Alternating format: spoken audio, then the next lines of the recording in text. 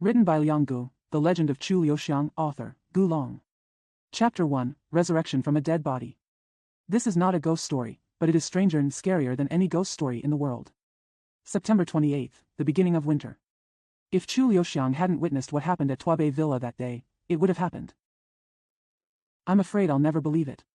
Tuabei Villa is located outside Songjiang Prefecture, less than 3 miles away from the world-famous Xiuya Bridge. Every year around the winter solstice, Chu Liuxiang almost always comes here to stay for a few days. Because he is also like Mr. Ji Ying and Zhang Han, and the autumn wind is with him. This brings me to the thought of water shield perch, because in the world only the perch produced under the Xiuya Bridge in Songjiang has 4 gills, and everyone in the world knows that Zui Yuri, the owner of Tuabei Villa, is the best in the south of the Yangtze River in his skills. The sea bass meat cooked by one's own hands is even more delicious. Everyone in the world also knows that there are only 2 people in the world who can make Mr. Zua go to the kitchen himself, wash his hands and make fish soup. Chu Liuxiang happened to be one of these 2 people. But this time Chu Liuxiang came to Tuabei Villa. I didn't taste the sea bass cooked by Master Zua, but I encountered the most absurd, bizarre and terrifying thing I had never encountered in my life. He never believed that such a thing could really happen in the world. Zui Yuri is the same as Chu Liuxiang. He is the person who knows how to enjoy life best. He does not ask for a title, but seeks constant happiness, so he calls himself Qingho. There are the most beautiful singing girls and the finest wines in the south of the Yangtze River in the Tubi Villa. The fastest horses in the 7 southern provinces are in the stables, and the most elegant diners are in the hall. But these are not the things that Mr. Zua is most proud of. There are 3 things that Mr. Zua is most proud of in his life. The first thing that made him proud was that he had a friend like Chu Liuxiang. He often said that he would rather chop off his left hand. He also didn't want to lose Chu Liuxiang as a friend. The second thing that made him proud was that he had the most terrifying enemy in the world, the man in blood, Shui Daxia, who was known as the best swordsman in the world. He and Shui Yuran have been enemies for 30 years. He is still able to live comfortably until now. Although Shui Yuran is powerful in the world, there is nothing he can do about it. Every time Mr. Zua mentioned this matter, he couldn't help but laugh. The third thing is also the thing he is most proud of. That is, he has the smartest, most beautiful and most obedient daughter. Mr. Zua had no son, but he never felt regretful because he believed that his daughter was 10 times better than other people's 200 sons put together. Zua Mingzhu has indeed never disappointed her father. Growing up, she almost never got sick or got into any trouble. Now she is 18 years old, but she is still as cute and obedient as she was when she was 2 years old. Although her martial arts is not very good. But she is already considered a leader among women. After going out twice, she also has a very famous name, called Jade Fairy Baby. Although everyone knows that at least half of the reason why people in the world praise her so much is for the sake of Mr. Zua. But Mr. Zua himself didn't care at all. Mr. Zua does not want his daughter to be a female devil. What's more, she doesn't have much time to practice martial arts.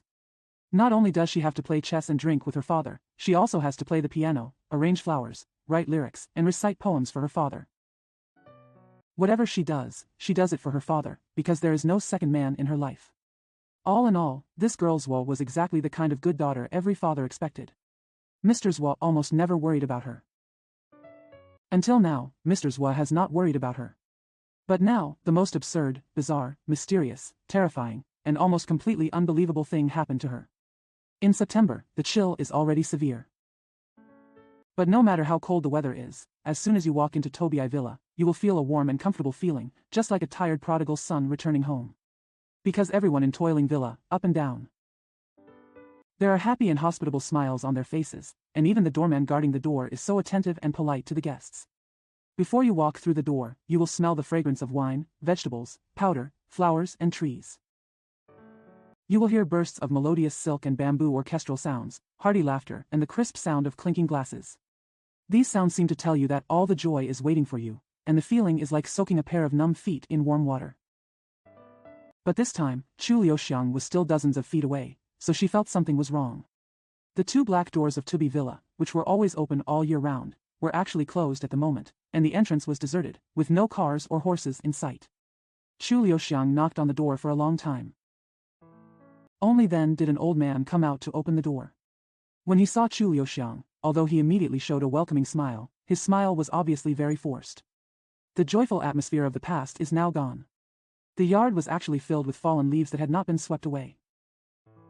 Gusts of autumn wind rolled up the fallen leaves, giving people an indescribable feeling of desolation. When Chu Liuxiang saw Zhua Qinghe, she was even more surprised. The rosy complexion of this wealthy man has turned pale and haggard, and even his eyes have become sunken. We haven't seen him for only a year, and he seems to have aged more than 10 years.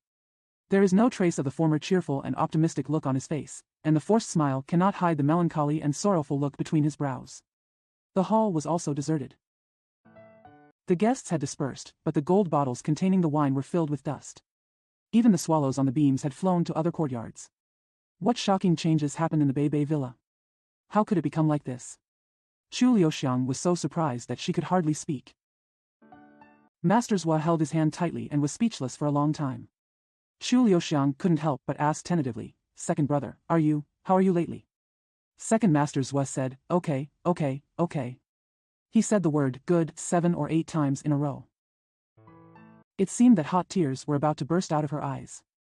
She held Chu Liuxiang's hand tighter and said in a voice, "It's just Mingzhu she." Chu Liuxiang said with emotion, "How is Mingzhu?" Zhua Qinghe sighed heavily and said sadly, "She is ill, very ill." In fact, there was no need for him to tell. Chu Liuxiang also knew that Zhua Mingzhu must be seriously ill, otherwise how could this happy old man be so miserable? Chu Liuxiang forced a smile and said, "What does it mean for a young man to get sick? He will eat more when he recovers." Zhua Qinghe shook his head. He sighed and said, you don't know, this child's disease is a strange disease." Chu Liuxiang said, "Strange disease?" Zhua Qinghe said, "She is lying on the bed, not a drop of water has entered, not a grain of rice has touched her, and she has not eaten or drank for almost a month. Even you and I cannot withstand such torture. What's more, she..." Chu Liuxiang said, "Has the cause of the disease been found?"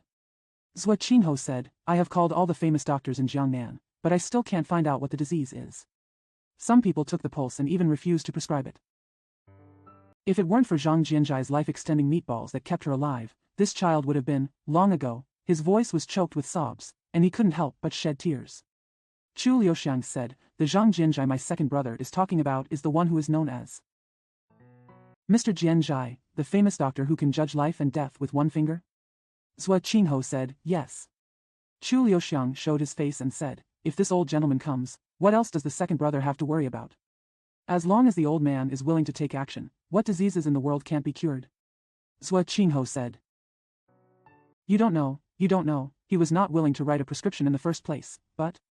Suddenly, an old man in Chinese clothes with a clear face and bright eyes walked in hurriedly, nodded to Chu Liuxiang. He hurriedly walked up to Zhua Qinghe, stuffed a pill into his mouth, and said, "Swallow it." Zhua Qinghe swallowed the pill involuntarily and said in surprise, "What is this for?" But the old man turned his head and said, "Follow me." Chu Liuxiang recognized this old man as the world-famous Mr. Jianzhai, and saw his expression. Chu Liuxiang had already vaguely sensed that something was wrong. The three of them hurriedly walked into the back garden and saw more than a dozen old ladies and little girls standing solemnly outside the pavilion among the chrysanthemums. All of them had their heads lowered and their eyes were red. Zhua Qinghe said horrifiedly, "Could she have?" Mr. Jianzhai sighed deeply and nodded heavily. Zhua Qinghe shouted wildly and rushed in. When Chu Liuxiang followed him in, Zhua Qinghe had already fainted in front of the hospital bed. Lying quietly on the bed was a beautiful girl with a pale face and closed eyes.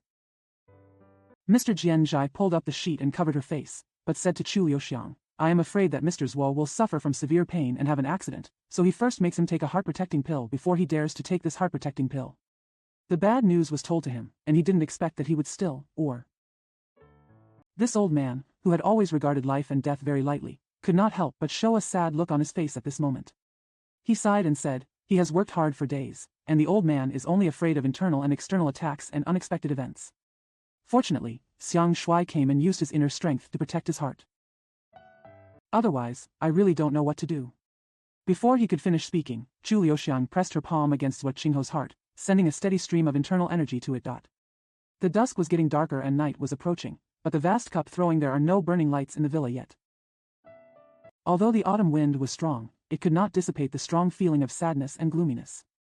The 6 or 7 courtyards in front and back were all quiet, with no one moving around. Everyone seemed to be afraid of ghosts from hell, hiding in dark corners waiting to capture people's souls.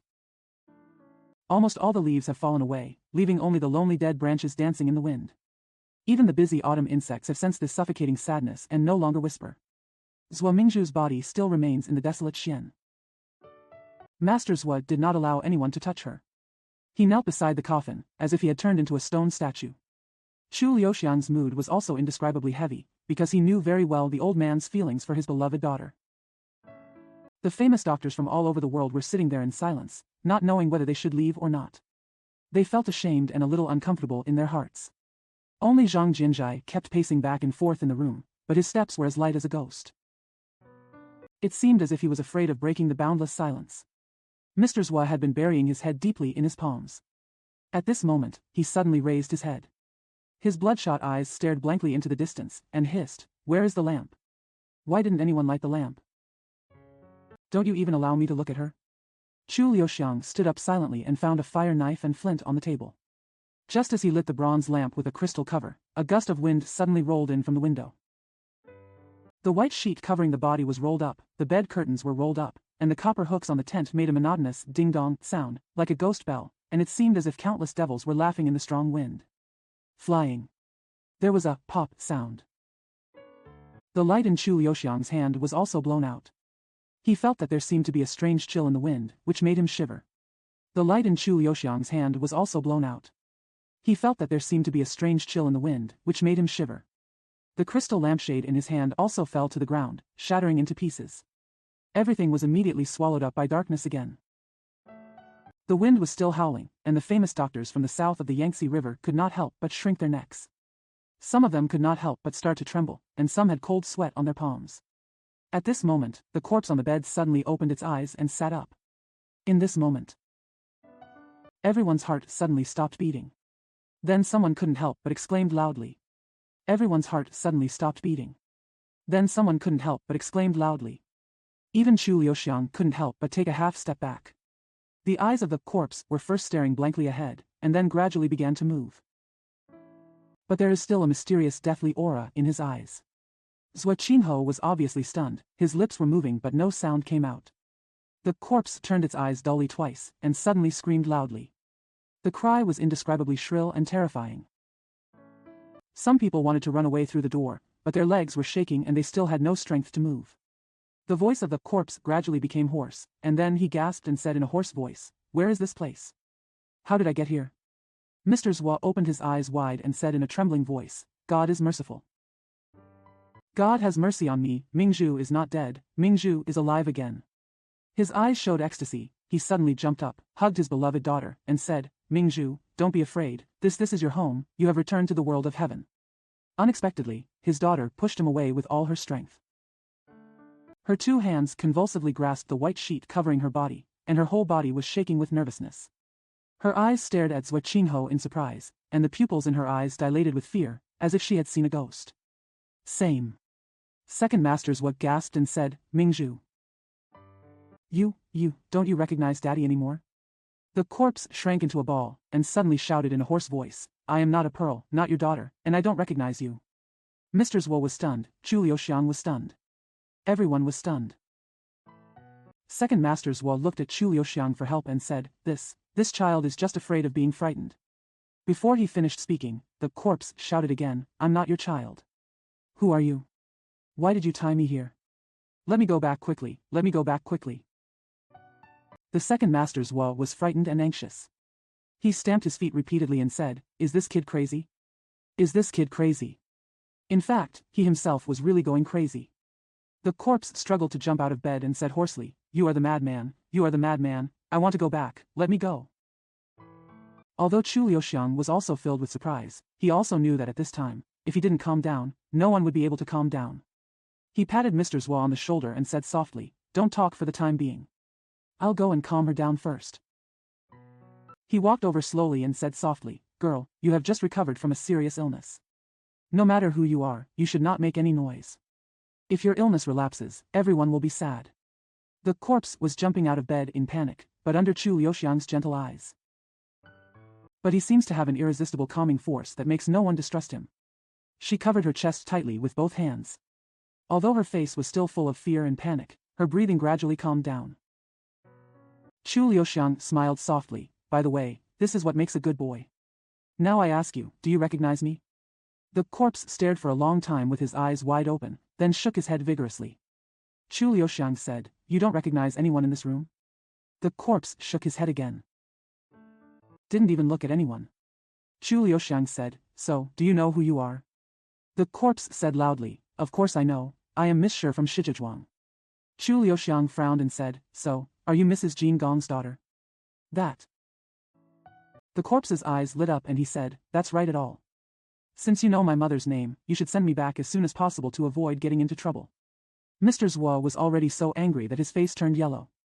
He stamped his feet and said, "This girl, look at this girl, she actually regards a thief as her mother." The corpse stared and said, "Who is the thief?" "You are the thieves, how dare you tie up my ticket?" Mr. Zhuo was so angry that his whole body was shaking. He took 2 steps back, fell on the chair and gasped for air. After a while, he couldn't help but shed tears again in his eyes, and said in a trembling voice, "I don't know what kind of disease this child has. If you can cure her well, I will not hesitate to give him half of all the family property." Chu Liuxiang was also obviously surprised. He looked at Zhang Jinzhai and said, "Mr. Zhang, in your opinion?" Zhang Jinzhai pondered for a long time and then slowly said, "Looking at her condition, it seems that she has died. Soul disease. But only people who have been greatly frightened and stimulated will suffer from this disease. I have been practicing medicine for nearly 50 years and have never seen it before." The face of the corpse actually turned red with anger, and he said loudly, "Who suffers from soul-leaving syndrome? I think you have soul-leaving syndrome and you are talking nonsense." Zhang Jinzhai stared at her for a long time, then suddenly moved a bronze mirror in the corner of the room, moved it in front of the girl, and said in a deep voice, "Look again, do you know who you are?" The girl said angrily, "Of course I know who I am, there's no need to look." Although she said, "No need," she couldn't help but glance in the mirror. After just one glance, her face suddenly turned into unspeakable horror and fear, and she exclaimed, "Who is this? I don't recognize her. I don't recognize her." Zhang Jinzhai said in a deep voice, "It's reflected in the mirror." "Of course it's you, don't you even recognize yourself?" The girl suddenly turned around and threw herself on the bed, covering her head with a quilt, and said hoarsely, "This is not me, not me, how could I become like this, how could I become like this?" she said while banging the bed hard. He burst into tears. Everyone in the room was dumbfounded and silent. Although everyone had a vague idea of what was going on, no one dared to believe it. Zhang Jinzhai pulled Chu Liuxiang and Zhuo Qingho aside and said solemnly, "She is not sick." Mr. Zhuo said, "How could it have happened if I wasn't sick? How could it have turned out like this?" Zhang Jinzhai sighed and said, "Although she is not sick, I hope she will be better if she is sick." Mr. Zhuo said, Why? Zhang Jinzhai said, "Just because she is not sick is worse than being sick. Much scarier." Cold sweat broke out on Zhuo Qingho's forehead, and he muttered, "Terrible?" Zhang Jinzhai said, "She has been lingering on the sick bed for a month, and she has not touched her body. Even if she recovers, her physical strength will never recover so quickly. What's more, it was obvious just now that her heart was broken. There is no way to return to the soul. I can guarantee my reputation for 50 years and I will never make a wrong diagnosis." Chu Liuxiang forced a smile and said, "Everyone in the world knows Mr. Zhang's medical skills and doesn't believe them." Zhang Jinzhai's face became more serious and he said, "In that case, I have to ask Xiang Shuai for advice. How can a person suddenly come back to life when he is clearly dead? Xiang Shuai is well informed, but has he ever seen such a strange thing?" Chu Liuxiang was stunned for a long time, and said with a wry smile, "Not only have I never seen it, I have never even heard of it." Zhang Jinzhai said, "But she has obviously come back alive. In Xiang Shuai's opinion, how to explain this kind of thing?" Chu Liuxiang was stunned for a while and said, "Mr. Zhang, how do you think this matter should be explained?" Zhang Jinzhai was silent for a long time, with a look of horror in his eyes. He lowered his voice and said, "In my opinion, there is only one explanation for this matter. Resurrection of a dead body. Resurrection from a dead body." Zhuo Qingho jumped up and shouted, "Zhang Jinzhai, I thought you had some great ideas. Who knew you would say such ridiculous things? Please, a famous doctor like you." Zhuo no longer dared to accept the lesson. Zhang Jinzhai's face darkened and he said, "In that case, I will take my leave." In a rage, he was about to walk away, but Chu Liuxiang held him back. While trying to persuade him to stay, he also advised Zhuo Qingho, "The situation is very serious, everyone should be extra calm. Don't act on impulse." Zhuo Qingho stared and said, do you believe this kind of nonsense?" Chu Liuxiang was silent for a while, and then said in a deep voice, "Anyway, both of you, Please calm down first, and wait until I go to ask her again, and then I'll talk clearly. He walked to the bed. When the girl's crying gradually subsided, she said softly, not only do I understand the girl's mood, but I also sympathize with it. No matter who encounters this, it will definitely be difficult. I just hope that the girl will believe me. We have no intention of harming the girl. It's not like we tied the girl here. There seemed to be a calming power in his voice. The girl's crying stopped as expected, but she still covered her head under the quilt and muttered, You didn't tie me here, how could I be here? Come here. Chu Liuxiang said. Why don't you, girl, calm down and think about how you got here? The girl said, My mind is so confused, I can't seem to remember anything. She raised her head involuntarily, and her beautiful eyes seemed to be covered with a layer of mist. Chu Liuxiang did not rush her. After a long time, she slowly continued, I remember that I was sick for a long time, and very sick. Zhou Qingho's eyes immediately showed joy and he said, Good boy, you finally remembered that you have indeed been sick for a long time, for more than a month. You lie in this bed all the time and never get up. The girl shook her head decisively and said loudly, Although I have been lying in bed for more than a month, I am definitely not lying on this bed. Zhou Qingho said, Where is it if it's not here? The girl said, Naturally in my own home, in my own room. Chu Liuxiang saw Zhou Qingho's expression change again, and rushed to ask, Miss, do you still remember what kind of room it was? The girl said, That's where I grew up. How could I not remember it? She glanced around and then said, That house is similar to this one. The bed I sleep on is over there.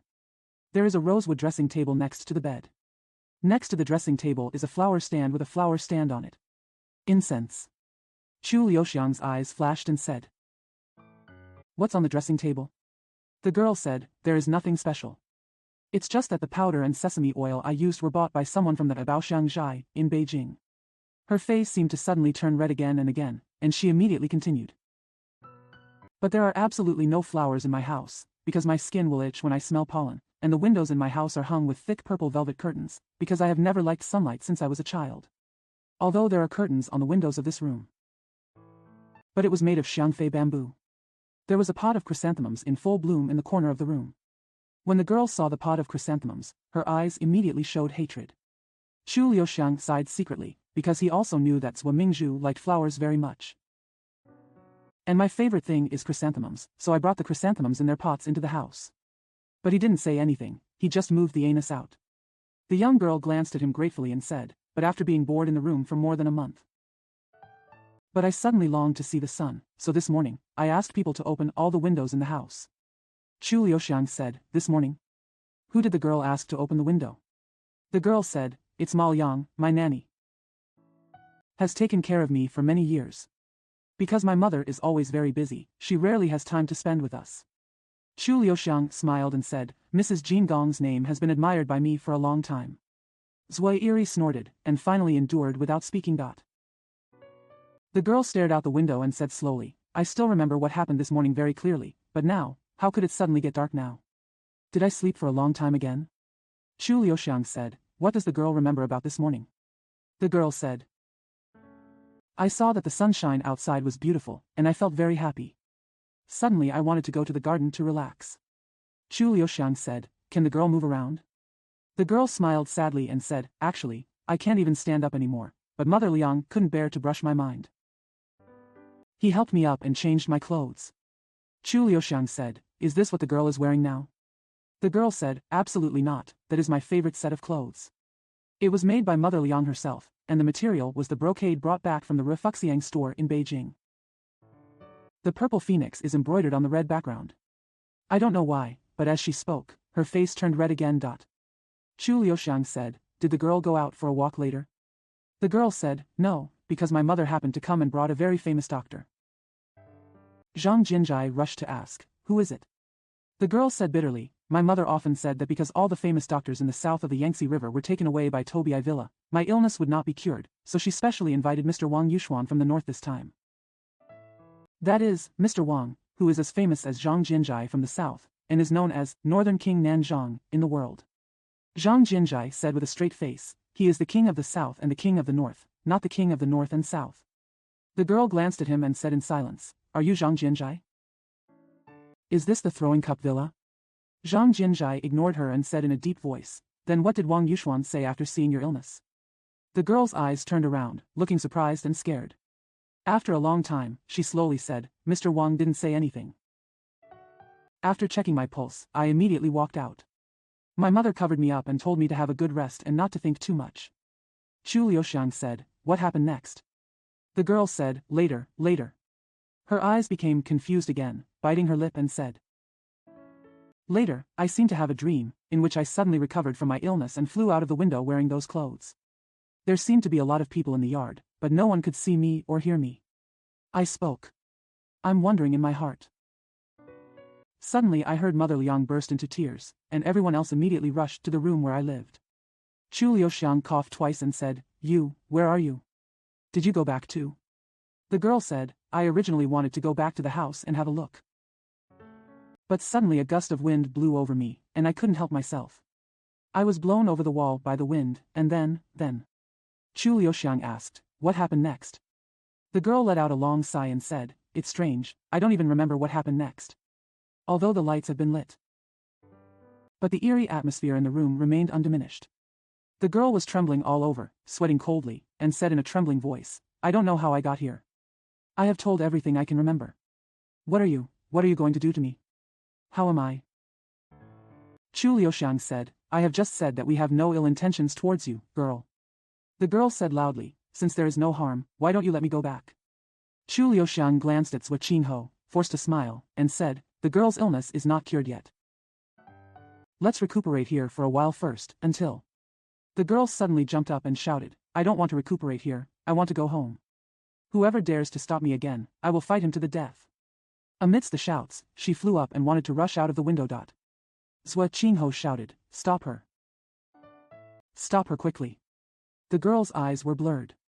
Somehow, Chu Liuxiang, who was standing by the bed just now, suddenly appeared in front of her and blocked her way. She gritted her teeth and suddenly grabbed Chu Liuxiang's shoulder blade. Passed by. I saw her delicate fingers.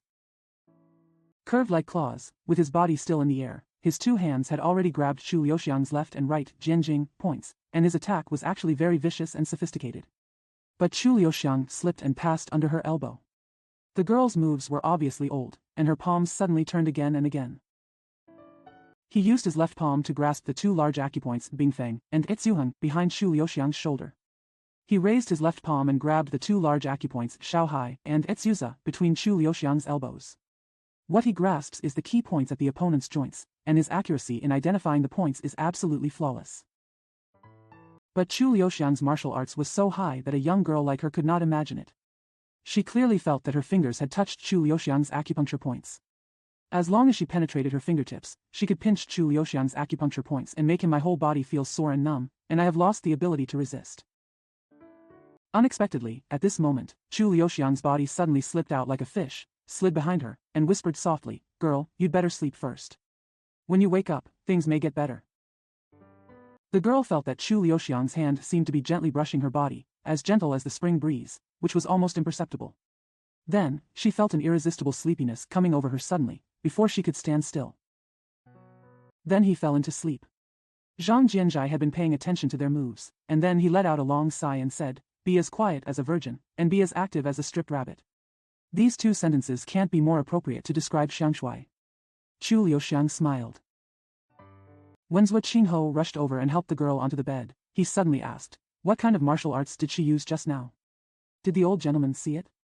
Zhang Jianzhai pondered and said, but the little eagle's claw power? When Zhua Qinghe rushed over and helped the girl onto the bed, he suddenly asked, what kind of martial arts did she use just now? Did the old gentleman see it?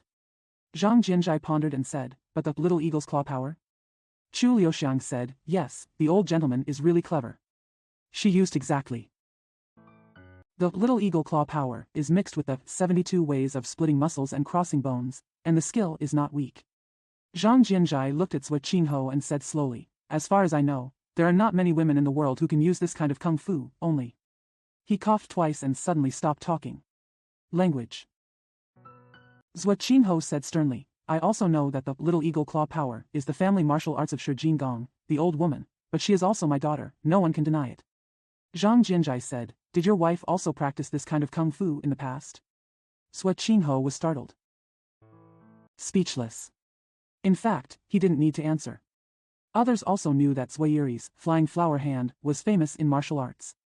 It was the most varied palm technique in the martial arts world. The nemesis of masculine palm techniques.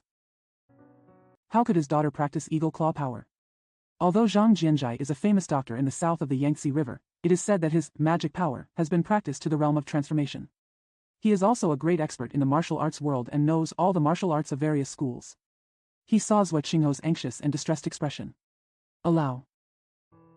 He couldn't help showing sympathy and sighed. I am not unaware of the owner's mood at the moment, but there are some incredible and unexplainable things in the world, and now this kind of thing has happened. Zhua Qingho said in a low voice, You. Why do you have to believe this nonsense? Do you really believe that this is a resurrected corpse? Chu Liuxiang said, Mr. Zhang just wants you, second brother, to calm down first, and then we can think of how to deal with this matter. Zhang Jianzhai sighed. Xiang Shui is right, manpower is not invincible. Zhua Qingho rubbed his hands and stamped his feet. Now my heart is also in confusion. Just do whatever you want. Chu Liuxiang said in a deep voice, There are indeed many things that are incredible about this matter. How could Mingzhu suddenly bring martial arts to Mrs. Jin Gong's family? This is even more unexplainable, but we still need to find out first whether what she just said is true or not, and whether Mrs. Jin Gong's daughter is really dead. Zhua Qingho stamped his feet and said, You clearly know that the old godly woman is the in-law of my nemesis, the old monster, so do you still want me to go to Shijiazhuang to ask her? Zhang Jianzhai said, Although Master Zhua can't go, Chu Xiangshui can. Zhua Qingho said, Chu Liuxiang is Zhua Qingho's good friend. No one in the world knew about this. When Chu Liuxiang arrived at Shijiazhuang, it would be strange that the old godly woman didn't drive him out with a broom. Zhang Jianzhai smiled and said, But the owner of the village must not forget that Chu Xiangshui's Qinggong is unparalleled in the world. He can even come and go from the Shinshui Palace with ease. Not to mention the small Shijiazhuang. Chapter 2 The Tigress of Shijiazhuang. Not only is the village it is implemented in not small, but it is also majestic in scale and vast in scope. People in the world. But Mrs. Shi's flower gold bow is famous in the world. Her gold bow, silver bullets and iron eagle claws can be said to be unique in the south of the Yangtze River. There is another well-known thing in Shijiazhuang, which is being pecked of his wife. People in the world may not be familiar with Shijiazhuang, but when mentioning Lion's Roar Village. But really no one knows it, no one knows it. Zhua Qingho and Shi Xiaoyan were family friends, but it was because he married this wife that they turned against each other. One time, Mr. Zhua, while drunk, went to the door of Shijiazhuang and hung a sign, There is a vicious dog inside. All relatives and friends must stop. After this incident, the two families became even more in conflict. This incident was naturally passed down as a joke by people in the world, because everyone knew that the old village owner Shi had a penchant for filial piety, and the young village owner Shi Chuanzong was even more afraid of his wife. In fact, this can't be blamed on Shi Chuanzong's lack of masculinity, it can only be blamed on the wife he married, who is too rich. Although Hua Jingong was brave and fierce, she could not offend her family. There is almost no one in the world who can offend her family. Just because her in-laws are the hero Shuiren, who is known as the best swordsman in the world. When Shuiren was a young man, he roamed the world under the name of the Man in Bloody Clothes. He was interested in enmity and killing people like a piece of grass. Although his anger has dissipated in his middle age and he has retired to the forest, he has become even more perfect with his sword. It is said that in 40 years, no one has been able to survive 10 moves with his sword. And Shuiren was also Zhua Qingho's biological and living enemy. The night was dark, and the lights in Shijiazhuang were also very dim. The flowers and trees in the back garden have all fallen, the autumn mood is chilling, and the evening breeze is chilly. Even the cluster of yellow chrysanthemums could not dance in the dim moonlight. Chu Liuxiang also felt very heavy. Although his Qinggong was unparalleled in the world, he still didn't dare to be careless when he got here. He was hiding in a sycamore tree and didn't know how to start. Suddenly he heard a faint sobbing sound in the autumn wind. He immediately jumped up and flew over like a flying swallow, like a huge bat in the night. There are several exquisite huts in the bamboo forest, with lights like beams and dim windows, and the sound of sad sobs. Apparently it came from inside the house. There was a bed in the corner of the room. Next to the bed was a carved rosewood dressing table. Next to the dressing table was a flower stand. The evening breeze entered the window, and the cigarettes on the flower stand were lingering and disappearing in the evening breeze. There is a woman lying on her back on the bed. But there was an old woman with silky silver hair, kneeling beside the bed and crying sadly, as if she was still murmuring, Ener, Ener, how could you die? How could you die? Chu Liuxiang only glanced at it and made Lingling shiver. The eldest girl of the Shi family is indeed dead.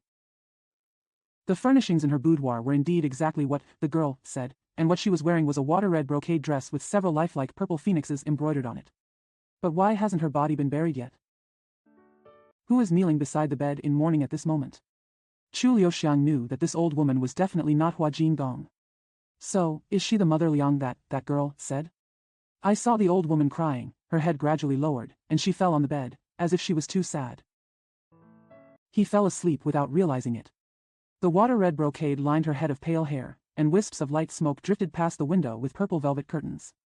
There were scattered sounds of watch drums in the distance. It was already the 4th watch. Chu Liuxiang couldn't help but feel a sense of desolation in her heart, and felt a bit chilly. Even the misty fragrance seemed to carry a mysterious and terrifying breath of death. He hid in the darkness outside the window and stood still for a long time. Seeing that the old woman beside the bed was breathing heavily and seemed to have really fallen asleep, he gently walked through the window and entered the house. His footsteps were even lighter than the autumn wind outside the window. Even if the old woman was not asleep, she would not be asleep. Won't be heard. The girl on the bed has a waxy face and a withered appearance. He was so thin that there was only a handful of bones left. He must have struggled with the disease for a long time before his death. Although this girl's features were absolutely not similar to Zhou Mingzhu's, it was still vaguely apparent that she must have been a beauty during her lifetime. And now, death has not only taken away her life, but also her beauty. Death knows no mercy and will never leave anything for anyone. Death has not only taken away her life, but also her beauty. Death knows no mercy and will never leave anything for anyone. Chu Liuxiang stood behind the old woman, looking at the girl's body on the bed, looking at the phoenix on her clothes, and thought of that girl. As he spoke, cold sweat suddenly broke out in his palms. He quickly turned around and picked up a box of pollen on the dressing table. He saw a small red seal printed on the bottom of the box, which clearly read, Kyoto Boxiangzai. Take this box of pollen. Chu Liuxiang felt that all the hairs on her body stood up one by one, and the cold sweat on her hands had seeped into the carton. Suddenly I heard the old woman shouting in a hissing voice, "You took away my inner, give me back my inner." Chu Liuxiang's hand shook and the pollen box fell. The old woman's withered hands were seen tightly grasping the red satin clothes worn by the dead body. After a long while, she gradually relaxed. Beads of cold sweat broke out on her withered neck, but her head fell on the bed again, her breathing gradually calmed down, and she gradually fell asleep again. Chu Liuxiang had encountered many dangerous and terrifying things in her life, but she had never been so frightened before. Of course, he was not afraid of the old woman or the dead body on the bed. Strictly speaking, he didn't even know what he was afraid of. He felt that the room was filled with an eerie and mysterious aura, as if something irresistible and unbelievable might happen at any time. He would have never believed in such a thing as bringing a corpse back to life, but now, all the evidence was in front of him, and he couldn't help but believe it. A gust of wind blew up and rolled up the purple velvet curtains. It was like a scary ghost was about to fly up in the curtains, making people want to leave the house immediately, as far away as possible. Chu Liuxiang wiped her palms on her clothes and picked up the pollen on the ground. He must take this box of powder back and let Zhuo Qingho make his own judgment. Otherwise, he really doesn't know how to explain it to Zhuo Qingho. There is simply no explanation for this. But as soon as he bent down, he found a pair of embroidered shoes. Chu Liuxiang had seen many pairs of embroidered shoes in her life. He had seen all kinds of embroidered shoes, worn on the feet of all kinds of women. He never thought that a pair of embroidered shoes would surprise him. But now he was indeed taken aback. This pair of embroidered shoes seemed to have suddenly emerged from an underground hell prison. Strictly speaking, he did not see a pair of shoes, only a pair of shoe tips, which were very delicate and green. It looks like a pair of newly sprouted bamboo shoots. The rest of the shoes were covered by a pair of lime-colored trousers with leggings. The trousers were also embroidered with gold edges, which were very delicately embroidered. This is a pair of beautiful embroidered shoes and a pair of beautiful trousers, but I don't know why. Chu Liuxiang couldn't help but think, could the owner of these feet be headless?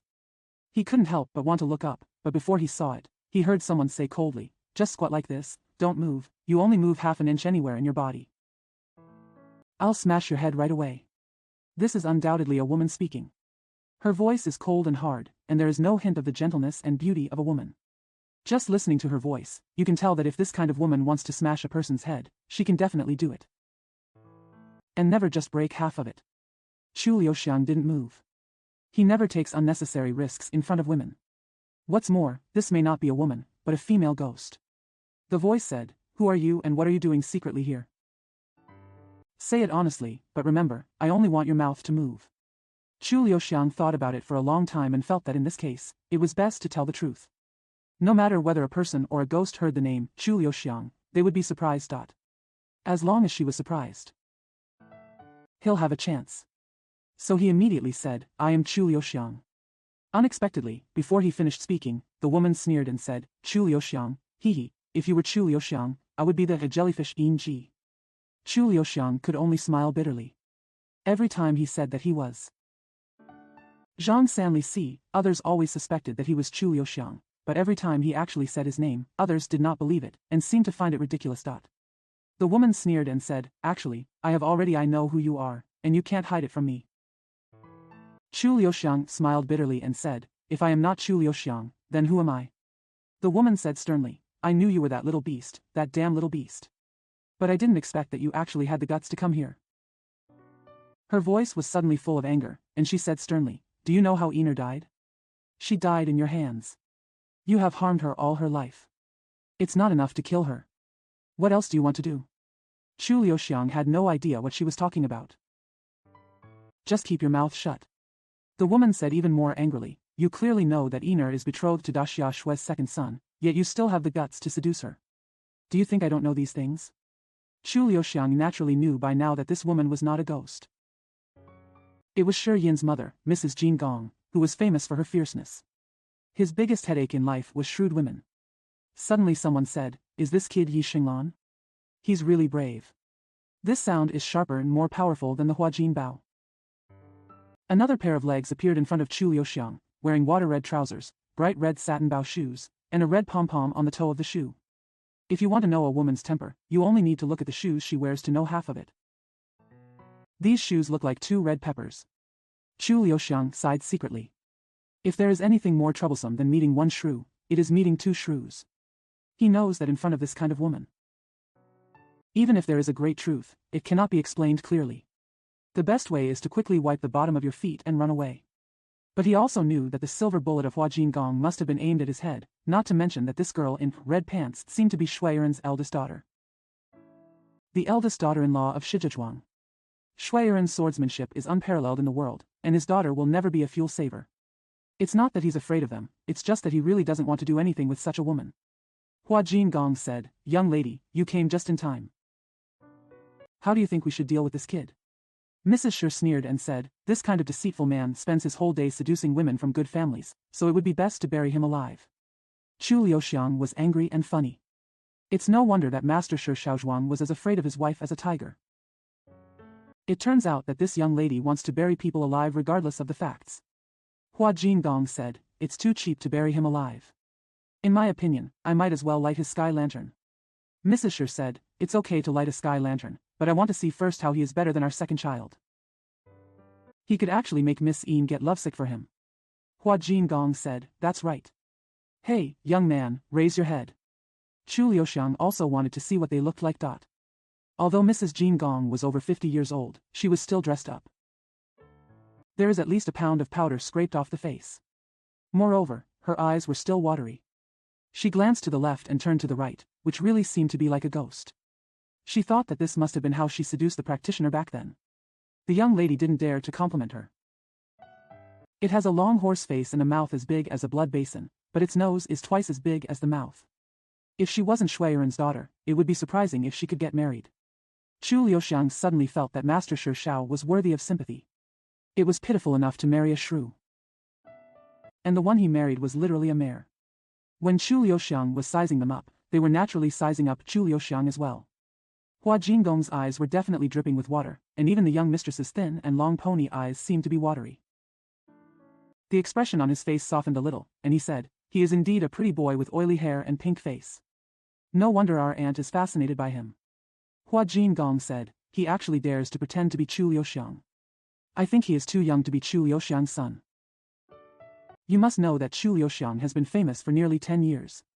Everyone in the world knows that Chu Liuxiang has peerless palm skills and unparalleled lightness skills, but few people have actually seen this Chu Xiangshui.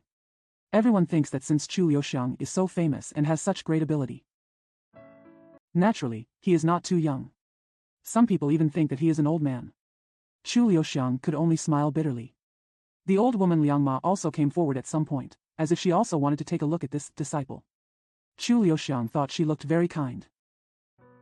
An idea suddenly came to his mind, but at this moment Hua Jingong said loudly, "Whether we want to bury him alive or light a sky lantern, we must restrain him first." There was a flash of golden light, and the golden bow in her hand was pointed at Chu Liuxiang's sea of qi and blood point. It turns out that her golden bow can not only fire silver bullets, but the bow handle is like the first moon, and both ends can be used as acupuncture points. She can accurately identify acupuncture points and shoot faster. She is actually a master of acupuncture points. Naturally, Chu Liuxiang couldn't pretend to be confused now. She shrank and retreated a few feet. His body retreated faster than Hua Jingong's attack. Hua Jingong's move failed, and he turned around to fight back. The golden bow brought up a strong wind and swept across Chu Liuxiang's left waist. The pointing stick turned into a stick. Only then did Chu Liuxiang realize that Mrs. Jingong's subordinates were indeed not weak. A golden bow can be used as several weapons. No wonder people in the world say she is the #1 female martial arts master in Jiangnan. At this time, Chu Liuxiang had retreated to the dressing table, with no way to retreat. This move swept across him, and he could not dodge to the left or right at all. If you step back any further, you'll hit the dressing table. However, Mrs. Jingong's move obviously still had some backup moves. She was waiting for him to hit the dressing table before changing her moves to defeat the enemy and tap the acupuncture points instead. Unexpectedly, Chu Liuxiang shrunk again and floated lightly onto the bronze mirror of the dressing table. Suddenly it slid sideways against the wall. His body is like a flowing cloud, able to flow freely in the air. Hua Jingong's expression changed, and he scolded, "Good boy, I didn't expect you to be really capable." Mrs. Shi said with a cold face. Naturally, this kind of prostitute who knows 5 ways can't go wrong with his petty tricks. She stretched out her hand to explore, and suddenly there were 2 daggers with cold light in her palms. Without saying a word, she thrust 7 swords at Chu Liuxiang. This kind of dagger was a self-defense weapon for ancient women. This young mistress has a family background, and she used the Chang'e Feihong sword, created by Gongsun Auntie. Aunt Gongsun was a sword master in the early Tang dynasty. Her swordsmanship was so advanced that it was said that she was no longer inferior to plain girls. At this moment, young Mistress Shi will use these 8864 hands of the Chang'e Feihong sword. When unfolded, the sword is like a flying rainbow, and the person is like a swimming dragon. It changes quickly and cannot be adjusted. What's more, this room is not big, which is suitable for using this kind of dagger-like short sword. If her opponent is not Chu Liuxiang, he has been forced into the corner and can no longer avoid her 7 swords. It's a pity that she met Chu Liuxiang. Chu Liuxiang sighed and murmured, "Even if I am Yi Xinglan, you two don't have to kill me." He only said 2 sentences in total, but by the time he finished speaking, his people had already slid onto the roof. He slid down from the roof again and slid to the door. Hua Jingong scolded, "Good boy, you want to leave? Is Shizhuang a place where you can come and go freely?" She was not slow in taking action. Before she finished speaking these 2 sentences, she heard the sound of the bow strings sounding like a string of pipa strings. Golden bows and silver bullets were already hitting Chu Liuxiang like a torrential rain. The silver bullets shot out quickly and slowly, and those fired later arrived first. Some of them still collided with each other in the air and suddenly changed directions. Some seemed to have missed the shot and hit the door frame, but after a collision with the door frame, he immediately reacted and hit Chu Liuxiang diagonally in front of him. Mrs. Jingong's silver bullets and golden bows was extraordinary and worthy of being a unique skill in Jiangnan martial arts. However, Chu Liuxiang's body did not know how to turn around, and she flew out from the rain of silver bullets. With another flick of his body, he was already 10 feet away. Mrs. Jingong was startled, then jumped to the door and said loudly, "Hey, kid, let me ask you, are you really Chu Liuxiang?" Chu Liuxiang landed on the bamboo tip, then flew up again with a slight bounce, and saw him waving his hand. But it's not clear whether he's waving or waving his hand. Mrs. Shi gritted her teeth and said, "How could Chu Liuxiang and us come here if they are not in conflict with the river?" Mrs. Jingong was lost in thought for a while, suddenly smiled and said, "No matter whether he is Chu Liuxiang or not, he can't escape anyway." Mrs. Shi said, "Oh?"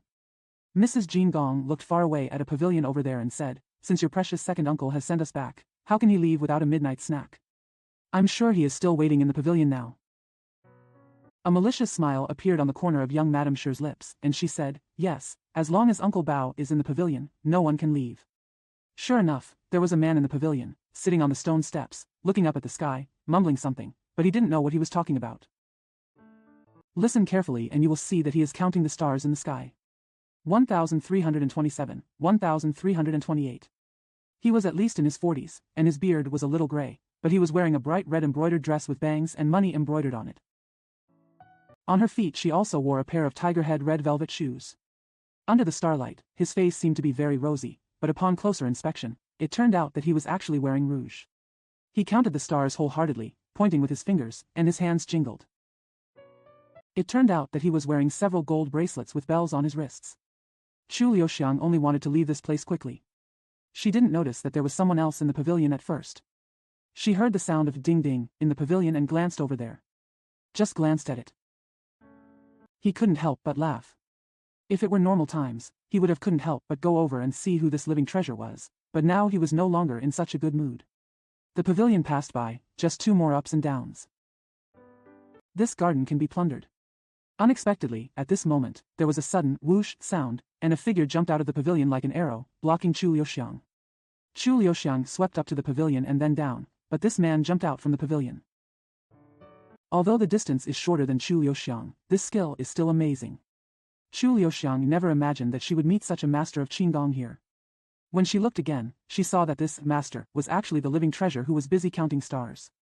After he stood up, it can be seen that the clothes on his body are short and small, as if they were stolen, and his hair and beard are combed and shiny, and they seem to be smeared with shaving oil. Plus, his face is covered with pollen rouge. He looks a bit like the old Lizzie who married in colorful clothes. Chu Liuxiang couldn't help but be stunned. He couldn't imagine that such a living treasure could have such amazing skills. The living treasure also looked him up and down, suddenly smiled and said, "Uncle, where do you come from? Why have I never seen you?" This old man actually called him uncle. Chu Liuxiang was really dumbfounded. Fortunately, Hua Jingong and the others hadn't chased him yet. Chu Liuxiang rolled his eyes and said with a smile, "Old sir, you're welcome. I really can't bear the word uncle." Unexpectedly, as soon as he finished speaking, the living treasure burst out laughing and said, "So you are an idiot. I am only 12 years old, but you call me Mr. Old." My elder brother will burst into laughter when he hears this. Chu Liuxiang was stunned again. I couldn't help but touched my nose and said, You are only 12 years old?" The living treasure counted on his fingers and said, "I just turned 12 today, not a day more, not a day less." Chu Liuxiang said, "What about your eldest brother?" The living treasure smiled and said, "My eldest brother is much older. I'm afraid he's a few years older than his uncle." Chu Liuxiang said, "Who is he?" The living treasure said, "His name is Shuiren, and I am called Xue Shaoren, but others call me Xue Baobao, Xue Baobao, Xue Baobao. Do you think this name sounds good or not?" This idiot is actually the younger brother of Shuiren, a great swordsman of the generation. This is why it is called 9 sons are born from a dragon, and the sons are different. Chu Liuxiang sighed secretly, and really didn't want to talk to this person. She smiled and said, "This name sounds very nice, but since you call me baby, you should be a good baby. Let me go quickly. I will definitely bring you candy next time." He actually called this 40 or 50-year-old person a good baby. Even he couldn't help but find it a little funny. While waving his hands, he flew up. Who knew that this Xue Baobao was also suddenly he flew up. He smoothly pulled out the soft sword like a poisonous snake from his belt, whoosh, whoosh, whoosh, and thrust out 3 swords in a row. These 3 swords are really fast, accurate, and ruthless. Their sword skills are so fast and precise that even people like Zhong Yu and Yidian Hong and Junzi sword, Huang Luji can't compare with them. Although Chu Liuxiang avoided these 3 swords, she was forced down. I saw Xue Baobao standing with one foot on the rockery opposite, shouting with a smile, "Uncle, you ruined my big thing and haven't compensated me yet. How can you leave?" Chu Liuxiang looked at him. I can't figure out whether this person is an idiot or not. Looking at his appearance and listening to his words, it is obvious that he is an out-and-out idiot, but how could an idiot master such a sharp and fast swordsmanship? Chu Liuxiang could only smile bitterly and said, "I ruined your important matter? What's the big deal?" Xue Baobao pouted and said, "I was counting the stars in the sky just now, and I finally counted all the stars on the other side of the moon. As soon as you came, uncle, you made me forget all about it. Jing, you must compensate me." Chu Liuxiang said, Okay, I will compensate you. But how to make amends?" As he spoke, he jumped out diagonally. He had tried his best in this sweep. With Chu Xiangshui's wonderful lightness skills, who in the world can catch up? Unexpectedly, Shui Baobao seemed to have known that he was going to escape, and Chu Liuxiang just moved. The gold bracelet on his hand had flown out. Just hearing a series of dings and lings, 4 gold bracelets drew 4 golden arcs in the night sky, and they turned around and walked in front of Chu Liuxiang. Chu Liuxiang only felt a flash of golden flowers in front of her eyes, and 2 sounds of ding-dong, ding-dong. 4 gold bracelets collided in mid-air and suddenly hit him head-on. This idiot not only has great qinggong and swordsmanship, but his technique of using concealed weapons is also extremely wonderful. Compared with him, Hua Jingong's silver bullet was like a child playing with clay balls. Chu Liuxiang's castration was as fast as an arrow. Seeing that he was almost hitting the golden bracelet, in this unforgettable moment, he had no choice. He bowed tremblingly and stepped back, his hands, splitting light, zhuiying, grabbed 3 gold bracelets. The remaining one was also knocked away by the 3 he caught in his hand. Shrinking your body and reaching out to catch it, although it sounds easy, it is actually extremely difficult. No matter the body, eyes, time, or position, you have to get it just right without making any mistakes. If you don't take action very quickly. Although it is impossible to copy these 4 gold bracelets, without extreme lightness skills, it is impossible to release the strength of the gold bracelets.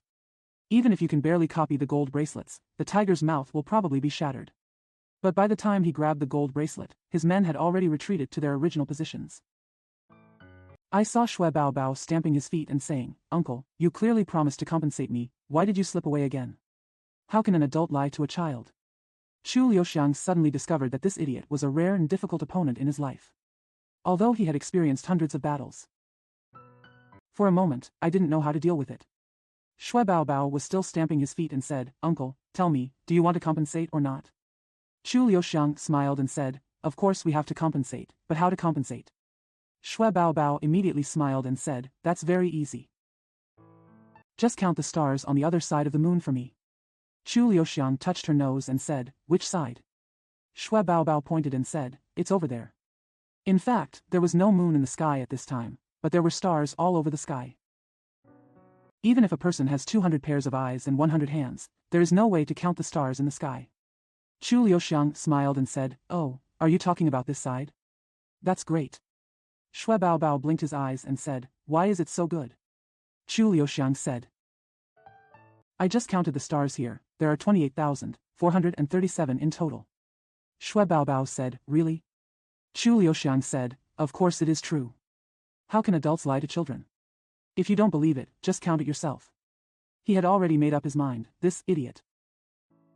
If he is not fooled, then his dementia must be fake.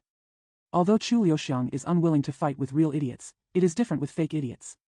Unexpectedly, Shui Baobao already smiled and said, "You said it was 28,437, okay, let me count." He actually raised his head and started counting. Chu Liuxiang secretly breathed a sigh of relief and jumped out like an arrow. This time, Shui Baobao seemed to be so absorbed in counting that he didn't notice him at all. Only then did Chu Liuxiang realize that he had really met an idiot with terrifyingly high martial arts skills. He felt a little funny and a little surprised. This matter was indeed a bit unbelievable, but he decided not to think about it for the time being. Because there is something even more incredible that has yet to be solved. Resurrection from a dead body. Shi Yin's soul seems to have really been resurrected by borrowing Zhou Mingzhu's body. When Mr. Zhou saw the pollen he brought back, he couldn't help but be stunned and sweating profusely. I was speechless for a long time with a cup of tea. Zhang Jinzhai frowned and asked, "Is that house exactly what she said?" Chu Liuxiang said, "Exactly the same." Zhang Jinzhai said, "That Miss Shi really died today?" Chu Liuxiang said, "Not bad. Her body has not been buried yet, and I saw the clothes." Mr. Zhou suddenly jumped up and yelled, "I don't care what kind of clothes they are, and I don't care whether the daughter named Shi is dead or not. I only know that the pearl is my daughter and no one can take it away." Zhang Jinzhai said, "But what if she doesn't admit that you are her father?" Mr. Zhou roared angrily, "If she dares not to recognize me as her father, I will kill her." Zhang Jinzhai said, "Do you really have the heart to do it?" Mr. Zhou was startled and said, "Why can't I make a move? I. Speaking of the third I word." Tears welled up in his eyes, and his tall body fell on the chair, as if he could no longer stand up. Zhang Jinzhai shook his head and sighed, "Fate has a way with people. If nature has a way with people, what can you and I say?" Mr. Zhou held his head in his hands and said sadly, But do you want me to admit that Mingzhu is the daughter of that shrew? Do you want me to give my daughter to others alive?" Zhang Jianzhai twirled his beard vigorously and paced back and forth. Although this famous doctor in the world has the ability to make a difference. But there was nothing that could be done about this matter. Chu Liuxiang sighed and said, "Is she still sleeping?" Second Master Zhua said sadly, "Still sleeping deeply." Chu Liuxiang stood up and said, "Second brother, if you believe me, just leave this matter to me." Zhang Jianzhai sighed. If there is one person in the world who can solve this matter, it must be Chu Xiangshui. If Master Zhua doesn't believe you, who else can he believe? Chapter 3: The Absurd Beauty. It is already dawn. The rising sunlight shines in through the window, illuminating her pale face. A pair of beautiful eyes are covered with red threads. This is indeed Zhua Mingzhu's face, indeed Zhua Mingzhu's eyes, but even Chu Liuxiang can't figure out whether the girl is Zhua Mingzhu. He didn't even know how to call her. If he called her Zhua Mingzhu, she clearly had Zhua Mingzhu. Shi-yin thought in soul, but if you call her Shi-yin, she is clearly Zhua Mingzhu. The girl lowered her head, bit her lip and said, "Since you have seen it, it's time to believe what I say, right?" Chu Liuxiang sighed, "You did not lie to me." The girl said, "So why don't you let me go? So why don't you let me go?" Chu Liuxiang said, "I can let you go, but can you go back?" The girl said, "Why can't I go back?" Chu Liuxiang said, "With your current appearance, will others still recognize you as Shi-yin after you go back?" The girl immediately shed tears and said in pain, "Oh my God, how could I become like this? What do you want me to do?" Chu Liuxiang said softly, "Since I believe your words, you should also believe mine, no matter who your heart is. But your body is indeed Zhua Mingzhu, the daughter of Zhua Qingho." The girl beat the bed with her hands and said, "But I am indeed not Zhua Mingzhu, let alone Zhua Qingho. How can I admit that he is my father?" Chu Liuxiang said, "But Shi Juren is afraid that he will not recognize you as his daughter. I'm afraid even Yi Xinglan won't recognize you and will never give you the pollen from Boxiangzai again." The girl trembled and said in a low voice, "I'm afraid even Yi Xinglan won't recognize you and will never give you the pollen from Boxiangzai again." The girl trembled and said in a low voice, How did you recognize him?" "That was a long time ago, and I don't know how I could be." "That was a long time ago, and I don't know how I could be." She suddenly raised her head again and said loudly, "But no matter what, that incident has long passed, and now I don't recognize Yi Xinglan, I only know that I am the maiden daughter-in-law of the Shui family." Chu Liuxiang sighed secretly. The most troublesome part of this matter was here, because he knew that Zui Yiri had already betrothed Zhua Mingzhu to the young master of the Ding family. Even if Zui Yiri and Shi Juren can handle this matter calmly. Even if this girl is willing to admit that they are both her fathers, she can never marry two husbands. At this moment, a loud bang was heard outside, followed by all kinds of messy sounds, including the sound of bottles being smashed and cans being hit. There were sounds of stones being thrown on the roof tiles being broken, and the sound of a large group of people yelling and cursing. Chu Liuxiang frowned, feeling very strange. Is there really anyone who dares to go to Throwing Cup Villa to cause trouble? A sharp and loud female voice was heard saying, "Marquise Waqing, give me back my daughter." The girl's eyes lit up and she said happily, "My mother is here. She already knows that I am here. Can you still not let me go?" Chu Liuxiang said, "She didn't come here to find you." The girl said, "Who are you looking for if you're not looking for me?" Before Chu Liuxiang could speak, Hua Jingong's sharp voice came in again. "My daughter was killed by you, an old thief. You knew she was sick, so you deliberately hid all the doctors in your house so that no one could treat her disease. Otherwise, how could she die? I want you to pay for your life." The girl wanted to rush out, but she was stunned again at this moment. Chu Liuxiang sighed, "You should know why she came here by now, right?" The girl stepped back step by step and said in a trembling voice, "She also said that I was dead. Could I?" "Is he really dead?" Chu Liuxiang said, "Of course you are not dead, but this matter is too strange. No one will believe it, not even your mother. If you go out now, she will not admit you. It's her daughter." The girl was stunned for a long time, then suddenly turned around and threw herself on the bed, beating the bed with her hands, and choked. "What should I do? What should I do?" Chu Liuxiang said softly, "If you are willing to trust me completely, I may have a way to solve this matter for you." The girl lies on the bed. After crying for a long time, he turned around, stared at Chu Liuxiang and said, Are you really Chu Xiang handsome?" Chu Liuxiang smiled and said, "Sometimes I really wish that I am not Chu Liuxiang, but fate has destined me to be Chu Liuxiang." The girl stared into his eyes and said, "Okay. I will lie here for 3 days. After 3 days, if you still can't solve this matter, I will die. It would be better to die."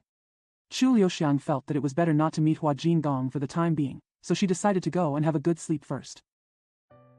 Only when you have enough energy can you do things in the evening. He seemed to have many ideas in his mind, but he didn't say them out loud. When he woke up, it was already dark. Mr. Zhua had already visited him countless times. Seeing him wake up was like finding a treasure. She took his hand and said with a wry smile, "Brother, you slept well, but do you know how much I suffered this day? I'm almost going bald." He stamped his feet and said, "Did you know that shrew Hua Jingong has already been here? She actually dared to bring a group of scoundrels here to run wild, and she even asked me to pay for her daughter's life." Chu Liuxiang smiled and said, "How did you send her away?" Zhua Qingho said bitterly, "When I meet such a shrew, I really have no choice. If I hurt her, do I want my friends in the world to laugh at me for being the same as her?" Chu Liuxiang sighed, "That's right at all. She only dared to come because she knew that the second brother would never take action." Zhua Qingho said, "I can only vent my anger on those rogues." When she saw that all the people she had brought with her were lying down, her arrogance became less intense, but when she left, she was still acting wild, saying that she would come back tomorrow. He took Chu Liuxiang's hand and said, "Brother, at least you have to go to Shizhizhuang tonight. Teach that tigress a lesson. If she comes again tomorrow, I really can't bear it." He himself did not want to fight Hua Jingong, but he asked Chu Liuxiang to go. Although Chu Liuxiang had dealt with this kind of hot potato many times, he was still a little bit dumbfounded. Zhua Qingho himself seemed a little embarrassed, and said with a wry smile, "I also know that this is a very troublesome matter, but if there is one person in the world who can solve this kind of thing, that person is you, Chu Xiangshui." Chu Liuxiang had heard this kind of thing a lot. I couldn't help but sigh and murmured, "It's a pity that Xiao Hu didn't come this time, otherwise letting him deal with Hua Jingong would have been the right medicine." Zhua Qingho said, "Brother, don't you go." Chu Liuxiang smiled and said, "Second brother, don't worry. I must find a way to prevent her from coming tomorrow." Zhua Qingho breathed a sigh of relief, and suddenly frowned and said, "There is another thing. I need you to make an idea for me, brother." Just as Hua Jingong left, someone followed him. Chu Liuxiang said, "Who? Is there anyone in the world who is more difficult to deal with than Hua Jingong?" Zhua Qingho said, "Brother, you should know about the two heroes of the Ding family in Qixingtang in Luodang, right? Today's guest is Wu Gojin Ding Yu and Ding Laoer." Chu Liuxiang said, "Aren't the two Ding heroes your good friends, second brother?" Zhua Qingho said, "Not only are they my good friends, they are also my in-laws, but that's where the trouble lies." Chu Liuxiang said, "Is he here to welcome the bride?" Zhua Qingho stumbled and said, "That's not bad at all. Just because we had agreed last month that Zhuer and Ding Ruffing would get married this month, Ding Laoer came here this time precisely for this matter."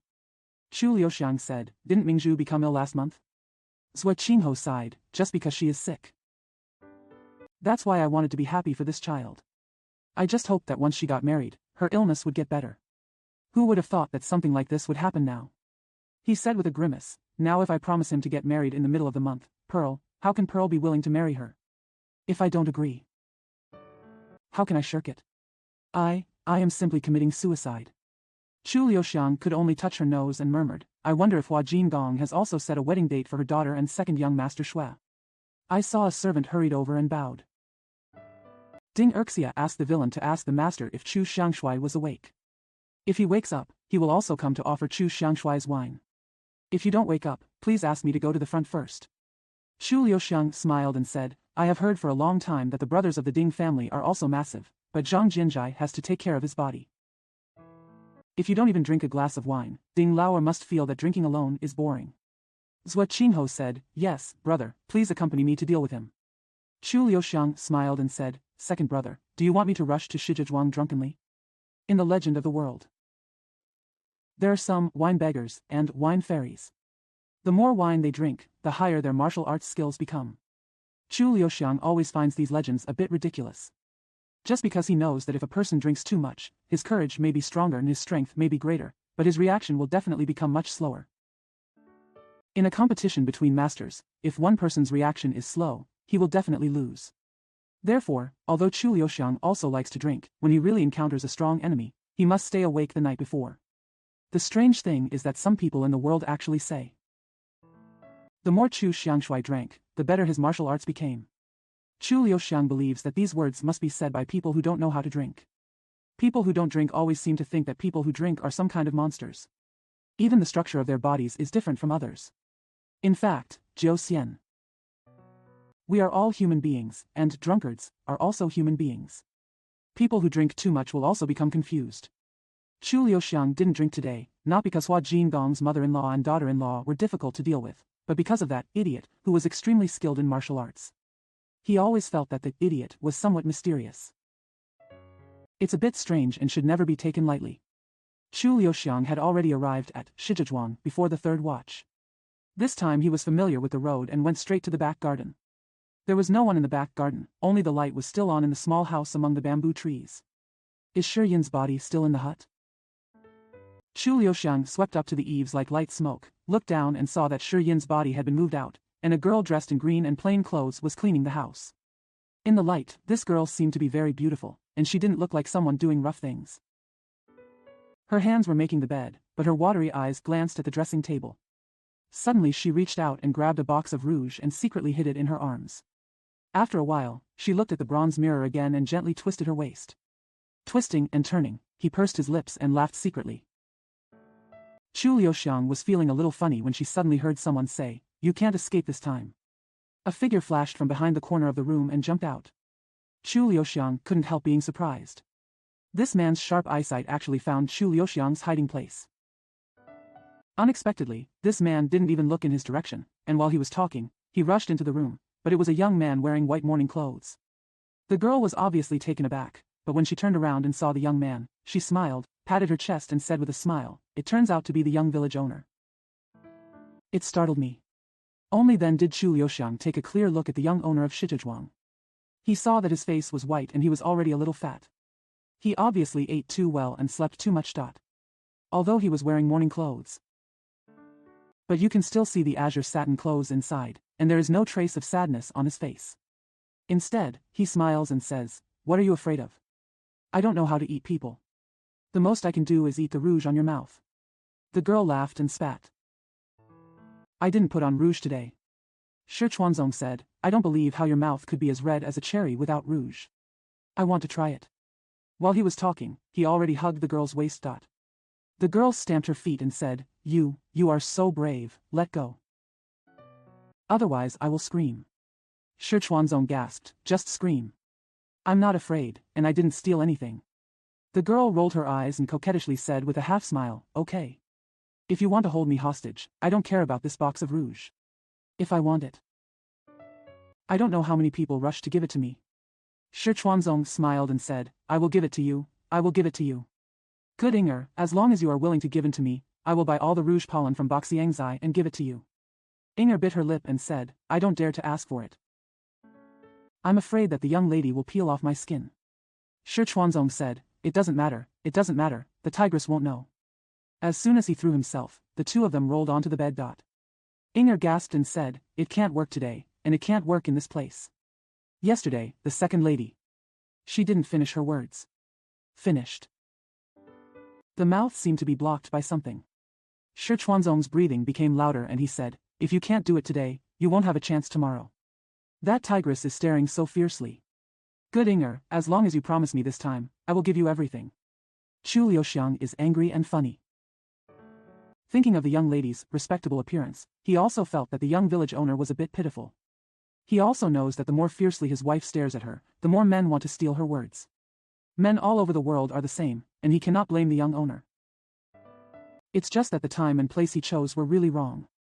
Although Chu Liuxiang didn't want to meddle in such nosy matters, she really couldn't stand it. The bed kept moving, and there was already a white leg hanging on the edge of the bed. Chu Liuxiang suddenly knocked on the window and said, "Someone is coming."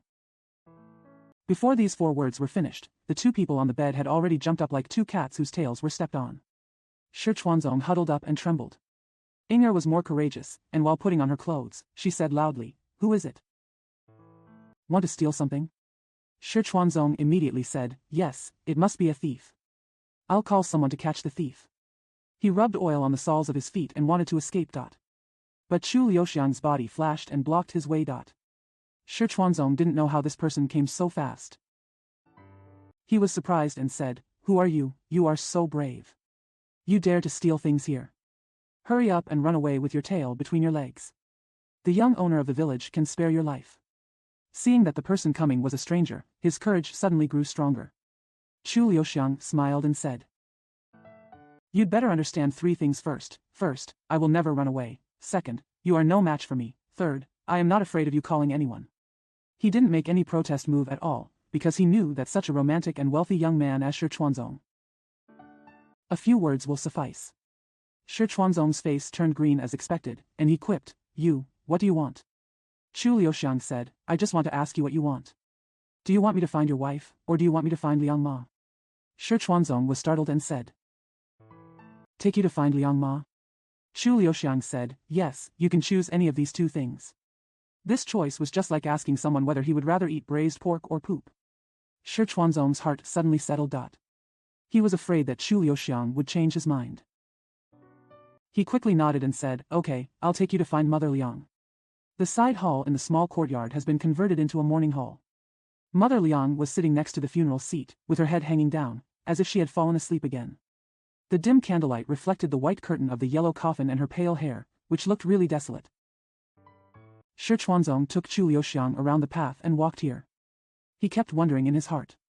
He couldn't figure out why this person wanted to find Liang Ma. Chu Liuxiang walked over and stood in front of Liang Ma, coughing slightly.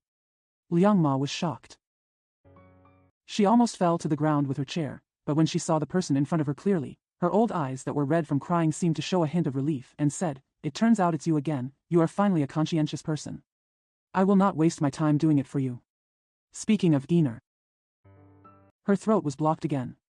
Chu Liuxiang sighed and said, "People who don't recognize you will definitely think that you are Miss Yin's mother." Liang's mother choked and said, "Although Einer was not born by me, I brought her up since she was a child. I am alone and helpless. She is the only one who can be regarded as my relative. Now that she is dead, I. Chu Liuxiang couldn't help but feel a little desolate. At this time, Shi Chuanzong had slipped away quietly, but he deliberately pretended not to see it. Ma Liang wiped her tears and said, "You are here. You have done your best, so you better leave now. If Madam finds you again, I'm afraid." Chu Liuxiang suddenly said, "Do you want to see Miss Yin again?" Liang Ma suddenly raised her head, looked at him in surprise, and said, But she is dead." Chu Liuxiang said, "If you want to see her, I still have a way." Liang Ma said in shock, What can you do? Do you know how to summon spirits?" Chu Liuxiang said, "You don't need to ask anymore. In short, if you are willing to wait for me at Shioya Bridge at noon tomorrow, I will have a way to take you to see Miss Yin." Liang Ma stayed for a long time and murmured, "Tomorrow at noon, Shioya Bridge, could you?" Suddenly someone said, "Good boy, you are brave enough. I spared you yesterday, but you still dare to come today." Chu Liuxiang knew that Hua Jingong was coming without looking back. But he didn't seem surprised at all, as if he had been waiting for her to come. "I saw that Hua Jingong and young Master Shi had both changed into tights today, and brought with them more than a dozen maids in fancy outfits. Each of them was holding a golden bow, with 2 swords on their backs, and they all moved very vigorously." Chu Liuxiang smiled and said, "I have heard for a long time that Madam's women's army is more brave than men. When I saw it today, it was indeed extraordinary." Hua Jingong sneered, "Don't flatter me, I just ask you, are you Chu Liuxiang?" Chu Liuxiang said, "Chu Liuxiang, do I look like Chu Liuxiang?"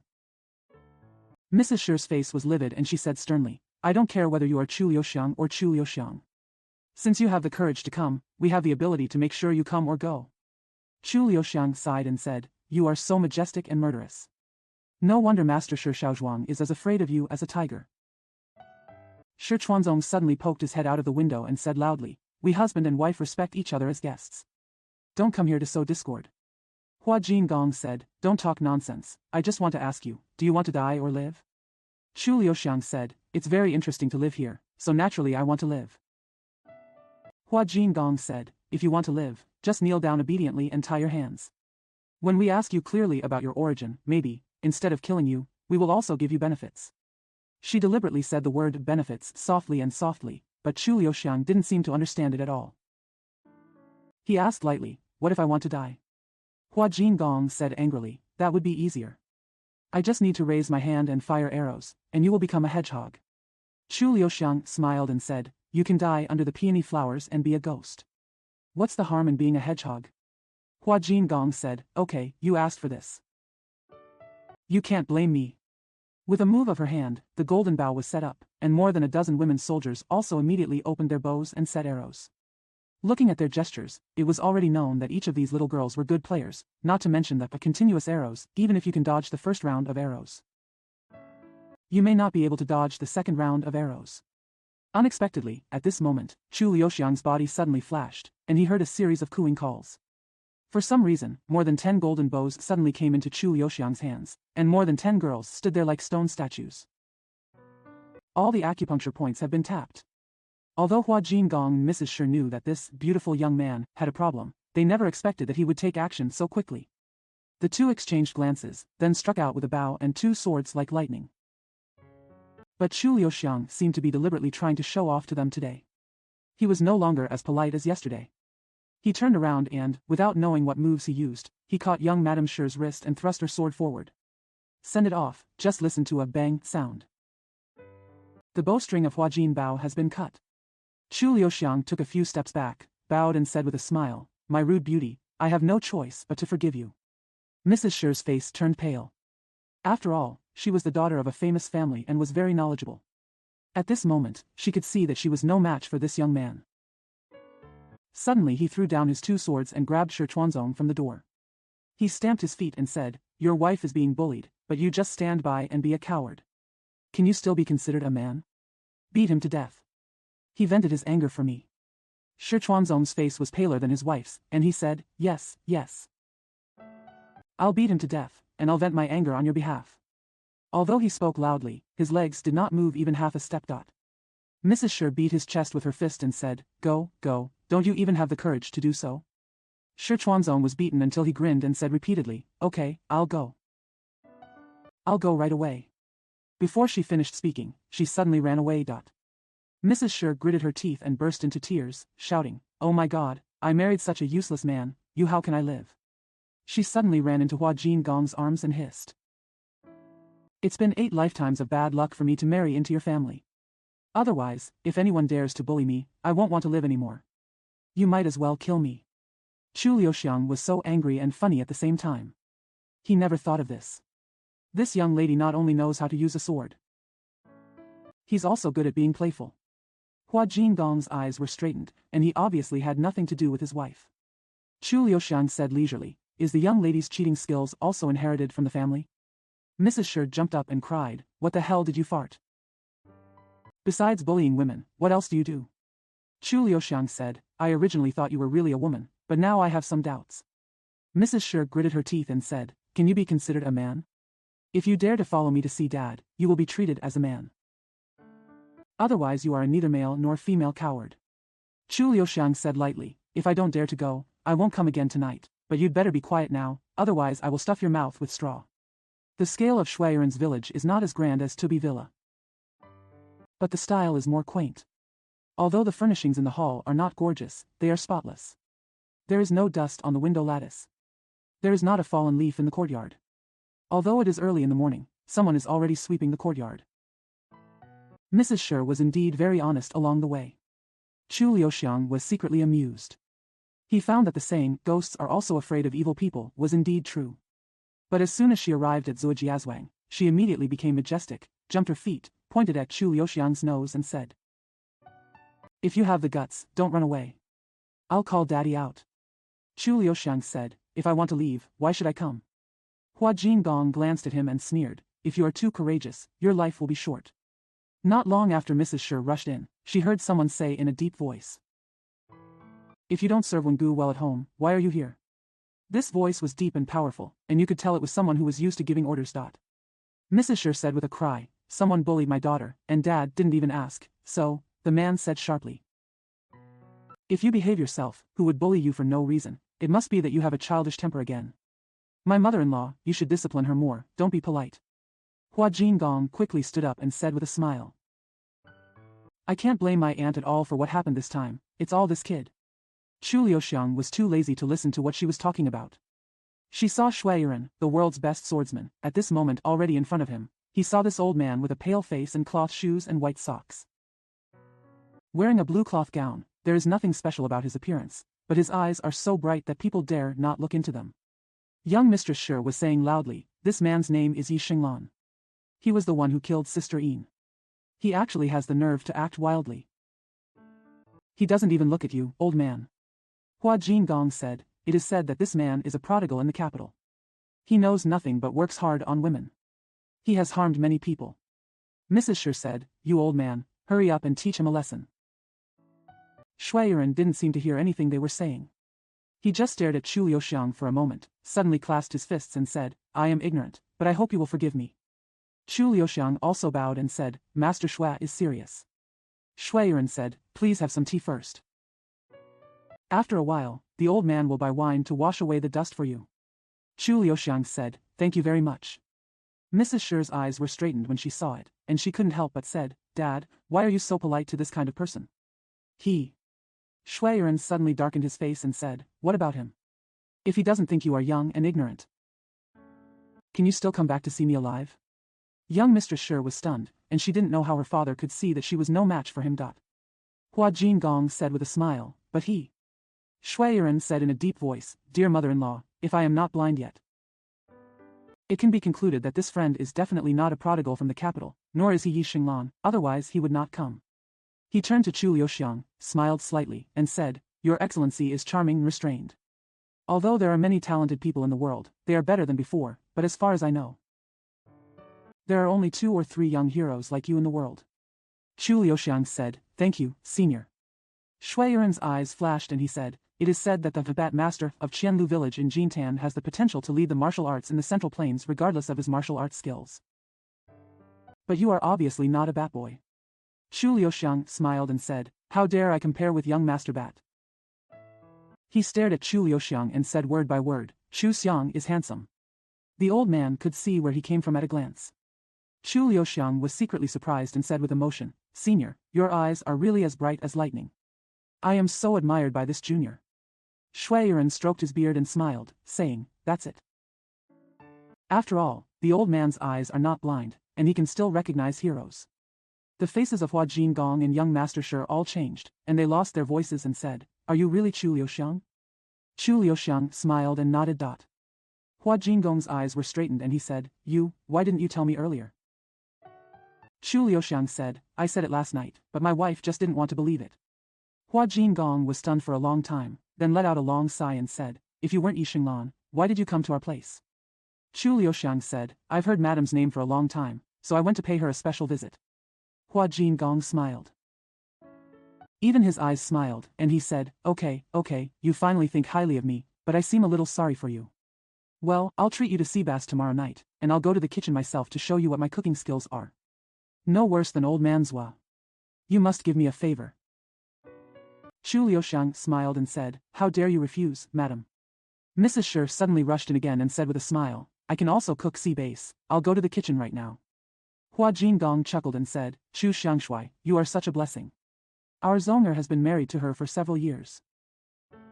I never saw her go out to the kitchen once. Shui Yiren could only pretend not to hear, coughed a few times, and said slowly, I've heard for a long time that Xiangshui doesn't use swords, but the world's famous swords, once Xiangshui tastes them, will immediately be worth 100 times, and he will become an old man. There are also a few hidden swords. I would like to ask Xiangshui Fian to comment. Chu Liuxiang was overjoyed and said, It's my wish, but I don't dare to ask my ears. Hua Jingong smiled and said, Not only do you have a good taste today, but your eyesight is even better. The swords owned by our father-in-law are never shown to anyone, not even me. Shui Yiren said calmly, The sword is a murder weapon, so it's better for my mother-in-law not to go see it today. Chapter 4 The Best Sword in the World. Zuojiazhuang is also built on the mountains, with green mountains winding into the back mountains. Sometimes the fog in the garden can almost merge with the clouds and mist on the mountain top. They walked on the gravel road through the back garden. There were no bright flowers and trees in the garden, and every pavilion and stone had an elegant and clumsy feel. Chu Liuxiang and Shui Yiren walked side by side. No one spoke. When a person reaches a certain status, he will naturally become a person of few words. The wind was not cold in the autumn morning, but the sky was high. They walked into a green bamboo forest, and dewdrops condensed on the bamboo leaves, like pearls inlaid on emerald. The end of the bamboo forest is connected to the foot of the mountain. On the wall that has been dyed green by moss, there is an ancient iron gate, which looks solid and heavy. Shui Yiren opened the door and said, Xiang Shui, please, I will lead the way. Behind the door is a long and dark stone path. The air is so cold that it bites the skin. When Shui Yiren waited for Chu Liuxiang to walk in, he immediately closed the door tightly again, blocking out the light and warmth. Suddenly, everything fell silent, and not even a sound could be heard. If you want to kill people, this is indeed a good place. But Chu Liuxiang was not uneasy at all. He seemed to trust Shui Yiren. He didn't seem surprised that Shui Yiren brought him to this secret place when they first met him. After turning several times on the rocky ground, we arrived at a deep cave. There are copper lamps embedded in the stone walls. Under the gloomy light, I can see stone tables lined up on all sides of the cave, and there is a dark iron box on each stone table. The iron box on the stone table in front of you is long and narrow. It must contain swords that Shui people regard as gongbi. But what's in the other iron boxes? Shui Yiren held the sword box and seemed to have forgotten that Chu Liuxiang existed beside him. He had integrated his whole heart and soul into the sword, reaching a state of forgetfulness of others and self. Chu Liuxiang suddenly discovered that the old man seemed to have completely changed. When Chu Liuxiang saw him for the first time, she felt that his demeanor was elegant and calm, like a wise man who did not seek to be famous, or like a celebrity who was tired of the world and retired to the woods. Although his expression was a little sharp, it was definitely not revealing a disturbing edge. Chu Liuxiang had just walked side by side with him on the path that was less than 3 feet wide.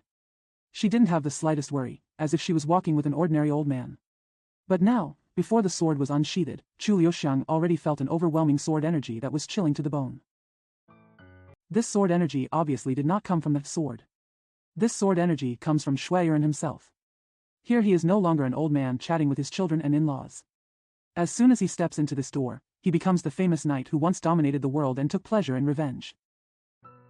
This place hides not only the sword, but also the memories of his past, so he will never allow anyone to invade here. But why did he want Chu Liuxiang to come again? Shui Yiren slowly opened the iron box and took out the sword. This sword has a simple shape. The dark green sword body had no dazzling light, but Chu Liuxiang was 8 feet away and could already feel the coldness on his skin. With a clang sound, Shui Yiren flicked the sword with his fingers, and the sword made a dragon's roar. Chu Liuxiang blurted out, "What a sword!" Shui Yiren's eyes flashed and he said, "Does Xiang Shui know what kind of sword this is?"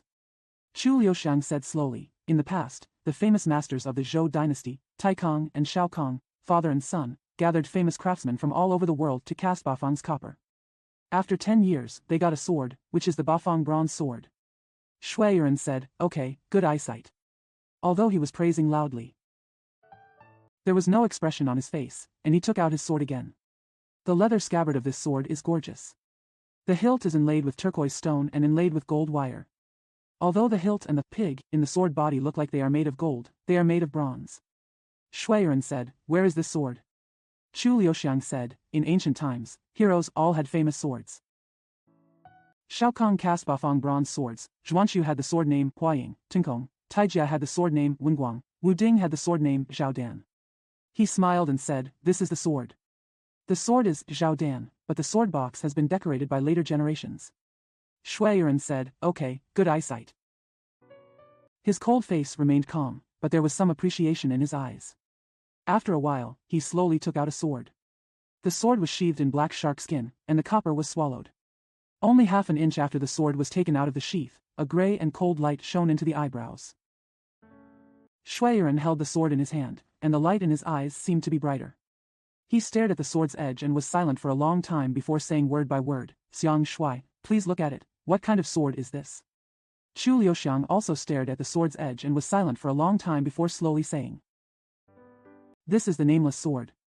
Shui Yiren's long eyebrows suddenly raised and he said, "The nameless sword?" Chu Liuxiang said, "Yes, it is a nameless sword, but although the sword is nameless, the person is famous." Shui Yiren said, "How do you say this?" Chu Liuxiang said, "Senior, do you know about the generals?" Shui Yiren said, "Even though I haven't seen it, I have heard about it." Chu Liuxiang smiled and said, "Actually, Ganjiang is just the name of a couple. But 100 years later, when the 4 words Ganjiang are mentioned, all one knows is the sword, and the person is forgotten."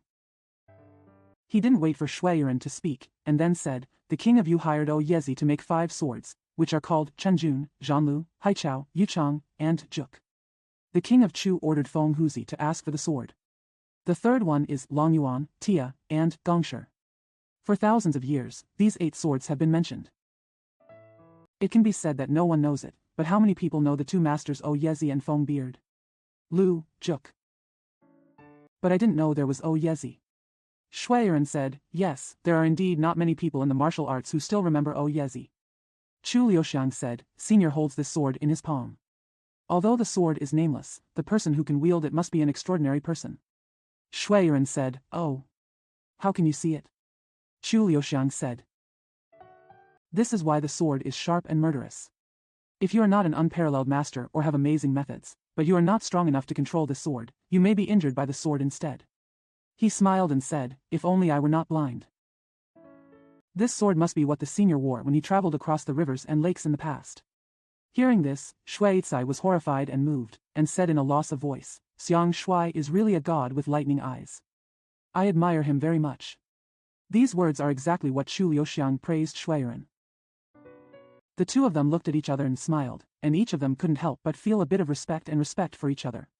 Shui Yiren said, the rumors in the world are indeed true. Xiang Shui's knowledge and eyesight are indeed extraordinary, but does Xiang Shui know what these iron boxes on the 4 walls contain? Chu Liuxiang said. If you can keep a famous sword as your companion, you will definitely find something extraordinary in the box. Shui Yiren opened an iron box, but there was only a long gown in the box. The snow-white gown has turned slightly yellow, which shows that it has been stored for many years. Shui Yiren put the long gown into a shake. Only then did Chu Liuxiang discover a string of blood stains on the front of the gown, snaking there like a red poisonous snake. Under the dim light, the blood stains had turned black. Shui Yiren said slowly, Xiang Shui, does he know whose blood is stained on these clothes? Although his eyes were staring at the blood stains on his gown, he seemed to be looking far away. After a long time, he smiled faintly and continued, this happened a long time ago. I'm afraid Xiang Shui has not yet I've heard this man's name before, but 30 years ago. The killer, Impermanence, Pei Huan is no ordinary person. Chu Liuxiang said solemnly, although I am young and have little knowledge, I still know that the killer Impermanence has a pair of impermanent hooks in his palms and has hit all 7 southern provinces, but I don't know that this person has died in the hands of my predecessors. Shui Yiren said, that was at Guluo Mountain.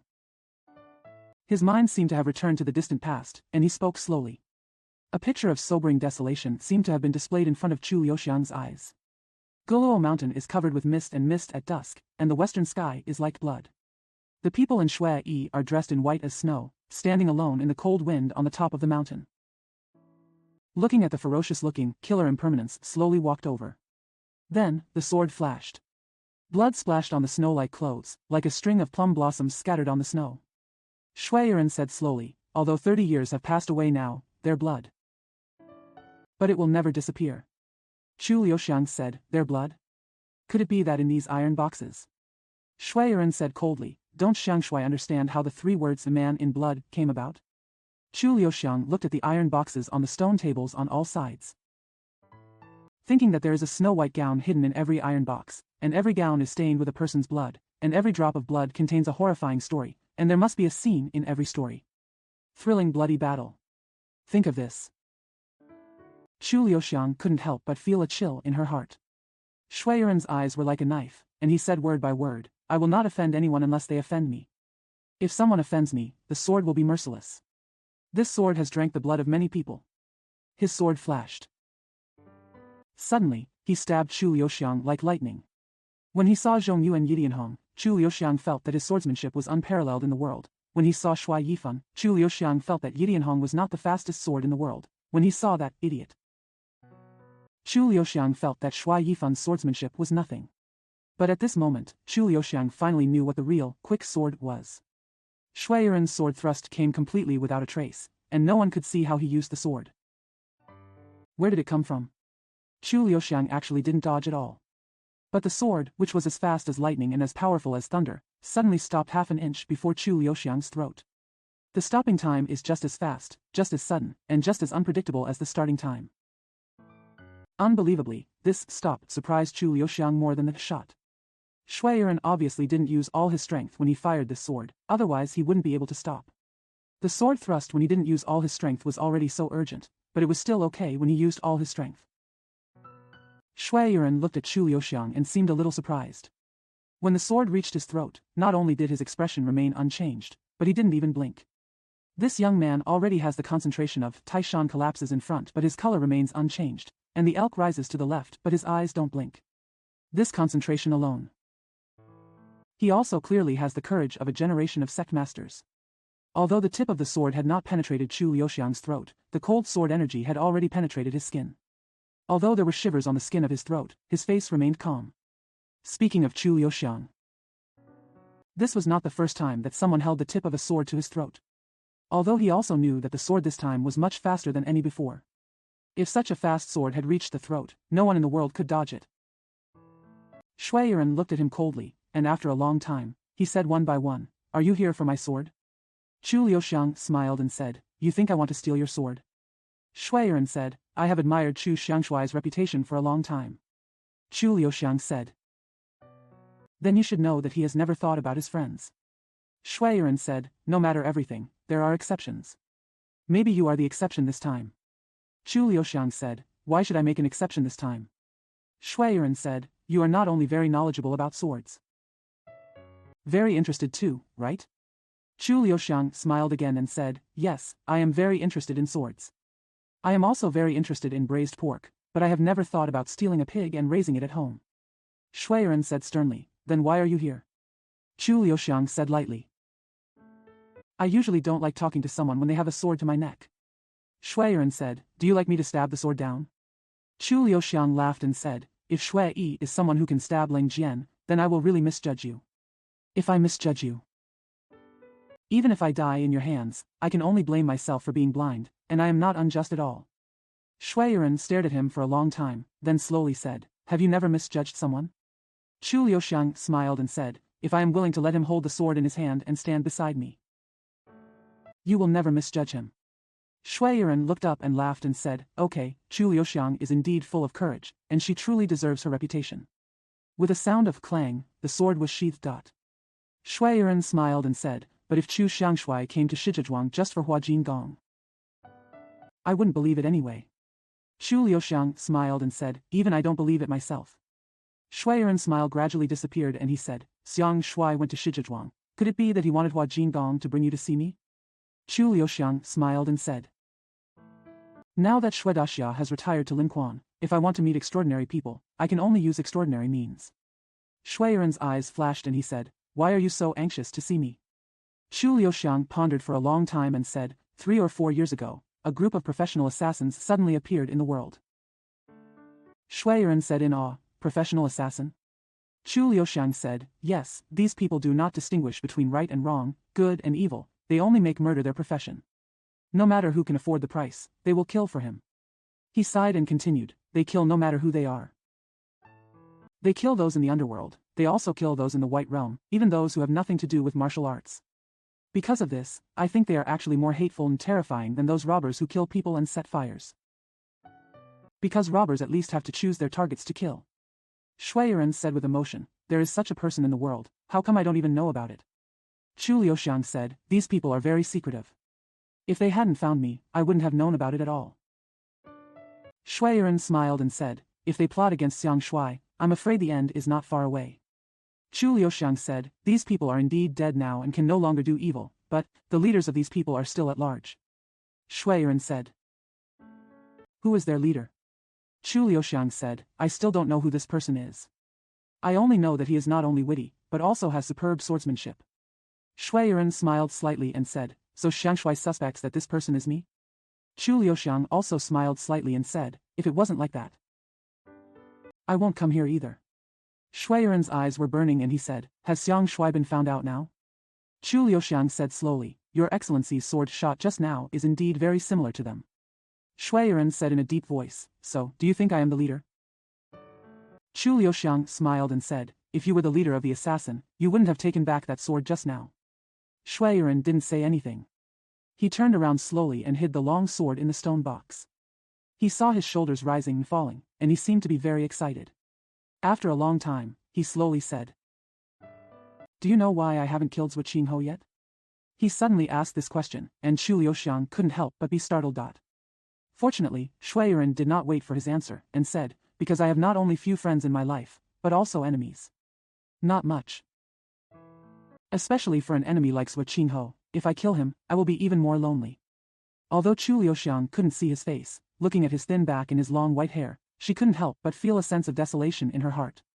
She sighed. In ancient times, heroes were so lonely. When a person is at a low place, he always wants to go to a high place, but the higher he goes, the fewer people are following him. When he finds that he is the only one left at the high place, it is too late to look back. Shui Yiren's body, which stood upright like a javelin, suddenly seemed to become a little rickety. He was silent for a long time, then sighed and said, "But I am getting older." When a person is about to die, he always wants to settle the accounts before him, so as not to take them into the coffin after death. Chu Liuxiang was silent because he didn't know what to say. Shui Yiren said, "So Zhua Qingho and I have agreed to have a life and death duel on New Year's Eve this year. It will not only be a duel between him and me, but also a duel between our Shuezhua family, because our two families have been feuding for hundreds of years. The hatred is almost so far away that one has forgotten the reasons for the hatred." Chu Liuxiang was horrified and said, "Why didn't Zhua Qingho tell me about this?" He suddenly understood why Zhua Qingho was eager to marry his daughter to the Ding family. Just because once his daughter gets married, she is no longer a member of the Zhua family, and she no longer has to participate in this bloody battle of life and death. Zhua Qingho's painstaking efforts for his daughter are really meticulous.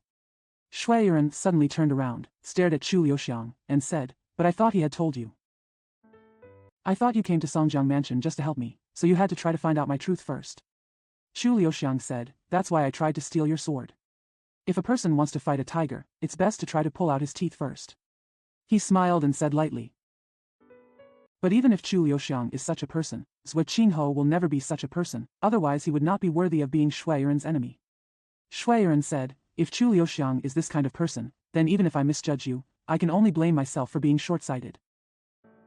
No one else to blame, right?" This is exactly what Chu Liuxiang said to him just now.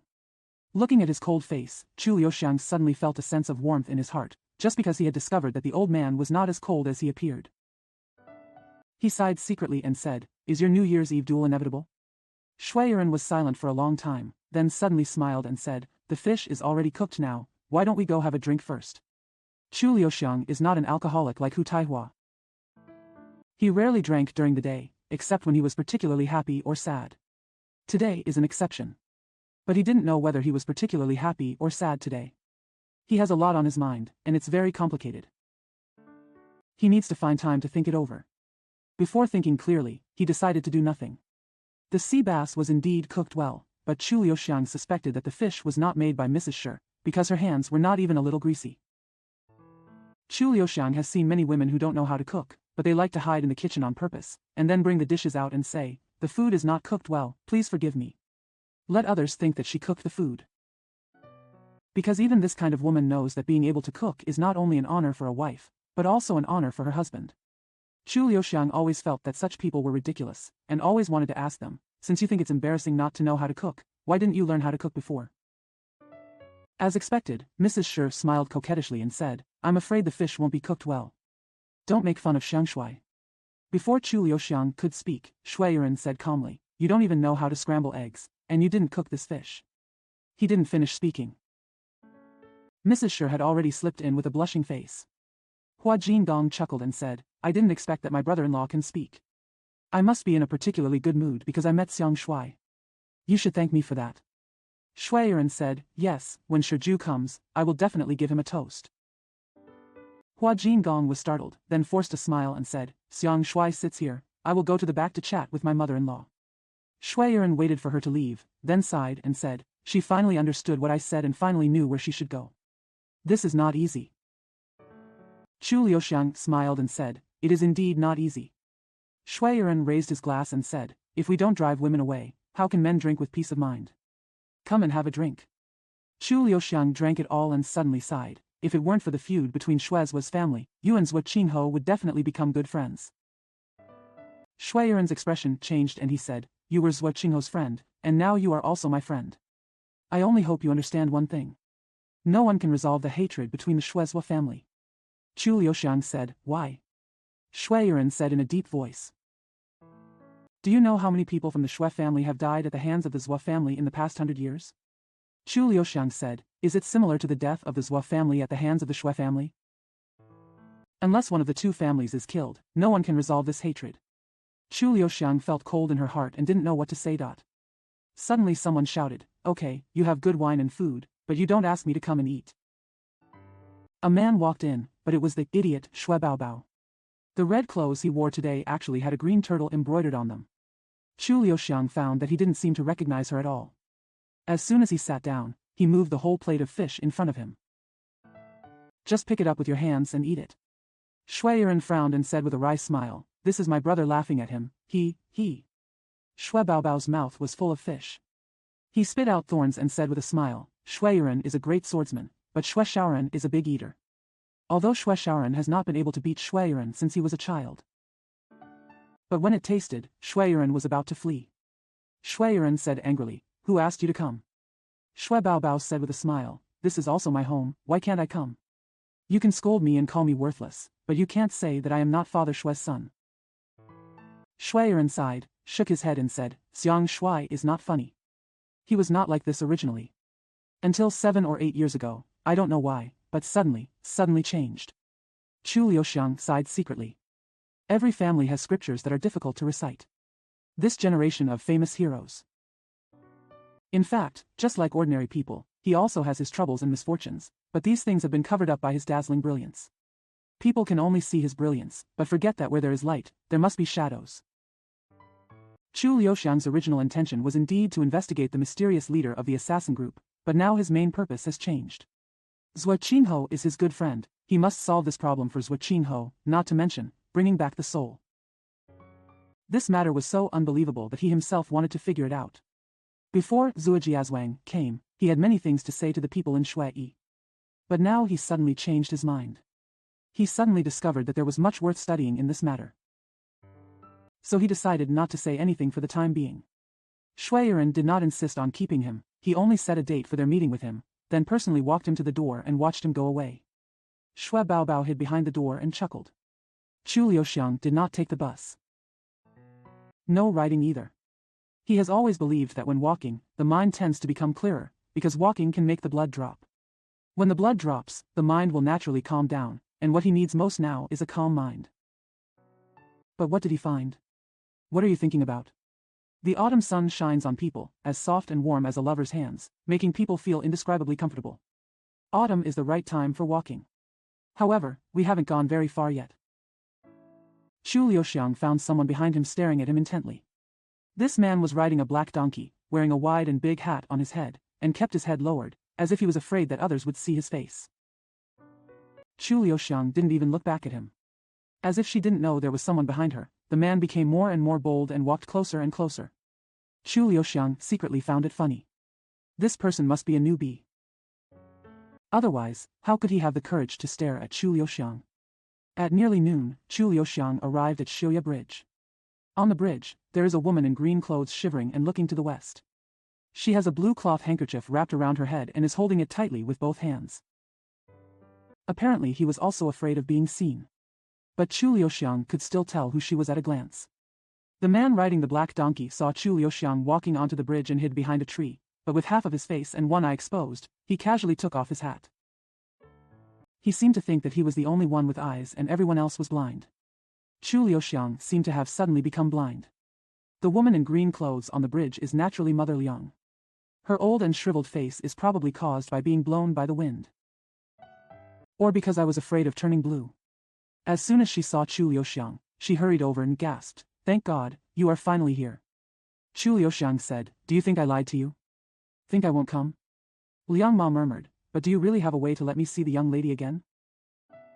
"As long as I can see the young lady, I am willing to die." Chapter 5 Assassin. Liang Ma looked at Chu Liuxiang and said hopefully, "Can you really let me see the young lady?" Chu Liuxiang said, "If you are sincere, you will naturally be able to see her." Mother Liang said, "Of course I am sincere." Guanyin Bodhisattva. Chu Liuxiang didn't let her finish her sentence and rushed to say, "Okay, then you come back in 3 days. Don't come back at noon or wait until dark." Liang Ma was startled and said, 3 days? 3 more days? Chu Liuxiang said seriously, "It is natural to choose the day for this kind of thing. You can't wait. If you were really sincere, wouldn't you be able to wait even 3 days?" Liang Ma was naturally sent away easily. Although Chu Liuxiang felt a little sorry for the kind old woman, the 3 days were really too important. 3 days later. Maybe everything will change. Suddenly, there was a sudden sound of hooves. The man riding the black donkey suddenly accelerated and galloped over, caught up with Chu Liuxiang, and suddenly whipped Chu Liuxiang's neck with his backhand. The long whip broke through the air and made a sharp sound of wind. Chu Liuxiang didn't even look back. She stretched out her hand and grabbed the tip of the whip, laughing and scolding, "Come down." He shook his hand casually, and the man flew up from the saddle, turned over in the air, and landed on the bridge. The sun hat on his head also fell off, revealing a long horse face. This person turned out to be Mrs. Shi. The black donkey rushed straight to the end of the bridge and then stopped. It rubbed its neck against the bridge pillar and hissed softly. Its expression was somewhat similar to that of Mrs. Shi. Chu Liuxiang smiled and said, "I don't know if it was the young mistress who arrived, but I almost offended him. Forgive me, forgive me." Mrs. Shi stared at him bitterly and said, "Stop talking sarcastically. Let me ask you, what are you doing sneaking around all day long? What exactly do you want from us?" Chu Liuxiang sighed and said, "I have great courage. I don't dare to have any ideas about you, young mistress." Mrs. Shi's face actually turned red, and she said loudly, "Then, why did you bring Mother Liang here?" Chu Liuxiang said, "Nothing, just chatting." Mrs. Shi sneered. When did Chu Xiangshuai's appetite change? When did he start to like chatting with old ladies? Chu Liuxiang sighed again and said, "I don't want to chat with the old lady. Will the young lady be willing to chat with me?" Mrs. Shi stared at him, with a smile suddenly in her eyes. Suddenly he turned around and left. "She has a good figure. Just looking at her back, she looks quite charming." Chu Liuxiang just hoped that she would not look back. It would be bad if she did. Unfortunately, Mrs. Shi turned around and smiled and said, "Since you want to talk to me, why don't you come with me?" Chu Liuxiang really sighed this time. He thought that if anyone dared to use the phrase, "look back and smile to be charming," to describe this young lady, he would definitely fight with that person. Not only was Mrs. Shi smiling, she also rolled her eyes and said, "What are you afraid of? Could it be that I will eat you?" Chu Liuxiang murmured, "You really look like you can bite people." Mrs. Shi said, "What are you talking about in your mouth?" Chu Liuxiang smiled bitterly and said, "I didn't say anything, it's just that my mouth suddenly cramped." In his heart, he just hoped that young Madame Shi's neck would suddenly cramp and never come back. However, young Madame Shi's neck was very flexible, and she suddenly turned around and said with a smile, "You are not a puppy, why are you following me? Walking behind others?" Chu Liuxiang had no choice but to step forward. After a while, she couldn't help but said, "Young mistress, you can chat anywhere, where are you going?" Mrs. Shi rolled her eyes at him again and said, "Many young men are secretly calling me Zulihong." Thought I didn't know. Chu Liuxiang could only touch her nose and vowed never to eat dishes like shredded pork stir-fried with Zulihong again. She would rather eat dried radish than Zulihong. Shui Honghong pouted and said, "Hey, you want to chat with me, why don't you say anything?" Has he become mute? When Chu Liuxiang saw her pouty mouth, she wished she could hang an oil bottle on it. She just regretted that Hu Taihua didn't come. Maybe he could really do it. Chu Liuxiang coughed twice, he smiled and said, "That second uncle of yours is really interesting. He was like a child, but his swordsmanship was so high. If I hadn't run fast that night, he would have stabbed me through a transparent hole. He forced my father to fight him, and even my father was almost stabbed by him." Chu Liuxiang's eyes suddenly lit up and said, "What happened next?" Chu Liuxiang said, "According to your father-in-law, he was not originally like this." Shui Honghong said, "Well, he just went crazy practicing sword practice." Chu Liuxiang said, "Oh. He wanted to be better than my dad, and even practiced without eating or sleeping. But no matter how hard he practiced, he still couldn't compare to his dad. One night he suddenly killed his second aunt, saying that she always disturbed his sword practice. But after killing his second aunt, he himself became crazy. He always said that he was only 10 years old and because of his young age, his swordsmanship was not as good as that of his father." Chu Liuxiang sighed, "When a person is helpless, he can only deceive himself. It's just that he..." Shui Honghong suddenly said coquettishly, "Why do we always have to mention him? Is there nothing else to mention?" Chu Liuxiang touched her nose and said, "I will talk with you about whatever you want to hear." Shui Honghong glanced at him, pursed her lips and smiled. "When a man and a woman are together, there are too many things to talk about, don't you know? Do you still want me to teach you?" She chuckled and said, "If you still want others to teach you, you are not Chu Liuxiang, the romantic thief." Chu Liuxiang had a headache when he heard the name romantic thief. What made him even more troubled was that he found that the road Shui Honghong took him was getting more and more remote. And at the end of the road, hidden among the trees, there seemed to be several houses. He couldn't imagine what would happen after entering the houses. But by now it was too late for him to leave. Shui Honghong had taken his hand and said with a charming smile, I will take you to a good place. How should you thank me? Chu Liuxiang said, dash. He suddenly jumped up and said, no, your black donkey is gone. Go back and look for it. Shui Honghong chuckled and said, it's no big deal if a donkey is lost. I have you. What else do you need a donkey for? If someone said that Chu Liuxiang would blush, not only would others not believe it, but even he himself would not believe it. But now, his face is really red. Shui Yuan may have killed too many people. That's why I gave birth to such a precious daughter. It's a strange thing that he hasn't been mad at his daughter yet. Shui Honghong had already pulled Chu Liuxiang and ran towards the maple forest. The sunlight reflects the maple leaves as red as the sunset. There are 3 or 5 mountain houses in the maple forest. The buildings are small and exquisite, and they look like pictures. This is really a good place for lovers to meet. If it weren't for Shui Honghong who was next to Chu Liuxiang at this moment, he would definitely feel a little elegant when he got to a place like this. But now, he felt like a living ghost. A living unlucky ghost. Shui Honghong held him with one hand and was already pushing the door open with the other. Chu Liuxiang smiled bitterly and said, you don't know whose house this is, so how can you just push open the door? If you are caught as a thief, wouldn't it be unfair? Shui Honghong said, who dares to treat me as a thief? Chu Liuxiang said, of course not, but if you are with me, it might happen. My reputation has never been very good, and it might hurt you. As he spoke, he wanted to run away. But Shui Honghong held his hand tighter and said with a smile, don't worry. This is also the property of the Shui family. Chu Liuxiang wanted to touch her nose again, but her hands were held by Shui Honghong. She could only smile bitterly and said, your family has quite a lot of property. Shui Honghong said, this is where my second uncle lived alone to practice swordsmanship when he wasn't crazy. Later, it was free. Although my second brother often came to stay when he was hunting, these few days he came. As she spoke, she opened the door. When she said this, she suddenly heard someone roaring. Said, who dares to break in? Amidst the roar, something black was shot out. It flew past Shui Honghong's scalp and landed far outside the door. It turned out to be a boot. The room was decorated simply and exquisitely. The floor was covered with thick and soft animal skins.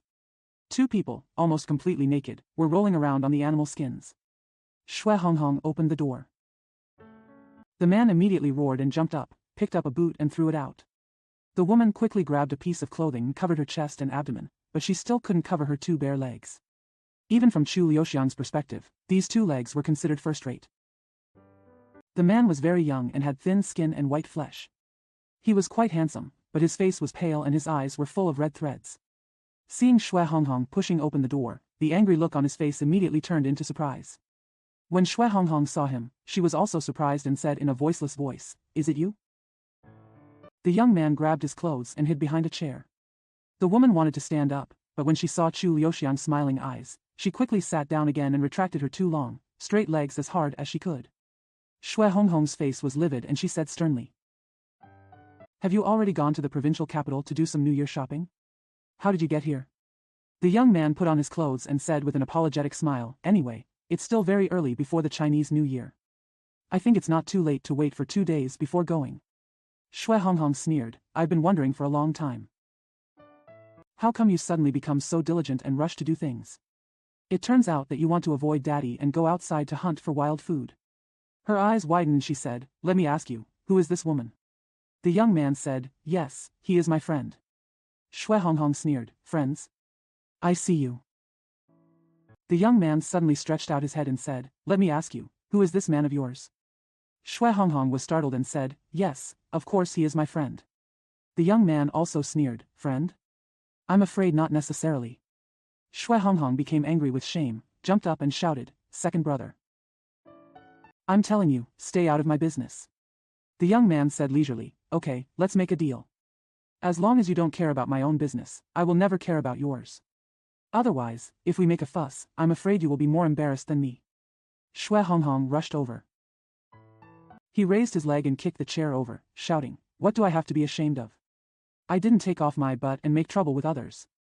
Chu Liuxiang really didn't want to listen anymore, so she quietly opened the door and slipped out, feeling unspeakably uncomfortable in her heart, feeling sorry for Shui Yuan. Naturally, he now knows that this young man is Shui Bin, the second son of the Shui family. These 2 siblings are truly living treasures cast from the same mold. It's a pity that Shui Yi, who has been famous all his life, gave birth to such a pair of children. A rich family has many evil sons. Chu Liuxiang found that this sentence was really knowledgeable. If a person wants to become an unparalleled swordsman, it is best not to raise children, because the best swordsman must be the worst father. The sword, like a woman, you want it to obey you. You must give it your whole heart, otherwise it will betray you.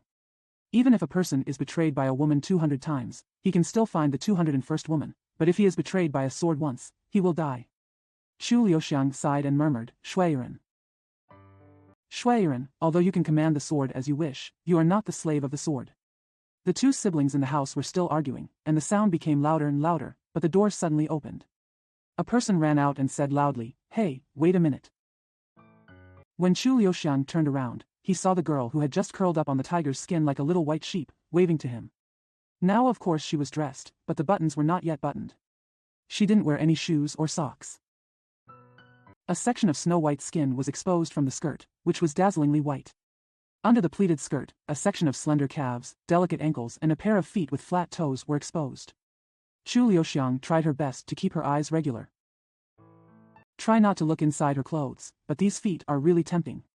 As long as you are a man, you cannot resist this temptation. Chu Liuxiang sighed and said, Are you calling me? The girl said, Yes, I have something to tell you. She ran over. Suddenly she let out a soft breath, and a fragrant, sweet and gentle body fell into Chu Liuxiang's arms. Chu Liuxiang smiled bitterly and said, If you want to find someone to finish what Shui Ershao has not finished just now, you are probably looking for the wrong person. The girl didn't seem to hear what he was saying at all, and said in a trembling voice, my feet, dash. Only then did Chu Liuxiang realize that her foot had been cut by a stone, and blood was flowing down drop by drop. The pain was so painful that she almost shed tears. She not only has beautiful legs, but also beautiful feet. The face is also beautiful. At this moment, the beautiful face is full of pain, and with a few tears, it looks even more pitiful. Chu Liuxiang couldn't help but sigh again and murmured, Next time you have a tryst with others, remember not to take off your shoes. Although this girl looked so plump, her body was very light. Chu Liuxiang picked her up with almost no effort at all. The girl bit her lip and forced a smile, and said softly, Thank you. Although Chu Liuxiang's nose is not working well. But I still smelled a scent that was like orchid and musk, and could make any man's heart beat faster. He could only put his nose as far away as possible and said with a wry smile, You don't need to thank me, just thank your feet. The girl's face turned red and she said, Let's go quickly. Don't wait for them to chase you out. In fact, Chu Liuxiang was not afraid of Shui Honghong chasing her out. She didn't need to say anything, Chu Liuxiang had already jumped into the woods at the foot of the hillside. Although it had not been long after noon, the light in the woods was very dark. Any woman would look more beautiful under this kind of light, not to mention this girl was very beautiful. Chu Liuxiang really didn't know if she could withstand this kind of temptation. He had no choice but to turn his eyes and said, Where do you want me to carry you? The girl gasped and suddenly pulled out a sharp knife. Just when Chu Liuxiang felt that the scent of her body was a bit deadly, the sharp knife was pressed against his chest, tearing a slit in his clothes. This move was really beyond Chu Liuxiang's expectation. Just listen to the girl say coldly, If you still want to die, you have to promise me something. Chu Liuxiang sighed, If a girl like you wants a man to promise you, do you still need a knife? The girl gritted her teeth and said sternly, Stop thinking so wildly. I'm not the kind of woman you think. Chu Liuxiang said, Oh. The girl said, Don't think that I was just having a tryst with that Shui, I was just dash. As she spoke, she shed tears again, beautiful his face was full of anger and resentment. Even biting his lips made them bleed. Chu Liuxiang gradually began to find this girl interesting. Just because she had aroused his curiosity, he couldn't help but ask, What are you just doing? The girl said, Revenge.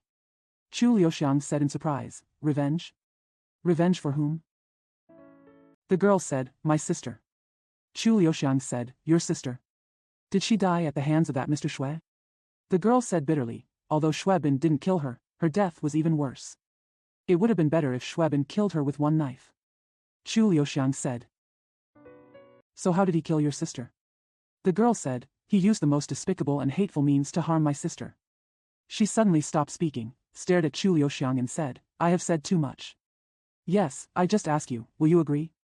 Chu Liuxiang said. Promise to what? You want me to help you get revenge? The girl said, Not bad. Chu Liuxiang said, if you don't tell me clearly, how can I help you? The girl said, no matter what, you must agree to me, otherwise I will kill you. Chu Liuxiang smiled and said, do you think you can really kill me? The girl held the knife tighter and said sternly, you think I don't dare to kill you? As soon as she finished speaking, she suddenly felt numb, and the knife in her hand suddenly found its way into Chu Liuxiang's hand. It was as if Chu Liuxiang had used some magic. Chu Liuxiang said, this knife of yours was originally intended to kill Mr. Shui. The girl gritted her teeth desperately, her whole body still shaking. Chu Liuxiang sighed and said, fortunately, you didn't have the chance to make a move just now. Otherwise, you will probably die in Shui Bin's hands right now. As soon as he raised his hand, the knife flew out and nailed it to the tree. Chu Liuxiang said, you are neither a murderer's girl, nor is this knife a murderer's knife. If you really want revenge, it seems that we have to think of another way. The girl suddenly burst into tears. With a pair of white and tender little hands, she beat Chu Liuxiang's chest desperately and cried bitterly, kill me. It would be better if you just kill me. Chu Liuxiang smiled bitterly and said, you must have made a mistake. I am not that Mr. Shui. The girl murmured, if I can't avenge my sister, I don't want to live anymore, I don't want to live anymore. She suddenly struggled and jumped out of Chu Liuxiang's arms and went to pull up the tree. Knife. But she hasn't rushed over yet. Chu Liuxiang suddenly arrived in front of her again. Her body rushed into Chu Liuxiang's arms again. Chu Liuxiang patted her shoulder gently and said softly, if a young and beautiful girl like you is unwilling to live, then who else can live? If you don't even have the courage to live, how can you avenge your sister? The girl lowered her head, stamped her feet, and said in tears, I have no hope anyway, and death will be a clean slate. Chu Liuxiang said, who said you have no hope? The girl suddenly raised her head and said, are you willing to help me? Chu Liuxiang said, maybe, but you must explain this matter clearly first. He helped her sit down under the tree, looked at her quietly, and said, you must at least tell me first, who are you? What's your name? His eyes are so gentle and bright. It makes people feel that he can not only be the gentlest lover, but also a loyal friend. The girl lowered her head, her pale cheeks flushed, and muttered, my surname is Shi. Chu Liuxiang said, Shi Xiaomao. The girl blushed and said, no, Shi Xiuyun. Chu Liuxiang smiled and said, this name suits you just right. Are you from this place too? Shi Xiuyun said, yeah. Chu Liuxiang said, you live near here? Shi Xiuyun said, the field our family cultivates also belonged to Zuojiazwang. My father didn't pass away. He also taught in the Shui family's private school. Chu Liuxiang said, is that why your sister recognizes Shui Bin? Shi Xiuyun bit his lip and said, when Shui Bin was young, my father liked him the most. He always said that he was smart, capable, and good at both civil and military affairs, and he would definitely be promising in the future. So I often bring him home to play, but who would have thought that he is actually a beast with a human face and a beast's heart. If Dad knew what he did under Jiuquan, he would be afraid. I would be afraid. As she spoke, she couldn't help but sobbed softly again. Chu Liuxiang said, how did your sister die? Shi Xiuyun just shook his head, shed tears, and said nothing. Chu Liuxiang knew that there must be many unspeakable secrets in this matter, and he did not want to force others to say things that he did not want to say. But Shui Bin is Shi Yin's fiancé, and everything about him is. All of them may be related to the secret of reviving a dead body. Chu Liuxiang suddenly said, does your foot still hurt? Shi Xiuyun nodded again with tears in his eyes. Chu Liuxiang gently held her delicate ankle. Use a white silk scarf to gently wipe away the blood and mud on the soles of her feet. Shi Xiuyun's body was shaking violently, and his face was as red as sunset. He felt that he no longer had any strength in his body and could not even lift his head. My whole body was shaking. Chu Liuxiang used a silk scarf to bandage her wound, and suddenly asked, did your sister fall into Shui Bin's trap? Shi Xiuyun seemed to have no strength to resist at all. No matter what Chu Liuxiang asked her, she would answer without hesitation. Although she spoke vaguely, Chu Liuxiang also understood that her sister was obsessed with someone, but that person was a thin lover. Her sister suffered from lovesickness so much that she fell ill. She saw her sister's pain before she died. That's why I decided to kill this heartless person. Chu Liuxiang sighed, you are right, he deceived her so miserably, it would be more merciful to kill her with one knife, but, how did you know that this man is Shui Bin? That's why I decided to kill this heartless person. Chu Liuxiang sighed, you are right, he deceived her so miserably, it would be more merciful to kill her with one knife, but, how did you know that this man is Shui Bin? Shi Xiuyun said bitterly, of course I know. Chu Liuxiang said, did your sister tell you? Shi Xiuyun cried again. She was so good to him that she refused to say his name until she was dying, but she didn't need to say it, I knew it. Chu Liuxiang said, why? Shi Xiuyun said. Because when my sister was seriously ill, Shuebin always came to see her for some excuses. Looking at his sneaky look, I knew he didn't have any good intentions. She gritted her teeth and said, I know he wants my sister to die quickly so that he can safely marry Shi. Chu Liuxiang pondered and murmured, yes, if he had nothing to do with this matter, how could he care so much about your sister? Shi Xiuyun said, so as soon as my sister died, I decided to kill him. Chu Liuxiang sighed and said, so you go there to find him. Shi Xiuyun said, I knew that he often went to that small room, so I waited there. After waiting for 2 days, I was indeed waiting for him, but... She continued sadly, but I also know that I never have the power to kill him, so I just... Chu Liuxiang touched her nose and said, that's why you thought of that method. Shi Xiuyun lowered his head and said in a trembling voice, besides using that method, I have no other way to get close to him. A beautiful body is indeed a woman's best weapon. Chu Liuxiang sighed again and said with a wry smile, don't you think this method is too risky? Shi Xiuyun lowered his head and said with tears, after I had already prepared to kill him, I would also die. Chu Liuxiang was silent for a long time, and then asked again, on what day did your sister die? Shi Xiuyun said, September 27th is the night before the beginning of winter, which is also the night before the day before. Chu Liuxiang said, so, she hasn't been buried yet? Shi Xiuyun said, it was buried the next day. Chu Liuxiang frowned and said, why are you in such a hurry? Shi Xiuyun said, my second uncle insisted on burying her as soon as possible. He said that after death, it is best to bury her in peace. Chu Liuxiang said, your second uncle? Shi Xiuyun said, my parents have passed away, and my second uncle makes the decision on everything. Chu Liuxiang was silent for another long while. Said, I think. I want to go and have a look at your sister's grave. The chilling autumn wind has chilled the handful of luss under the poplar trees. The thin stone tablet is simply engraved with Tomb of Shi Fengyun. A young man wearing sackcloth and mourning was kneeling in front of the tomb, crying sadly. Chu Liuxiang and Shi Xiuyun saw the young man from a distance. Shi Xiuyun said in surprise, who is this person? Why do you come to cry at my sister's grave? Chu Liuxiang also felt strange and said, you don't know who he is? Shi Xiuyun said, except for my second uncle. We don't even have any relatives. The young man seemed to have been alarmed by their footsteps. He suddenly jumped up, covered his face with his hands, and ran away as fast as he could. His movement skills were unexpected. Soon, it seemed that the foundation of Qinggong was very good. But no one can run away in front of Chu Liuxiang. Chu Liuxiang's figure flashed and was already in front of him. This young man had never seen anyone with such fast movements, he was as fast as a ghost. He was shocked, his face turned yellow, and he murmured, please, let me go. I didn't do anything. Chu Liuxiang said, since you didn't do anything, why did you run away? The young man said, I. Suddenly he punched Chu Liuxiang in the chest. This punch was actually very fast. It seems that his martial arts foundation is also very good. But except for the coquettish girl, who else can punch Chu Liuxiang in the chest? Chu Liuxiang dodged again and stretched out her hand to grab his wrist vein. At this time Shi Xiuyun had also rushed over. This young man really wanted to hide his head in his crotch, but Shi Xiuyun still saw him and said in a voiceless voice, is it you? Chu Liuxiang said, do you recognize him? Shi Xiuyun said, he is Shuebin's book boy, and he often went to my house with Shuebin when he was a child. She stared at the boy. Said, Yijian, let me ask you, what are you doing in such a panic and furtively? Yijian seemed to have just shed tears, but now he was sweating coldly. He forced a smile and said, I didn't.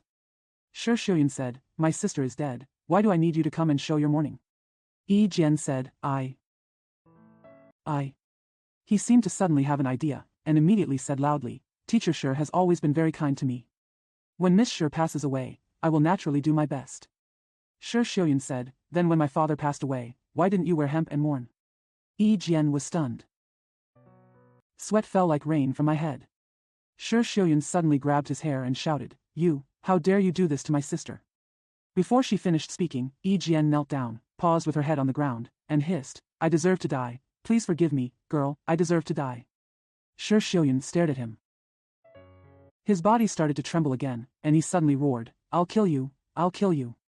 But Chu Liuxiang had already held her hand and said softly, no matter what, he always does this out of sincerity. If I die, if someone is willing to wear sackcloth and mourn for me, I will die with peace of mind. Shi Xiuyun said, but how could he treat my sister, how could my sister treat him? She was anxious and angry, and couldn't even speak clearly. Chu Liuxiang sighed, don't forget, he is also a human being. Shi Xiuyun suddenly burst into tears and stamped his feet. I was wrong, I made a mistake. I shouldn't have gone to Shuebin, how could I be so embarrassed in front of him? How can I see anyone in the future? Chu Liuxiang hugged her gently. His arms were so gentle and so strong. No matter how sad or disordered his heart was, he could find peace here. Yi Jian was still kneeling on the ground, crying. Chu Liuxiang sighed, you were so sad when she died. Why didn't you treat her better when she was alive? Yi Jian cried and said, I don't dare. Chu Liuxiang said, don't you dare? Why don't you dare? Yi Jian said, I am a lowly person. I don't deserve her. Chu Liuxiang said, so you would rather watch her die for you? Yi Jian burst into tears and said, I didn't know she would be like this, and I didn't know she was so good to me. Chu Liuxiang said, no matter what, when she is seriously ill, you should always go and see her. Yi Jian said, she told me not to go looking for her. Chu Liuxiang shook her head and sighed, if a girl wants you not to go to her, she may mean that you go to her. If you don't even understand this, how can you be a man? Yi Jian was startled for a moment, and said. But she said, she would never see me again. Chu Liuxiang sighed, that's because she thought you had no courage, so she said that on purpose. If you really love her, you should have the courage to propose to her. Yi Jian said, if she really meant this, why didn't she say it? Chu Liuxiang smiled bitterly and said, if she is willing to say it, she will no longer be a woman. Yi Jian was stunned for a long time, then suddenly hit his head on the ground, crying bitterly, Feng Yun, I deserve to die, I am a bastard, an idiot. But why did you do this? Not only did you hurt me, you're also hurting yourself. Chu Liuxiang sighed and murmured, actually, you don't have to feel bad. Every man will become a fool in front of the woman he likes. Watching a grown man cry in front of you is really not a pleasant thing. When Yi Jian stopped crying, Chu Liuxiang immediately said, I want to ask you to do something. I wonder if you are willing to agree. Yi Jian sobbed and said, you are a good person. No matter what you want me to do, I will agree. Chu Liuxiang said, please convey this to Mr. Shui. Just say that I will wait for him in that cabin the night after tomorrow, hoping that he will come and meet me. Yi Jian said, but, how does my young master know who you are? Chu Liuxiang said, my name is Chu Liuxiang. Yi Jian froze as if he had suddenly swallowed a hot egg. I can't even breathe. He opened his eyes wide, opened his mouth wide, and after a long while, he let out a long breath and said, you are Chu Xiangshui. Chu Liuxiang smiled and said, I am Chu Liuxiang, but I am not old. Yi Jian wiped his nose with his sleeve. He murmured, if I had known that your old man was Chu Liuxiang, even if he had killed me just now, I would not have dared to take action. Shi Xiuyun opened his eyes wide at this time and looked at Chu Liuxiang dreamingly. After Yi Jian left, he sighed softly and said, so you are so famous. Chu Liuxiang smiled bitterly and said, being famous is not a good thing. Shi Xiuyun lowered his head and looked at his feet and the silk scarf on his feet. He didn't know what he was thinking, but he was lost in thought. Chu Liuxiang said, I also want to ask you something. I wonder if you are willing to agree. Shi Xiuyun said softly, just tell me, no matter what, I will promise you. She seemed to realize that there was something wrong with her words, and her dimple turned red again. Under the gradually setting sun, she looked like a begonia. Chu Liuxiang couldn't help but feel ripples in her heart, and said softly, then go home quickly and have a good sleep, and forget all this for the time being. Shi Xiuyun said, what about you? Chu Liuxiang said, I have to do some things until.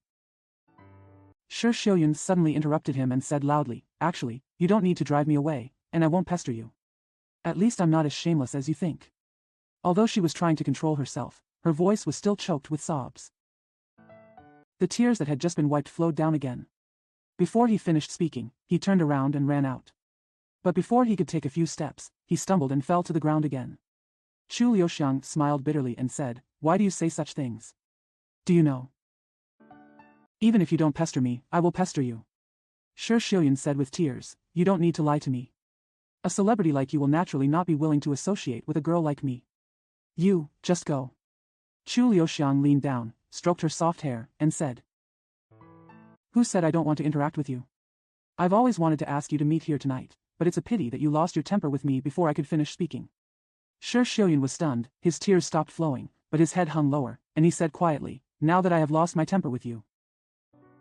Of course you don't want to see me again." Chu Liuxiang smiled and said, "Do you think I, like you, also lose my child's temper?" Shi Xiuyun pouted and said, "Who said I was a child? Do you think I still look like a child? Anyone can see that she is no longer a child. Even children can feel it." She knew this very well, and deliberately took a deep breath, as if she wanted to confirm her words, and as if she was demonstrating to Chu Liuxiang. Her plump breasts had almost burst through her clothes. Chu Liuxiang touched her nose and said with a smile, "Of course you are an adult now. You should act like an adult from now on. Don't lose your temper or think too much." His eyes looked down from her breasts to her delicate ankles. The silk scarf wrapped around her slender feet leaked a trace of blood. Chu Liuxiang couldn't help but said again, "If your feet are still hurting, let me carry you back?" Shi Xiuyun said, "If you carry me home, I'm afraid someone else will have to carry you in the future." Chu Liuxiang said, "Why?" Shi Xiuyun smiled and said, "If my second uncle saw you carrying me home, it would be weird if he didn't break your legs." She ran away from Chu Liuxiang with a sweet smile, then looked back and smiled, "Don't forget, tonight." This time she ran very fast and did not fall. My feet don't seem to hurt anymore." Chu Liuxiang looked at her slender waist and flying black hair, and couldn't help but pinch her nose hard, and murmured with a wry smile, Chu Liuxiang, it seems that your illness has become more and more serious. He himself knows what's wrong with him. That is, as soon as he meets a beautiful girl, his heart softens and he cannot speak with a straight face no matter what. I don't know why, maybe it's because he's very lucky, maybe it's because he's very unlucky. He always meets some beautiful girls. The most terrible thing is that these girls also like him." Chu Liuxiang was sure that Xue Honghong and Xue Bin had left, so he returned to the hut. As expected, the hut was deserted. The overturned chair was not lifted up. As if he had left something behind, he searched the house for a long time. His expression looked very disappointed, and he obviously found nothing. There is a big iron stove in the house, and it is still autumn. Naturally, this stove had not been used for a long time, but there was not even a speck of dust on the stove. Chu Liuxiang's eyes lit up and she opened the stove door and found a small iron box hidden in the stove. The iron box contained pollen for women's dressing. This small house is originally a very masculine place, but this iron box is obviously a woman's thing. Everything in it is very exquisite, including a small diamond mirror, 2 sandalwood combs, and several boxes of rouge pollen. Very high quality. The owner of these things must be a woman who is very particular about grooming, and her status must be high, otherwise she would not be able to afford such expensive things. Hua Jingong and Xue Honghong may often come to this place, if they have trysts with others here.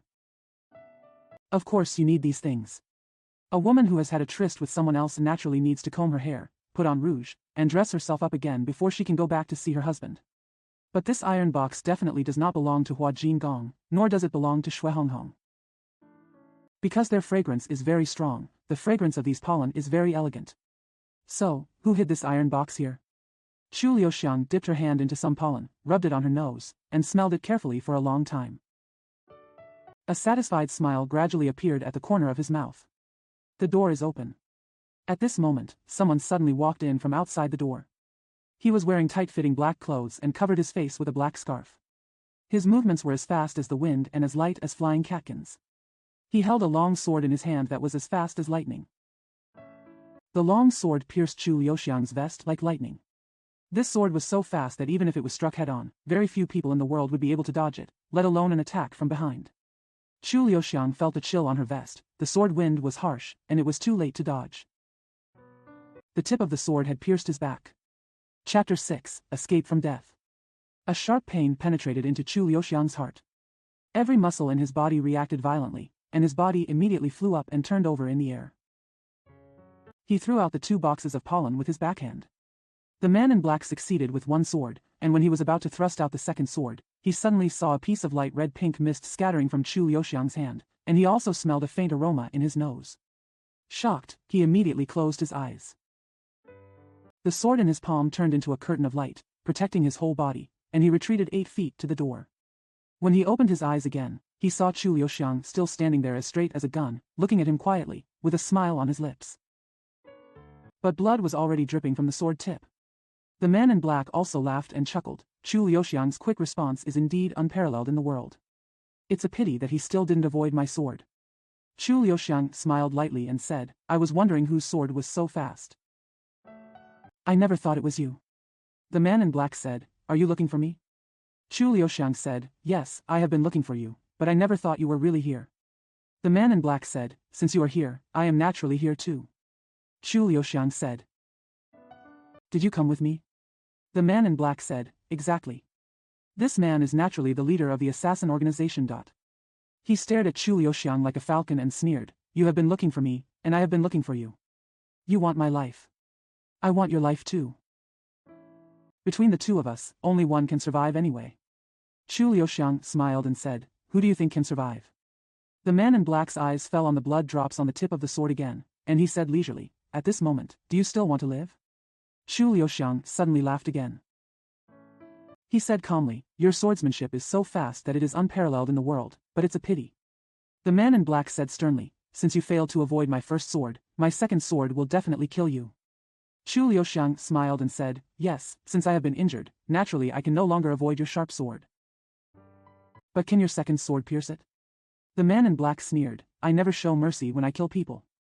Chu Liuxiang said, There is a saying that many people in the world know. Have you never heard anyone say it? The man in black said, What are you talking about? Chu Liuxiang chanted in a long voice, The ecstasy of the bandit commander quietly breaks people's hearts. The man in black's pupils suddenly shrank, and he lost his voice. Ecstasy? Chu Liuxiang said, Yes, you have just fallen into my ecstasy, if you still don't ask me to save you. Within an hour, the poison will become fatal. The man in black stared at him for a long time, then suddenly laughed and said, Chu Liuxiang, don't expect me to be fooled by you, it's just a box of perfume for women. Chu Liuxiang sighed and murmured, Powder used by women? Why is there any perfume used by women here? Should I hide the perfume used by women on my body all day long? The more he talked, the funnier he became, and he couldn't help but laugh. The man in black said sternly, If you were alive in this world, would not be able to eat and sleep well. No matter what, I will kill you first. Chu Liuxiang said sharply, Please. The man in black said, Even if it is really the incense of ecstasy, you must have the antidote on your body. I will kill you first, and then search for your antidote. Chu Liuxiang smiled and said, Good idea. The man in black holds the sword tightly. His teeth were clenching, and although he was speaking fiercely, his hands were actually a little soft, and he could no longer stab with the second sword. Chu Liuxiang put his hands behind his back and said with a smile, Why haven't you taken action yet? If you kill me earlier, wouldn't the antidote be obtained earlier? The man in black said, Don't you have the antidote? Chu Liuxiang said, You don't believe what I said anyway, so why bother asking me? The man in black gritted his teeth and said, Even if I am willing to let you go, how do I know you will give me the antidote? Chu Liuxiang said, You are indeed not sure. The man in black's eyes suddenly calmed down, focusing on Chu Liuxiang's face. After a long while, he slowly said, I won't kill you, but you will give me the antidote? Chu Liuxiang said, No one of us will suffer from this transaction anyway. The man in black asked, Where is the antidote? Chu Liuxiang said, When you wait for me to walk out the door, start counting from 1 and count to 1,000 before going out. The man in black said, Then what? Chu Liuxiang said, I will write the detoxification method under the first tree you see when you go out, but you must remember it. You must count to 1,000 before you can go out, otherwise the deal will be ruined. The man in black was silent for a long time and said slowly, It is said that Chu Liuxiang never breaks his promise, but I don't know whether it is true or not. Chu Liuxiang smiled and said, Whether it is true or false, you will know soon. He walked past the man in black. The man in black could stab his throat with just one stretch of his hand, but he didn't even look at the man in black. The bet was now on, and he knew the man in black had to go ahead with it. The man in black stared at him, and every muscle in his body was tense. Chu Liuxiang Shiran walked out of the door and gently closed the door. He had never seen a person walk so easily on the edge of life and death. Cold sweat broke out on his own palms. 1, 2, 3. Counting from 1 to 1,000 is not very difficult.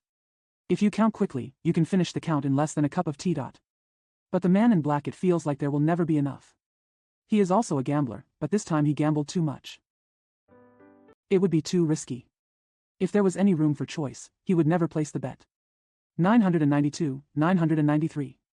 The man in black banged open the door and jumped out. After 2 ups and downs, he was already under the first tree he saw. Sure enough, there were writings drawn on the ground with branches. Only 4 words. You are not poisoned. The crooked handwriting seemed to be mocking him. The man in black was stunned for a long time. He couldn't help but spat heavily on these 4 words and stepped on them a few times. He murmured, "Straight bitch, mother naughty bitch." He cursed almost all the curse words he knew from all over the provinces. This bastard named Chu turns out to be cheating again. It turns out that he could kill Chu Liuxiang with just one stretch of his hand. He really couldn't understand how Chu Liuxiang could not be nervous at all at that time. As long as Chu Liuxiang shed a drop of sweat, his sword would have been shot. Chu Liuxiang, you don't need to be proud, even though you escaped again today. But there are still many opportunities for me to kill you. He suddenly remembered that Chu Liuxiang had been seriously injured and would not be able to escape far. Even if he had escaped 1,000 steps, he would still be able to catch up soon. Sure enough, there was a drop of dried blood on the ground. Black, the man in clothes, leaned down. Searching the ground like a hunting dog, I finally found a line of footprints.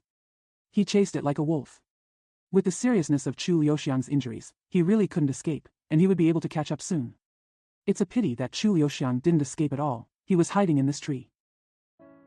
He could clearly hear every word the man in black scolded him. I'm afraid he hasn't been scolded as much in his life as he is today. Chu Liuxiang watched the man in black go away, and felt his eyes gradually getting blurry, and his body felt indescribably weak, and he fell straight from the tree. Now if the man in black rushes back, he will have no resistance at all. In any case, he is also made of flesh and blood. Being stabbed in the back is not a joke. Although Chu Liuxiang couldn't see the injury on his back, he knew that the sword penetrated deeply. It might have pierced the bone, and there would naturally be a lot of blood. With his current physical strength, he would never be able to walk back to Bebe Villa. He leaned against the tree trunk and panted for a long time.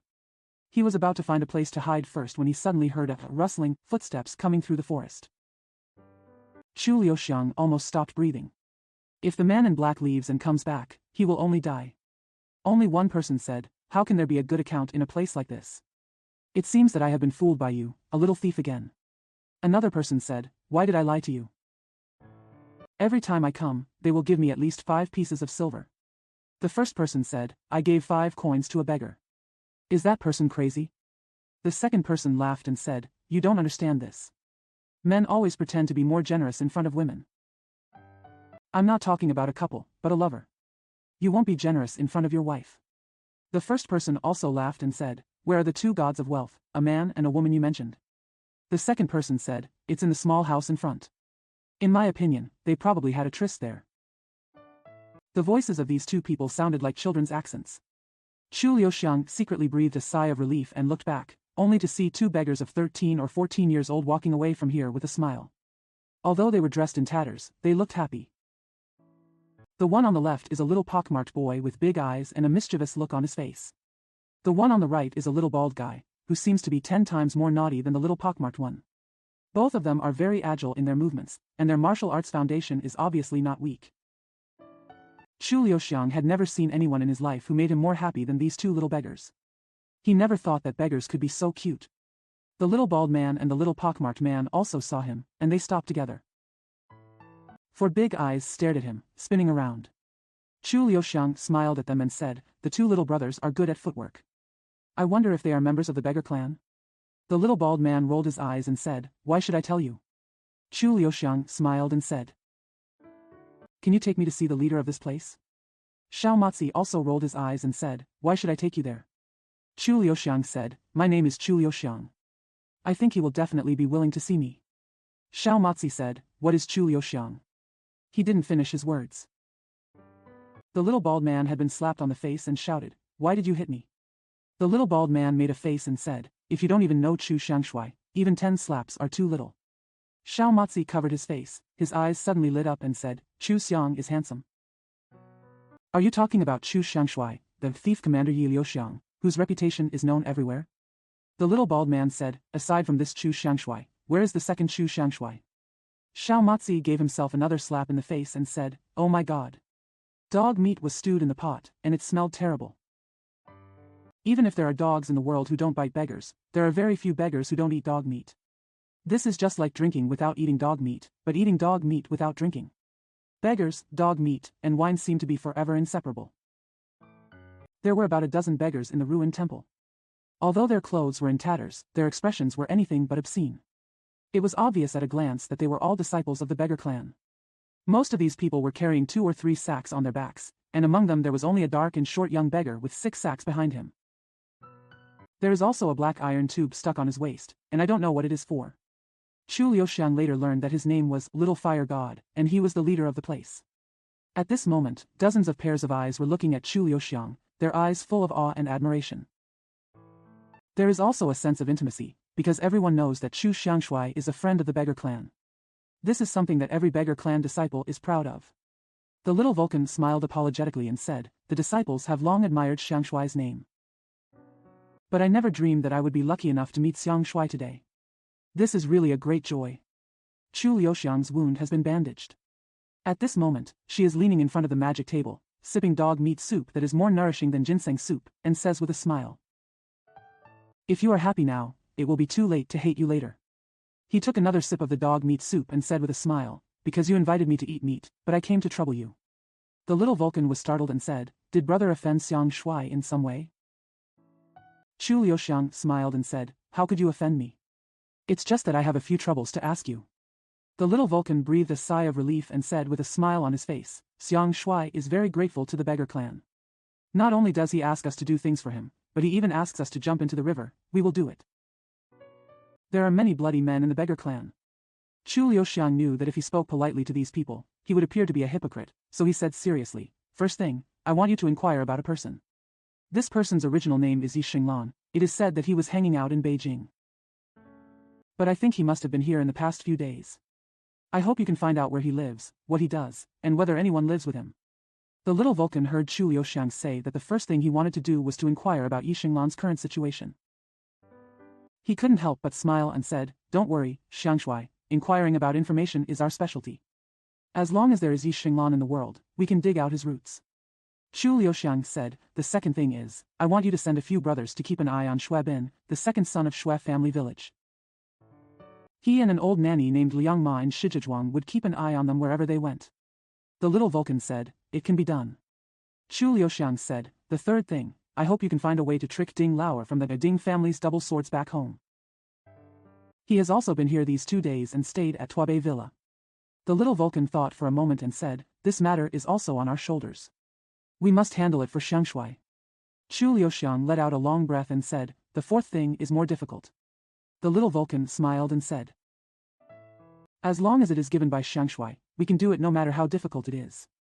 Chu Liuxiang said, "Okay, tonight, I want you to accompany me to dig a grave." The little Vulcan was really startled now. Could it be that Xiangshui's idea was to kill the dead? The little Vulcan's eyes were straight. It was almost dumbfounding. The little bald man said, "If the boss doesn't dare to go, I will go." Chu Liuxiang smiled and said, "You really dare to go?" The little bald man said, "If someone asked me to dig someone's grave, it would be weird if I didn't slap him 17 or 8 times. But if Xiangshui asks me to dig his grave, I will dig his grave." Chu Liuxiang said, "Why?" The little bald man blinked and said, "Because I know Xiangshui will never ask us to do bad things." Xiao Matzi immediately said, "Yes, I'll go too." The little Vulcan sighed and smiled bitterly. "It seems that these 2 brats are more sensible than me. He knows better than me. Xiangshui, we will dig the grave whenever you want us to." Chu Liuxiang said, "Third watch tonight." He took the hands of the 2 children and smiled, "You are all my good friends, but sometimes I will lead you to do bad things. When you grow up in 2 years, I will definitely come to you to have a few drinks, and I will also find 2 little beauties to pour the wine for you." He laughed and continued, "These are not a good thing, but they are more interesting than digging graves." Chu Xiangshui actually regarded them as friends and even invited them to drink. Little Baldy and little Matzi were almost going crazy with joy. Chu Liuxiang suddenly said again, "Did you originally want to go to that hut today?" Xiao Matzi said. The little bald man said that there were 2 very generous people in the hut. The first time he met them, they gave him more than 1 tael of silver, and the second time they gave him 7 or 8 cents. The little bald man smiled and said, "But I didn't mean to rip off people. The first time I went there was to catch butterflies. When I met them coming out of the hut, they insisted on giving me money, so I had no choice but to accept it."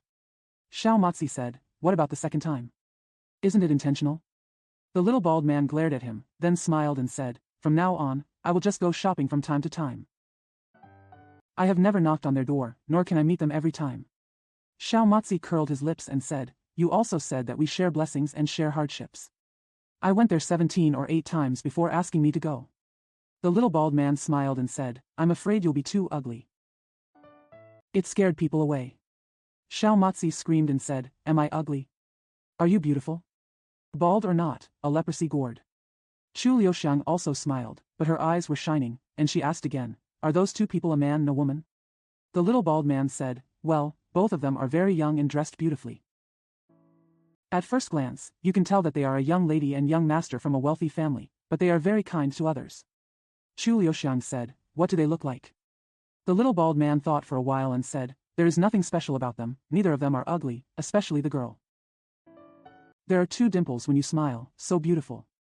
Chu Liuxiang said, If you see them again next time, will you recognize them? The little bald man said, Of course I do. My little bald man is not an ungrateful person. No matter who is good to me, I will never forget it in my life. Chu Liuxiang patted his shoulder and said with a smile, Okay, great. Chapter 7, An Appointment After Dusk.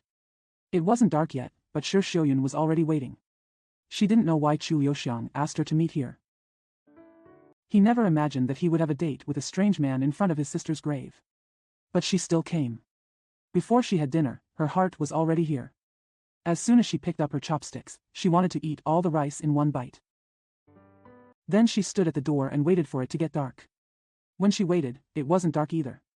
She often heard people say that it gets dark earlier in autumn. Fortunately, this place was very remote and no one could be seen all day long, so she stood here alone and waited dreamily. No matter how long you wait, you are not afraid of being seen. Looking at her sister's grave, she should have felt sour and bitter, but now whenever she thinks of Chu Liuxiang, she feels sweet in her heart and forgets everything else. My feet still hurt a little. She had secretly hidden the silk scarf that Chu Liuxiang had bandaged her in her arms, and quietly changed into a new pair of embroidered shoes.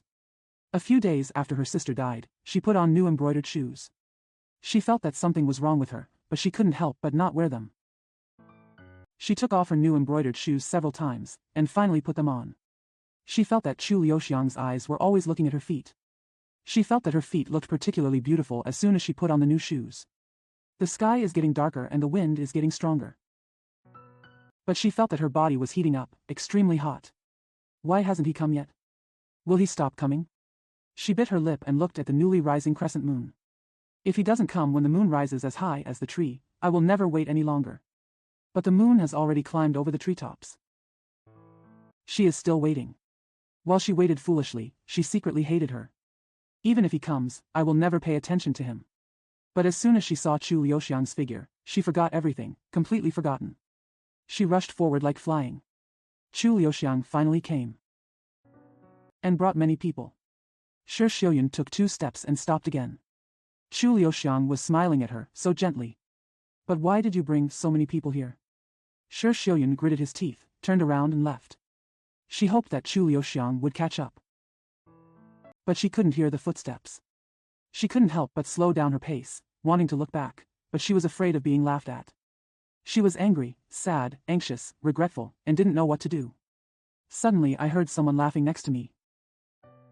Chu Liuxiang had caught up to her at some point and was looking at her with a smile that was so cute and yet so hateful, as if he had seen through her thoughts. Shi Xiuyun's face turned red. When Chu Liuxiang didn't chase her, she wanted to stop, but Chu Liuxiang caught up with her. Her pace quickened again, and she rushed past Chu Liuxiang with her head lowered. But Chu Liuxiang held her back and said softly, Where are you going? Shi Xiuyun bit his lip and stamped his feet, Let me go. Since you don't want to see me, why are you holding me back? Chu Liuxiang said, Who said I don't want to see you? Shi Xiuyun said, Then even if I don't want to see you, just let me go. Chu Liuxiang said, Since you don't want to see me, why are you waiting for me here?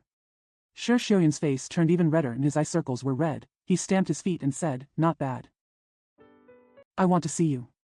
You know that I will definitely wait for you here, so you bring so many people to see how capable you are. There are girls everywhere waiting for you. Chu Liuxiang smiled and said, Actually, I didn't want to bring them here, but there is something I have to ask for their help. Shi Xiuyun couldn't help but ask, What's the matter? Chu Liuxiang said, I want them to dig up this tomb and take a look. Shi Xiuyun screamed and said, You are crazy.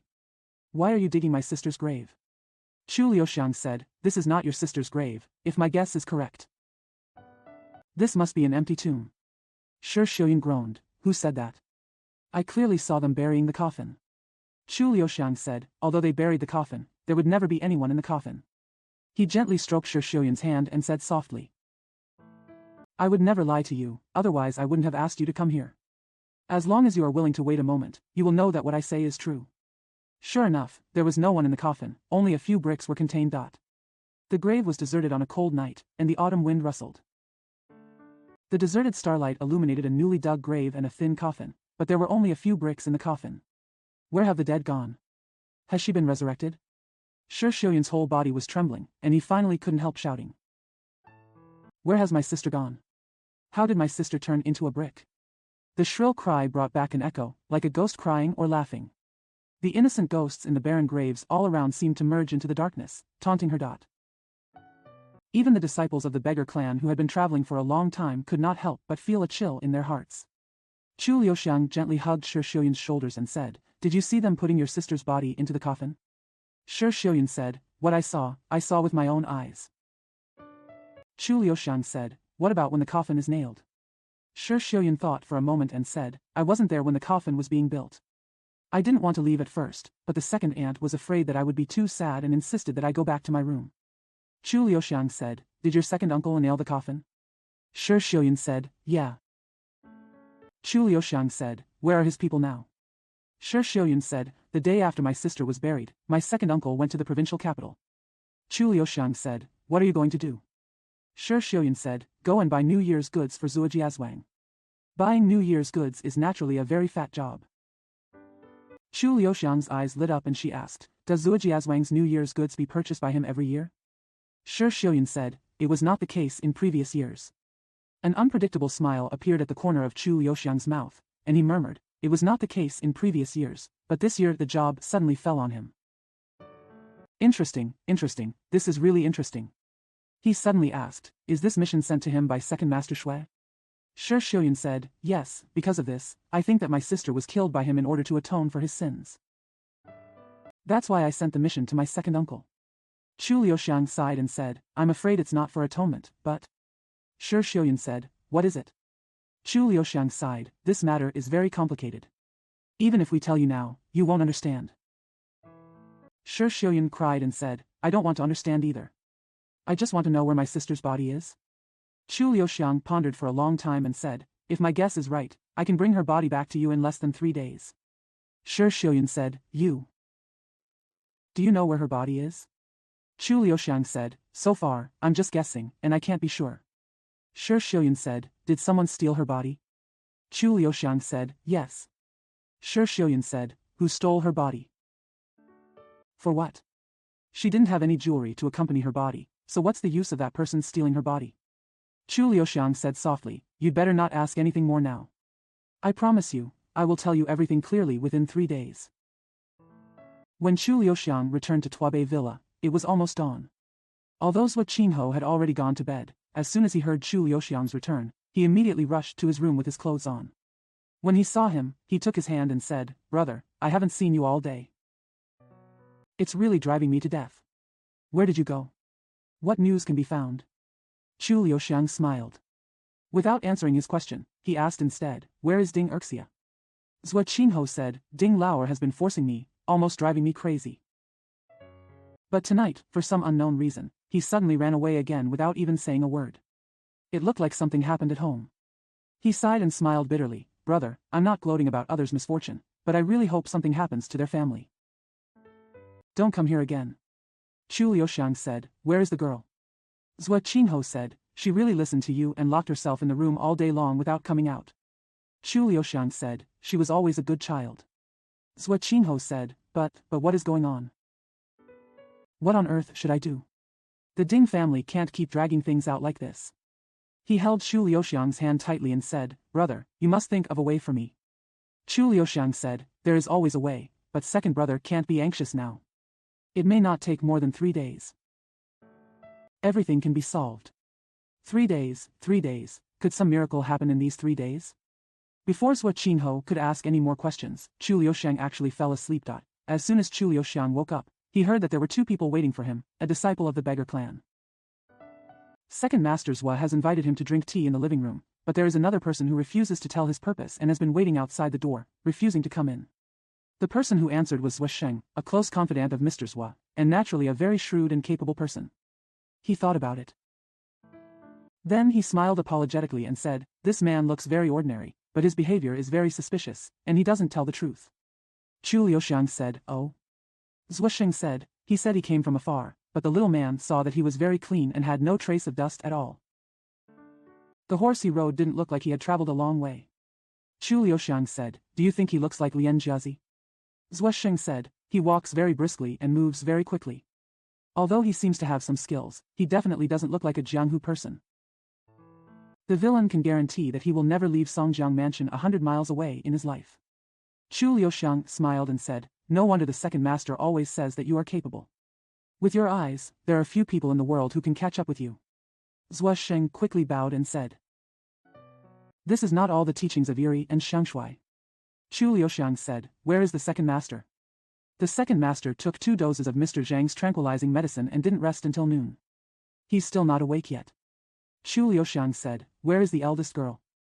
Zhuo Sheng said, "The girl seems to be looking very good. And she was able to eat, but she didn't allow anyone to come into her room. She stayed in the room with the door closed all day." He sighed, lowered his voice and said, "Xiang Shui should know. The girl was never like this before. She never wanted to be in the house, this matter. This thing is indeed a bit evil." Chu Liuxiang pondered, and said, "If you bother to report to the girl, just say that I will have good news to tell her tomorrow, and tell her not to be anxious."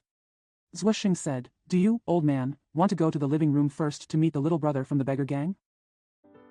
Chu Liuxiang said, "Okay." The little bald man was obviously impatient with waiting. He was looking around, and when he saw Chu Liuxiang, he immediately came forward to say hello.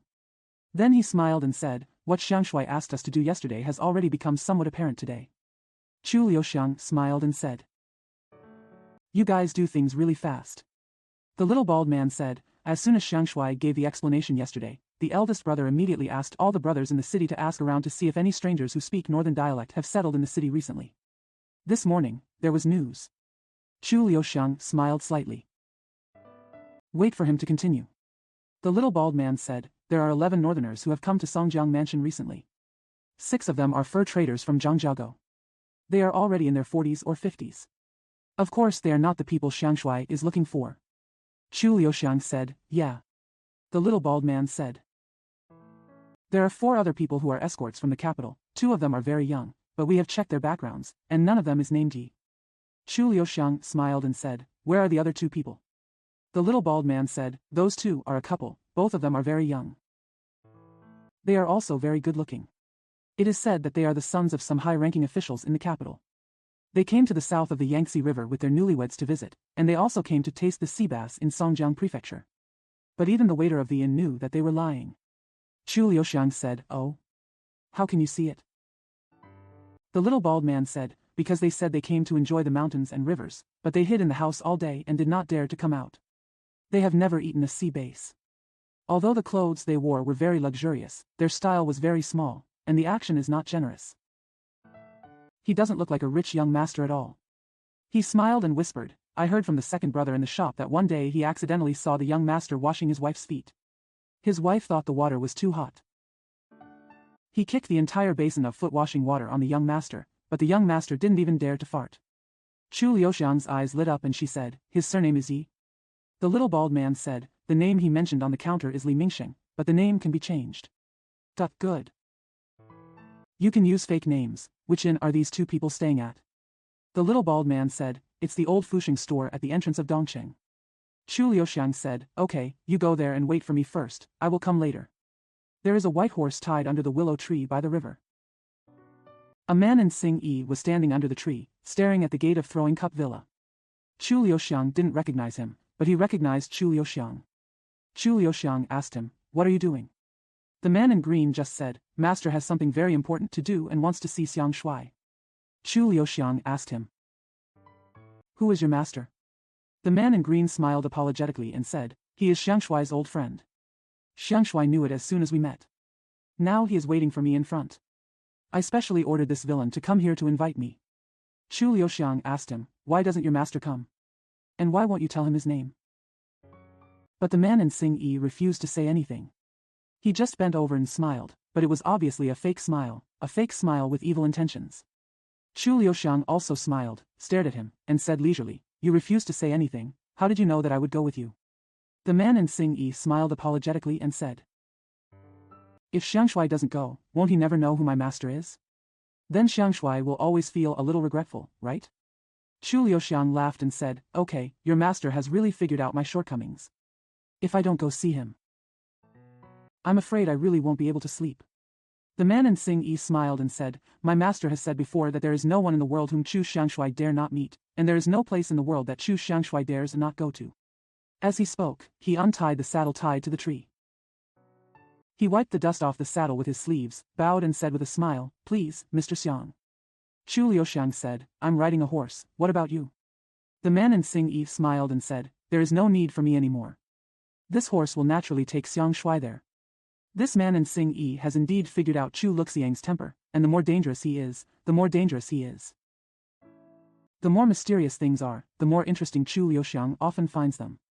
Sometimes, even though he knew there was a trap ahead, he still couldn't help but jump down. Chu Liuxiang rode across the small bridge, and could still faintly hear the faint laughter of the man in green. The laughter was half flattery, but half malicious. Who is his master? Is he the leader of the assassin organization? Chu Liuxiang felt excited, just like when she was a child playing hide and seek with a child, full of novel tension and excitement. The horse walked very calmly and very quickly, obviously a well-trained horse. Chu Liuxiang didn't pull the reins, he actually entrusted his fate to this horse casually, and he was not in a hurry at all. Chu Liuxiang simply closed her eyes. What will he see when he opens his eyes? The person who dated him may not be the mysterious assassin, or his enemy, but his friend, and many of his friends like to joke. What's more, there are many girls, many beautiful girls. He suddenly remembered a girl named Kai, who had big eyes, a slender waist, and 2 deep dimples. She once hid in the closet for a long time without eating, and was so hungry that her legs almost collapsed. She softened just to wait for him to come back and scare him. Chu Liuxiang couldn't help but laugh. He just hoped that when he opened his eyes, he would see one of them. In fact, he is not a person who likes to dream very much, but the more dangerous the things he encounters, the more interesting things he likes to think about. He doesn't like tension, worry, fear. He knew these things were not good for anyone. The horse ran for a long time and suddenly stopped. The sound of hoofbeats suddenly stopped, leaving only the gentle breeze blowing in the ears, and the world seemed to be very quiet. He still didn't open his eyes. Then, he heard a sound of light footsteps. A man was walking towards him. This man was walking on the fallen leaves, and although his footsteps were still very light, except for Chu Liuxiang, few people in the world could hear him. This man was still 10 steps away, and Chu Liuxiang felt that there was a terrifying sword energy imminent, but instead he smiled and said with a smile, "So it's you, I really didn't expect it to be you." The person standing in front of Chu Liuxiang was surprisingly Shuiren. The autumn wind has rolled up yellow leaves all over the ground, and the man in Shui Yi is standing like a javelin among the flying yellow leaves, wearing snow-white clothes, which are dazzlingly white. He carried a long sword with a black scabbard behind him, and he carried the sword in a way that no one could imagine.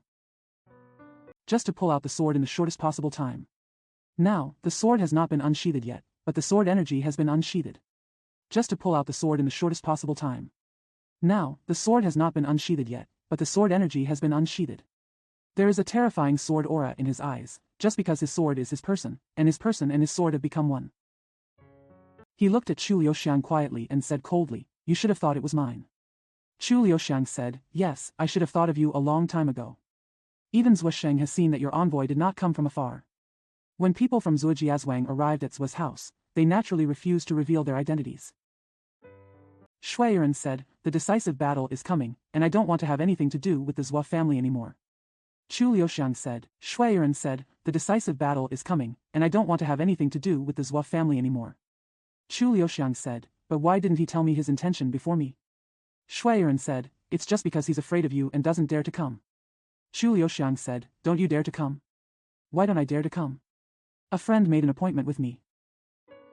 I'll come anyway." Shuiren stared at him and said word by word, "You dare not come just because you are no longer my friend." Chu Liuxiang touched her nose and said with a smile, "I was your friend yesterday, why am I not your friend today?" Shuiren said, "I really wanted to make you a friend, so I brought you into the sword room, but you didn't know you." Suddenly a green air appeared on his face, and he said word by word, "Who knew you were not worthy of being a friend at all? Do you think I stole your sword?" Shuiren sneered. Just because I took you there once, you are familiar with it. Otherwise, how could you succeed? Chu Liuxiang almost touched her nose red, and said with a wry smile, so, is your sword really stolen? Shui Yiren did not answer this sentence. But he lowered his head and looked at the white shirt on his body, and said slowly, I made this dress 20 years ago. I didn't put it on until today, because it wasn't until today that I met a person who deserved to be killed. The people I killed. Chu Liuxiang sighed and said. The first day I arrived at your house, your sword was stolen 2 days later. No wonder you suspected that I stole it. But if you kill me, you will never know who really stole the sword. A thief. Shui Yiren said, who else are you? Could I still deliberately frame you? If I want to kill you, there is no need to make up any reason. Chu Liuxiang said, of course you don't have to frame me, but someone wants to frame me. He stole your sword just to get you to kill me. Have you never heard of it? The tactic of killing someone with a borrowed knife? Shui Yiren said, who would use this to frame you? Chu Liuxiang smiled bitterly and said, to be honest, there are so many people who want to frame me. Yesterday, I even received a cold blow from others. Shui Yiren frowned and said, are you injured? Chu Liuxiang sighed and said, being injured is not a glorious thing, why should I lie? Shui Yiren said, who hurt you? Chu Liuxiang said, that's the assassin I'm looking for. Shui Yiren's sharp eyes swept over him and said, where is the injury? Chu Liuxiang said, behind. Shui Yiren sneered. Someone is taking action behind your back, how could the dignified Chu Xiangshui not know? Chu Liuxiang touched her nose and said, when I found out, I couldn't escape. Chu Liuxiang smiled and said, although I have been assassinated many times, this is the first time in my life that I have been injured. Shui Yiren said, his sword is very fast. Chu Liuxiang sighed, it's extremely fast. I have never encountered such a fast sword in my life. Shui Yiren pondered for a long time and said, I heard that you and Shi Guanyin, Jellyfish Yinji and Shui Yifan have all fought against each other. Chu Liuxiang said, yes, Shi Guanyin's moves are mysterious, Shui Yifan's sword energy has been introduced, and the inner strength of Jellyfish Yinji is even more shocking, but in terms of the speed of her moves, they are still not as fast as this person.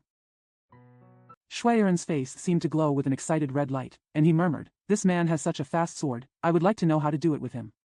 Chu Liuxiang smiled again, with a somewhat mysterious smile, and said slowly, now that he is here, the owner of the village will see him sooner or later. Shui Yiren said, do you think he was the one who stole the sword? He wanted to use my hand to kill you? Chu Liuxiang said, this is naturally very possible. Shui Yiren said sternly, but how did he know that you had been to my sword room, and how did he know where my sword was hidden? Chu Liuxiang said, this is something I can't figure out, but give me a few days and I can guarantee that I will be able to find out the truth. Shui Yiren was silent for a long time, and said coldly, you are injured, it is really your luck. He suddenly got on the horse and galloped away. Chu Liuxiang was silent for a while and murmured, if Li Mingxing is really Yi Xinglan, then that's really my luck. Fusheng Old Inn is a very old-style inn, and the house is very outdated. Li Mingxing and his wife live in a small courtyard at the back. Chu Liuxiang found that not only was the room they lived in closed, but the windows were also tightly closed. Although it was daytime, he seemed to be hiding in the room and sleeping. What is so shameful about these two people? Chu Liuxiang asked, they didn't go out? The little bald man said, I haven't gone out. There has been someone guarding here since last night. Chu Liuxiang turned his eyes and suddenly said loudly, why did Brother Li come here and live here? While he was talking, he walked over, slammed the door hard, and called, open the door. Immediately, there was a rustling sound in the house. There was a sound of getting dressed. After a long time, I heard a person lazily say, who is it? Are you looking for the wrong door? Chu Liuxiang said, it's me, Zhang Lao-san, can't Brother Li even recognize the voice of his old friend? After another long while, the door opened slightly, and a young man with pale face and messy hair leaned out half of his body, looked at Chu Liuxiang up and down, frowned and said, who are you? I don't recognize you. The young man's expression changed. He immediately retracted his body, but before he could close the door, Chu Liuxiang's legs were inserted in. With a slight push, the door was pushed open. The young man was pushed and staggered back several steps, and said angrily, there is something wrong with you, what do you want to do? Chu Liuxiang smiled and said, don't you understand what I want to do? There was also a suite in the room. The door was not closed properly. Chu Liuxiang glanced around and found someone lying on the bed. His head was covered with a quilt, but one eye was exposed to peek. There was a pair of red embroidered shoes under the bed. There were several pink satin dresses piled on the chair next to her. The young man's face lost even a trace of blood, and he rushed to close the door, but Chu Liuxiang dodged, blocking his way, and said with a smile, "I have found you. What's the use of hiding it from me anymore?"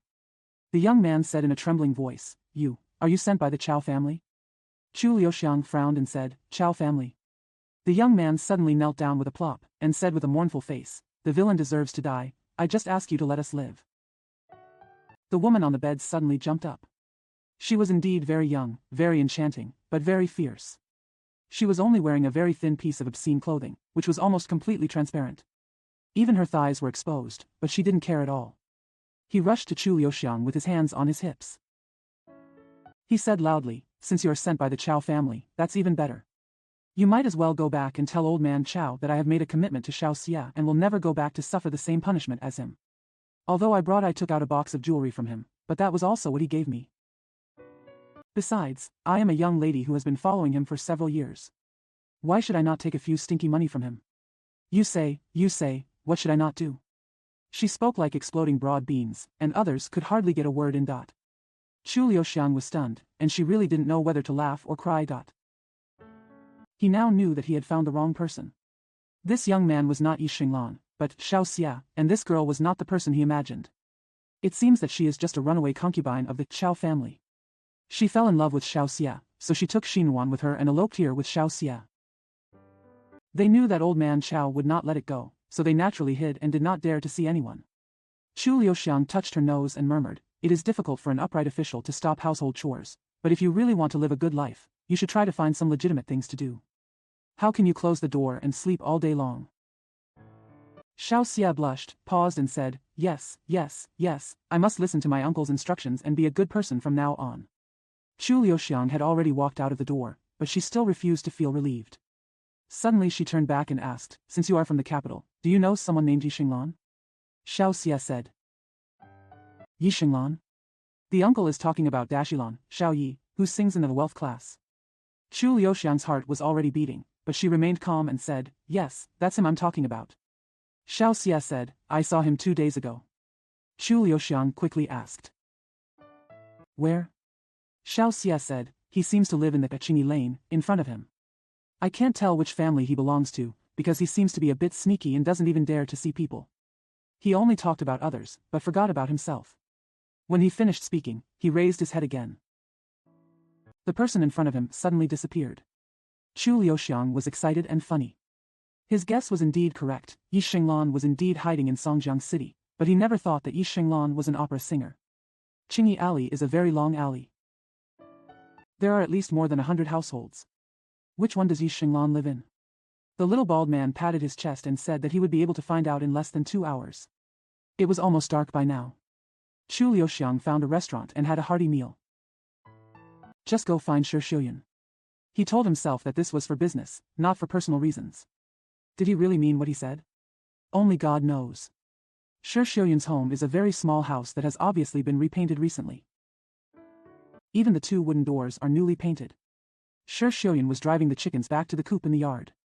She was wearing a coarse cloth, her hair was not combed, and she was barefoot and wearing a pair of wooden clogs. She was just like, the feet on the clogs were like frost, and she was not wearing crow's head socks. It seems to have a different style. Chu Liuxiang stood outside the bamboo fence and admired it quietly for a long time before calling softly, "Miss Shi Xiuyun." Shi Xiuyun was startled, raised his head, saw him, his face suddenly turned red, and without saying a word, he turned around and ran back as fast as he could. Chu Liuxiang could only wait. After waiting for a long time, Shi Xiuyun came out. His hair had been combed, his clothes had been changed, and he put on his new pair of water-red embroidered shoes. Chu Liuxiang smiled and said softly, "Your shoes are so beautiful." Shi Xiuyun's face suddenly turned red again. Biting his lip, he stamped his feet and said, "If you want to come, why didn't you say something first?" Chu Liuxiang said, "I originally wanted to come tomorrow, but I have to come tonight." Shi Xiuyun lowered his head, fiddled with the corners of his clothes, and said, "Why?" Chu Liuxiang said, "Where is your second aunt?" Shi Xiuyun glanced at him secretly and said, "She got up early and is asleep now." Chu Liuxiang said, "Can you come out?" Shi Xiuyun said, "It's so late, why did you ask me to go out?" Her breathing seemed a little rapid, but her voice was trembling. Chu Liuxiang felt her heart fluttering, and couldn't help but hold her hand between the bamboo fences. Her hands were so hot. Shi Xiuyun said anxiously, "Let go quickly, my second aunt will see her, be careful she breaks your legs." Chu Liuxiang said with a smile, "I'm not afraid, she is already asleep anyway." Shi Xiuyun said, You are not a good person, I won't go out, let's see how you do." Chu Liuxiang said, "If you don't come out, I won't leave." Shi Xiuyun glanced at him, sighed softly, and said, "You are really the magic star in my life, Suddenly I heard someone in the room calling, "Xiuyun." "Who are you talking to?" Shi Xiuyun said nervously, "There is no one, just a wild dog." She glanced at Chu Liuxiang again, couldn't help but smile, pinched his hand hard, and said bitterly, "As soon as I saw you, I knew I was going to be unlucky." She twisted her waist and ran out. Chu Liuxiang looked at her flying hair and felt sweet in his heart, as if he had gone back to his distant youth, when he secretly dated the little girl next door to catch fish by the lake at night. Although it was never caught. But I captured countless sweet smiles. Shi Xiuyun had already walked out of the door and refused to come over. Chu Liuxiang couldn't help but went over to hug her and bite her gently. Shi Xiuyun said angrily, What are you doing?" Chu Liuxiang smiled and said, "Didn't you just say that I am a wild dog? Wild dogs will bite people." Shi Xiuyun bit his lip and said, "You are not only a wild dog, you are simply a little mad dog." Chu Liuxiang suddenly made a woof sound and opened his mouth. Shi Xiuyun turned around and ran away with a sweet smile. Chu Liuxiang chased after him. The stars in the sky twinkled. The world is filled with tenderness, and the golden rice in the fields undulates in the evening wind, like ocean waves. Who said life is a cup of bitter wine? Shi Xiuyun seemed to have lost all strength from laughing. He was running and suddenly fell on the haystack next to the barn. He kept panting and called softly, "Help! A mad dog is coming to bite you." Chu Liuxiang made a woof sound, rushed over, hugged her, and said with a smile, "You scream. No one will come to save you. I will bite off your nose first, then bite off your ears, and then bite open your mouth." Shi Xiuyun groaned and wanted to push him. Unexpectedly, his whole body was weak and he had no strength at all. He could only bury his head in his arms and beg for mercy, "Spare me. Next time I won't dare." She didn't finish her sentence because her lip was bitten. At this moment, her whole body collapsed. I feel like a person is sinking downward, and the solid earth seems to have turned into a gentle lake. Her people are sinking into the middle of the lake. The stars seem to be blinking at them, the evening breeze seemed to be chuckling, and even the rice in the field lowered their heads, embarrassed to look at them again. Life turns out to be so beautiful. I don't know how long it took, but Chu Liuxiang suddenly stood up and said softly, "It's getting late, let's go."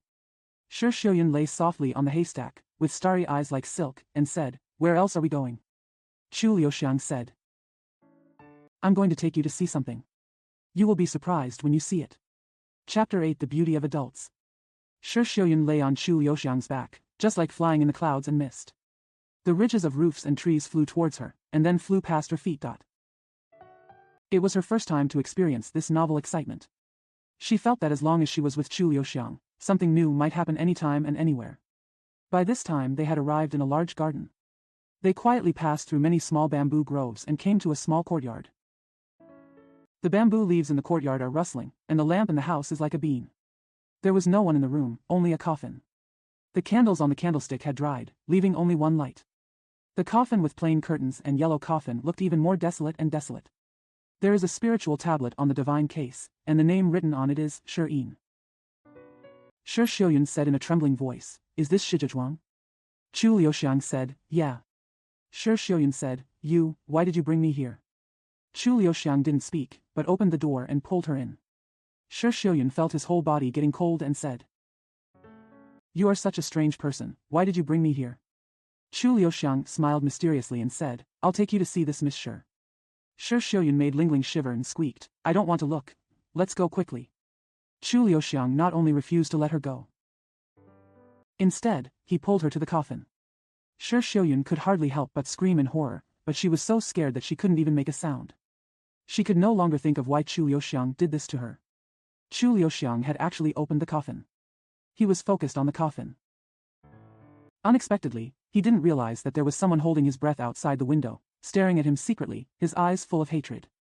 Chu Liuxiang suddenly put his hand into the coffin and touched the dead man's face. Shi Xiuyun's teeth chattered and he almost fell down.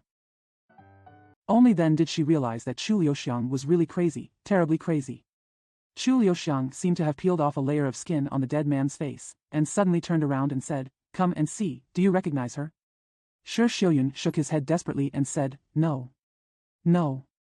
Chu Liuxiang said softly, "You only need to take a look.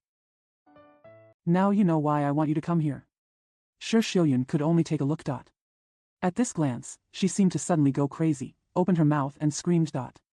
The dead person in the coffin was actually her sister. Chu Liuxiang, don't wait for her voice to come out, has covered her mouth. He gently held her back, waited for her panic to calm down, and then said softly, "Speak softly, don't disturb others, you know?" Shi Xiuyun nodded, and when Chu Liuxiang let go of her hand, she couldn't help but shed tears, and she cried tremblingly. "How did my sister's body end up here?" Chu Liuxiang's eyes were shining, and she said slowly, "Just because there was a corpse to replace Shirin, and your sister happened to be dying, so he chose your sister."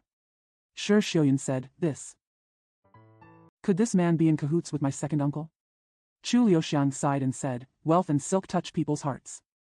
I can't blame your second uncle for this." Shi Xiuyun opened her mouth wide and almost held her breath.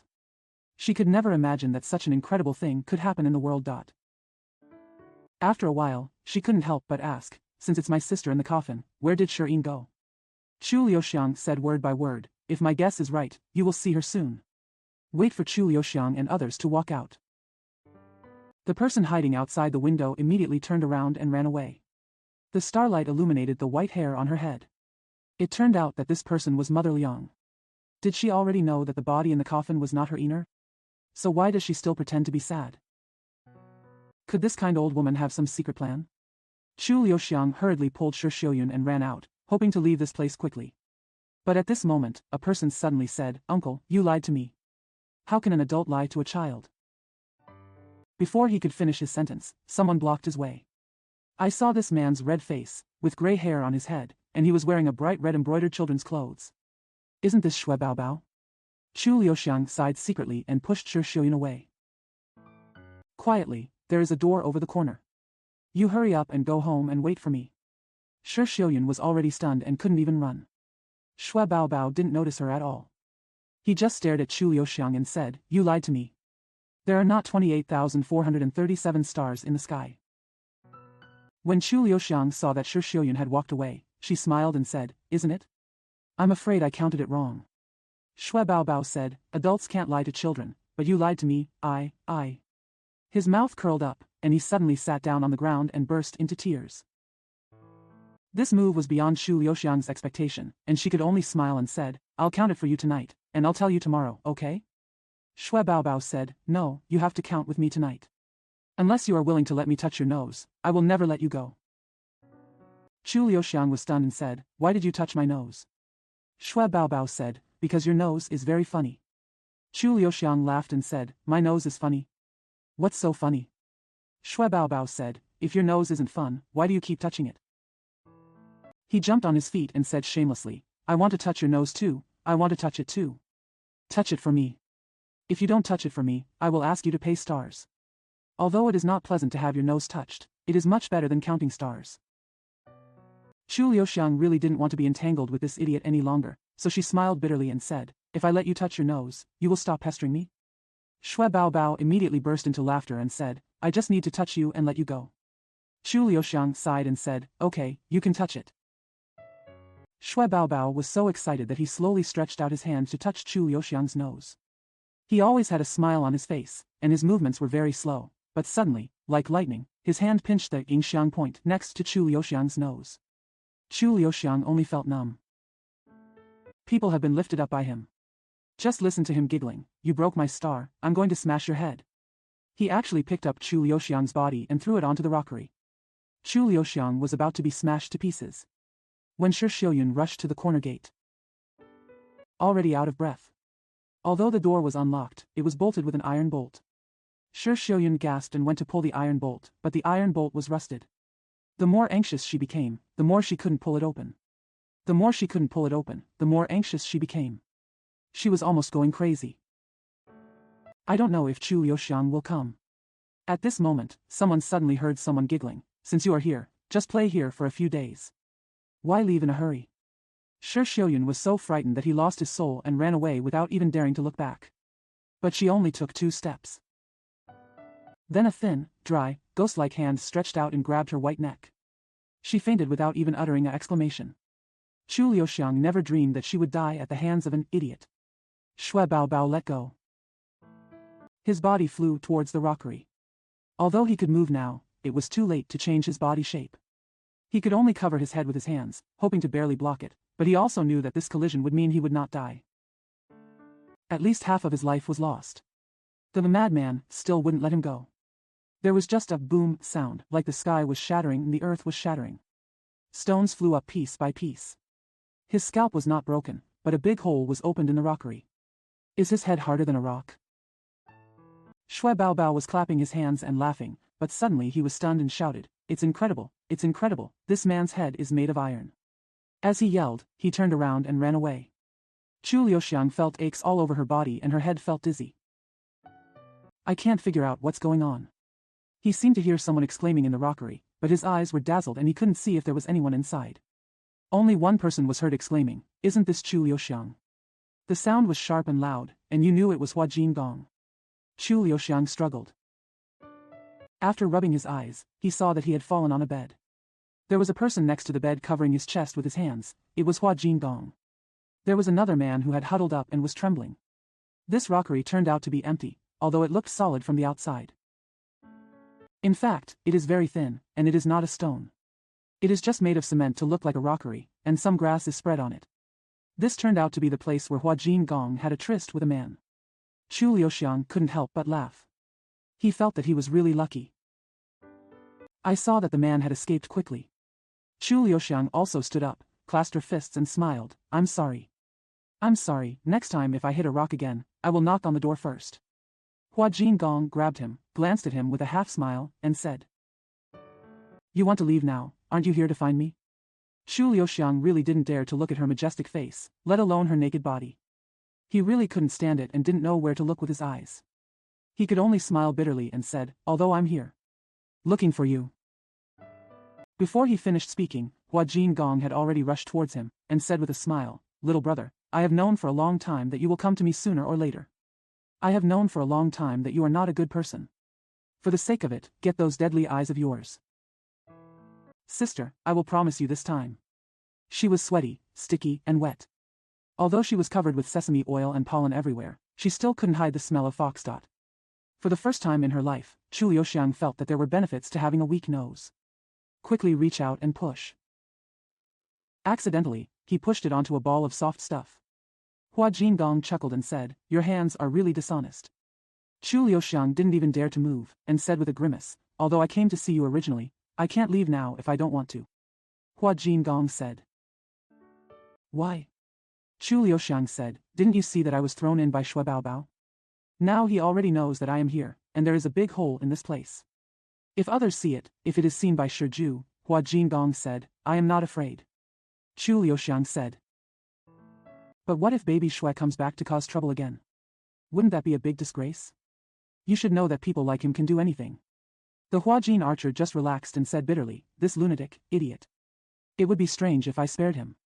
Chu Liuxiang breathed a sigh of relief, but then asked, "Is he really an idiot? Do idiots really have such good kung fu?" Hua Jingong said, "He has been angry with his brother since he was a child. His brother always scolded him for being useless. Others said that he went crazy because of his martial arts practice. I think he was simply driven crazy by anger." Chu Liuxiang was silent for a long time. Then he sighed and said, "If the elder brother is famous, the younger brother will always suffer more." Hua Jingong suddenly held his hand again, and Chu Liuxiang was so frightened that she almost broke into a cold sweat. Fortunately, Hua Jingong didn't make any move. She just glanced at him with her eyes and said, "Are you coming yet?" Chu Liuxiang coughed twice and said, "Of course I will come." Hua Jingong said, "When?" Chu Liuxiang said, "Tomorrow, tomorrow and the day after tomorrow, I will definitely." He suddenly jumped up and said, "Someone is coming again, I have to leave quickly." Before he finished speaking, he had already gotten out and escaped so fast. Fortunately he walked quickly, otherwise he would have been in big trouble again. As soon as he left, he saw dozens of people running over, some carrying lanterns, some carrying knives. The one walking in front was a tall, fat old man, wearing only shorts and a jacket, and holding a handle in his hand. Single sword. He was so angry that his face turned red, and he waved his knife angrily and said, "Whoever kills that flower picker will get 100 taels of gold. Don't let him escape." Although Chu Liuxiang was regarded as a flower picker by him, she didn't seem to blame him. Because this man is indeed very pitiful. Not only did he marry the wrong wife, he also married the wrong daughter-in-law. With two women like him in the family, it was not easy for him not to be mad to death. But how did he know that there was a flower picker here? Was it the idiot who told him? Chu Liuxiang felt more and more that the idiot was dangerous. I find him more and more interesting. Although Chu Liuxiang had been to Songjiang Mansion many times, she was still unfamiliar with the road. After going around in circles, she finally found the Qingyi Lane. I saw the little bald man squatting next to a horse tying stone and eating sesame seed cakes. A pair of big eyes darted around in the darkness, and Chu Liuxiang saw him at a glance. But he waited until Chu Liuxiang came to him before he saw Chu Liuxiang. He was so frightened that half of the sesame seed cake in his hand flew away. Chu Liuxiang stretched out her hand to catch the sesame cake that the little bald man had dropped in fright, and returned it to him with a smile, saying, "You must not even have time to eat today. I will treat you to a big meal the day after tomorrow. What do you want to eat?" The little bald man looked at him with admiration on his face and said, "I don't want to eat anything, I just want to learn what you are capable of, uncle, and that's enough." Chu Liuxiang patted him on the shoulder and said with a smile, "You have to learn your skills and you have to eat. No matter how capable you are, you also have to eat." He turned his eyes and asked again, "Have you found it?" The little bald man patted his chest and said, "Of course I found it. It's the door with a small lantern hanging in front of it." After he swallowed the sesame seed cake, he spoke more clearly, and then continued, "They are the only family in this alley who have just moved here, and there are only 2 young couples. There is not even a girl, the wife seems to be a local, but the man speaks with a northern accent." Chu Liuxiang said, "Are they at home?" The little bald man said, "I heard that the couple also stay at home all day long. They don't even go out to buy food, let alone interact with others. But someone was looking for them just now." Chu Liuxiang said, "Oh? What kind of person is he?" The little bald man said, "She is an old woman, even her hair is white, but she is in good spirits, but she looks very panicked. She keeps looking behind her, as if she is afraid that there is a ghost behind her." Chu Liuxiang's eyes lit up and she said, "Old woman, when did she come?" The little bald man said, "I was just starting to eat sesame seed cakes when she came, and I haven't finished 8 sesame seed cakes yet." He wiped his mouth and said to himself, "I eat sesame seed cakes as if I were eating broad beans, very quickly." Chu Liuxiang said, "She is still in there?" The little bald man said, "He hasn't come out yet." As soon as he finished speaking, Chu Liuxiang flew into the room. The little bald man stuck out his tongue and murmured, "If I hadn't seen clearly that he was a person, would have thought he was a bird. This is a very ordinary house. There are 2 osmanthus trees planted in the small yard. Autumn is already deep. The sweet-scented osmanthus is in full bloom, exuding a burst of fragrance. The lights are still on. The doors and windows were closed.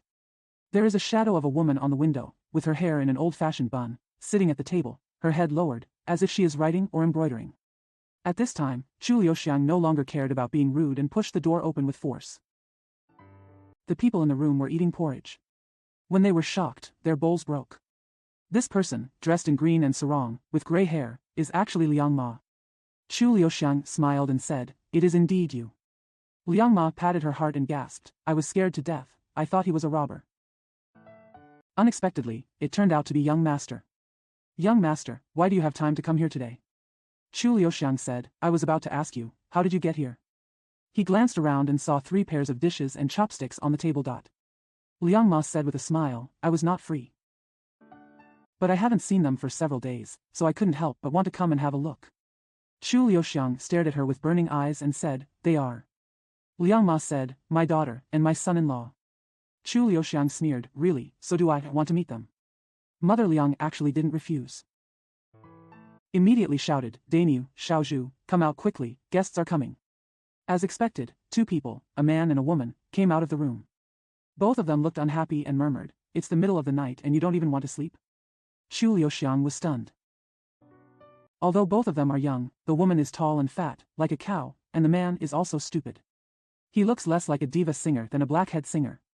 Liang Ma smiled and said, "This young master wants to meet you. I'm afraid he knows that your family is poor. If you want to come to your aid, why don't you come over and kowtow?" As expected, the couple knelt down with a plop, and actually extended their hands. Chu Liuxiang couldn't laugh or cry, so she could only take out the money from her arms and talk vaguely. But even he himself didn't know what he was talking about. After finally finding an opportunity, he managed to escape and rushed out of the door. Liang Ma slowly closed the door, and giggled as soon as she returned to the room, saying, "Now Chu Liuxiang finally fell into a big trap." The woman counted the silver and said with a smile, "There are 12 silver ingots of 1 tael and 1 penny. I never thought that this bandit marshal would steal a chicken but lose a lot of rice." But Liang Ma had climbed onto the table, knocked on the roof, and said, "Master and Miss, please come down. The person is gone." After a while, the wooden planks on the roof were suddenly lifted up, and 2 people jumped down one after another. The woman was very beautiful and delicate, and it was obvious at first, the person is gone. After a while, the wooden planks on the roof were suddenly lifted up, and 2 people jumped down one after another. The woman was very beautiful and delicate, and it was obvious at first glance that she was a pampered young lady, but the man was more beautiful, more delicate, more like a woman than a woman. He smiled very gently. As soon as he jumped down, he smiled and said, "Thank you so much, Ma Liang, for today. We really don't know how to thank you, old man." His mouthful of Beijing rice noodles is sweet and crispy, just like Huang Yinger singing. Liang's mother smiled so much that she couldn't even see her eyes and said, "As long as the young master treats our young lady well in the future, my old lady will be more useful than anything else." The young man glanced at the young woman beside him tenderly, and said softly, "Even if you ask me to be bad to her, I can't do it." The young woman blushed and said with a smile, "Look how sweet his mouth is." The silly boy suddenly smiled and said, "If the young master's mouth wasn't sweet, I'm afraid the young lady wouldn't have to marry him." Mother Liang glared at him and couldn't help but laugh. The young man coughed twice and said, "Although the difficulty has been overcome this time, this place is no longer a place to stay for a long time." The young woman said, "Yes, that thief commander, Chu Liuxiang, is really not a trivial matter. No wonder people in the world can't hide anything from him." Suddenly I heard someone laugh and say, "Thank you for the compliment, girl. I don't dare to take it seriously." The expressions of everyone in the room changed. Liang's mother snorted, "Wah, who is that person?" In fact, she didn't need to ask at all. She already knew who the person was. The door was pushed open again, and a person stood at the door with a smile, but who was Chu Liuxiang? The young man stamped his feet, flipped up in the air, and kicked Chu Liuxiang in the chest. He used the authentic Northern Tan Kung Fu. Chu Liuxiang said, "Southern boxing and North kicking, Northern martial artists have many leg skills, but not many can kick Tan's legs in the air. Just because the leg technique emphasizes the stability of the lower body, more than enough composure, but not enough agility, the most difficult thing to practice in the leg technique is this kind of Mandarin duck kick." Looking at this young man's kung fu, it is obvious that he is already an expert in the Northern martial arts world. It's a pity that he met Chu Liuxiang. As soon as he kicked out his legs, he felt numbness in the calf points on his knees, and his body fell straight down. He didn't even see clearly how Lu Xiang made the move. The young woman took a step forward, rushed to catch him, and said in a trembling voice, Did he hurt you?" The young man gritted his teeth and shook his head. He said sternly, "Now that he is here, we must not let him go." Chu Liuxiang smiled and said, "I've been looking for you two for a long time. Even if you two want me to leave, I won't leave." The young woman said, "We don't recognize you at all, why are you looking for us?" Chu Liuxiang smiled and said, "Although you two don't recognize me, I have admired their names for a long time, especially this Xianggong Yi. Who among the princes and grandsons in the capital doesn't know that Xianggong Yi Xinglan is versatile in both civil and military affairs, as well as in both sex and art? He actually used the words excellent in both sex and art under all-round talent in both civil and military affairs. And it's still used on a man, it's really teasing and sadistic." The boy's face immediately turned red. But the young woman sneered and said, "Yes, he is a Huadan, but Wadans are also human beings. Besides, singing Huadan is at least better than being a robber." Chu Liuxiang sighed. Said, "If a person has a soft spot, no one can interfere. However, if you don't be a good person, girl, why do you want to be a ghost?" The young woman's expression changed and she said, "What did you say? I don't understand." Chu Liuxiang said lightly, "That's it." Miss Shi was afraid she didn't understand but had to understand. The young woman was shaken, took 2 steps back involuntarily, and said with a change of expression, "Miss Shi? Who is Miss Shi? I don't know her." Chu Liuxiang said, "Miss Shi is the daughter of Shi Juren, her surname is Shi and her name is Yin. She fell in love with a young man named Yi Xinglan. Unfortunately, Shi Jiren and his wife did not understand their daughter's thoughts and decided to betroth her to the second son of Zhuo Jiazwang. This girl Shi was so deeply in love that she had no choice but to fake her own death to escape from marriage, but a person must have a body after death.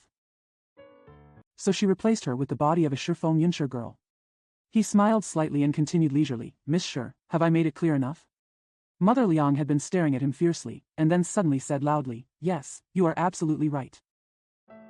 She is my girl Yin, what do you want? Shi Yin held Yi Xinglan's hand tightly and said sternly, if you want me to go back, you have to kill me first. Yi Xinglan said, you'd better kill me first. Chu Liuxiang sighed, I have already said it. No one can force a person's emotions. Shi Yin said, then why do you want to meddle in our business? Liang's mother said, she followed me when she was less than 2 years old. She is closer than my biological daughter. I will never let her marry someone she doesn't like and suffer all her life. No matter who wants to cause her pain, I will never spare him. She stared at Chu Liuxiang and said sternly, so I advise you to stop getting involved in this matter, otherwise. Chu Liuxiang interrupted her and said with a smile, I didn't mean to do it. When she went back, she had no intention of breaking them up. I want to find her just to prove that she is not dead. Mother Liang said, you don't have any other intentions? Chu Liuxiang smiled and said, besides, I just want to ask them for a glass of wedding wine. Mother Liang was stunned for a long time, seeming a little guilty. She wanted to speak several times, but she didn't say anything. I don't know what she wanted to say. At this time, Yi Xinglan and Shi Yin had both prostrated themselves.